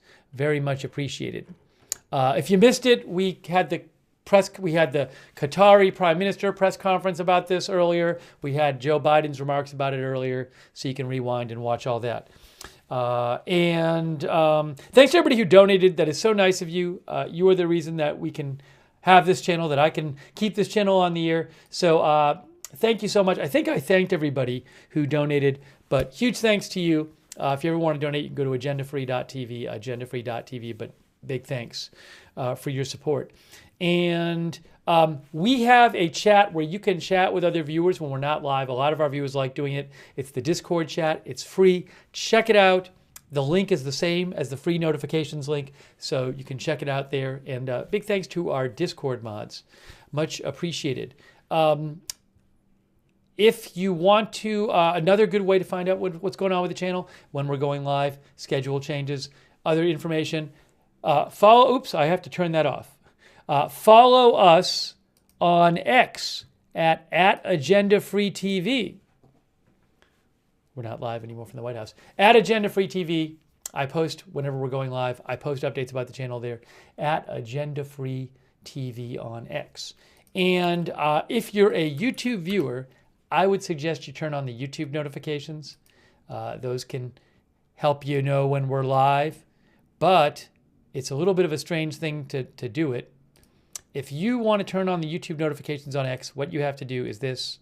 I will show you as soon as it opens up on my desktop, which might take a second here. Here it is. It's opening right now. Okay, there's the channel. So once you subscribe on YouTube, what you're going to want to do is click this bell. Make sure you have the bell checked, and then you choose all notifications. So if you do subscribe on YouTube, have the bell checked, notifications bell, and choose all notifications. Let's see. So again, tonight, my plan is to cover Biden's farewell address, which is at 8 Eastern, so I'll come on sometime before that. And I want to cover assuming it's still happening, it's supposed to happen, the Blue Origin New Glenn rocket launch. That's the debut launch of their rocket, which they hope helps them compete with SpaceX for the launch business. That is going to happen, well, there's a 3-hour window starting at 1 a.m. So I'll come on sometime before that as well. That's the plan if I can stay awake. So I hope you can join us tonight. Thanks to our Facebook subscribers so much, like Eve Richards, Diane Allworth. Thanks for supporting the channel. Kristen McConnell Gates, Robert Rial II, Kay Lowry Body, Margaret Riley. Huge thanks to all of you and our other Facebook subscribers. Thanks to everybody also who sent in comments today. I'm sorry I couldn't get to more comments. There was so many updates happening. We'll read some more comments tonight during the streams tonight. So, but I really appreciate people sending the comments in. And again, sorry I couldn't get to more of them. Sandy Doggo, thanks for subscribing on Twitch. Sandy's going to make some strong coffee. Factory Rejects, thanks for... Factory Rejects is... Hold on a second. Sandy Doggo's a subscriber. Hang on, I'm going through here. I Got That Fire, subscriber. Thank you. Gina Peanut's a subscriber. I think Factory Rejects is, but if not, thank you for watching. Aaron Weirdo, thanks for subscribing. Daddy Dino, Simp Nasty Scrimp, Whiskey Pack 44. Over on Twitch, Shaggy, Wall Street, Allistic. Thanks to all of our Twitch subscribers and all of our other ones over there. And our YouTube members like Evelyn in Maine, Kurt W9BBW, Fiona Stroud, Holfstrand, The Ringer, Todd USA, Eliza Jane, Mary McHugh2, Stormy, Berry, and Jay Noswitz, Crazy Yoda, Leafy, Hot Pink 90 Sun, Anthony Poff, Silver Sergeant, Barry, Patricia Grace, and all of our other YouTube members. Justin King, thanks.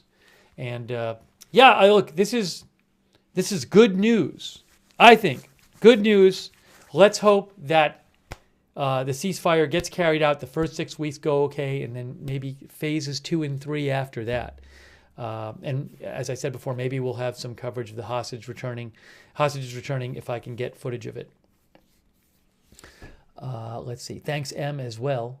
And all of our other viewers, I really appreciate you being here. The LA fires are over this week, Koala. I'm not aware of any big new fires today. We'll certainly cover that if those developments happen. There could be more fire weather coming in the weeks to come. But as of right now today, I've not heard of any huge new fire developments there. I'll keep an eye on it. But today was supposed to be the last day of the big wins for the time being. Thanks, Pink Volo, for being a member. And Turned Off says the phases must commence fully. Okay, thanks, Richie CUH over there on YouTube. Scherzo says Hamas is allowed to continue existing. We'll have to see what happens. I don't know what the whole plan is for phases 2 and 3, and what the deal with Hamas is.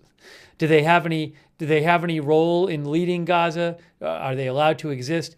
These are good questions. We don't know yet. That has not been agreed to yet, as far as I'm aware. But perfectly good questions. Okay, so we're going to wrap this up now. All right. Thank you, Barbara Danko, for being there on Facebook. Peachy Keen, D. Schmidt, and everybody else for watching. All right. So we are wrapping this up now. Again, my plan is to cover Biden's farewell address coming on sometime before. That's at 8, but I'll come on sometime before then. 7:15. I have to hopefully I can get on by then. And then we'll come on sometime before 1 a.m. to cover the Blue Origin thing, if that's still happening. All right. So, and thanks to Diesel Dodge Ram, our member, and Wickedest Witch, our member as well. All right. So, and thanks to you guys for watching. I really appreciate it. All right. So that is it. We are wrapping up our coverage of the new ceasefire deal between Israel and Hamas. Wow, big news. And that's it for now. So thank you for watching this stream and the previous stream. And we'll see you tonight, hopefully, with more coverage right here at Agenda Free TV.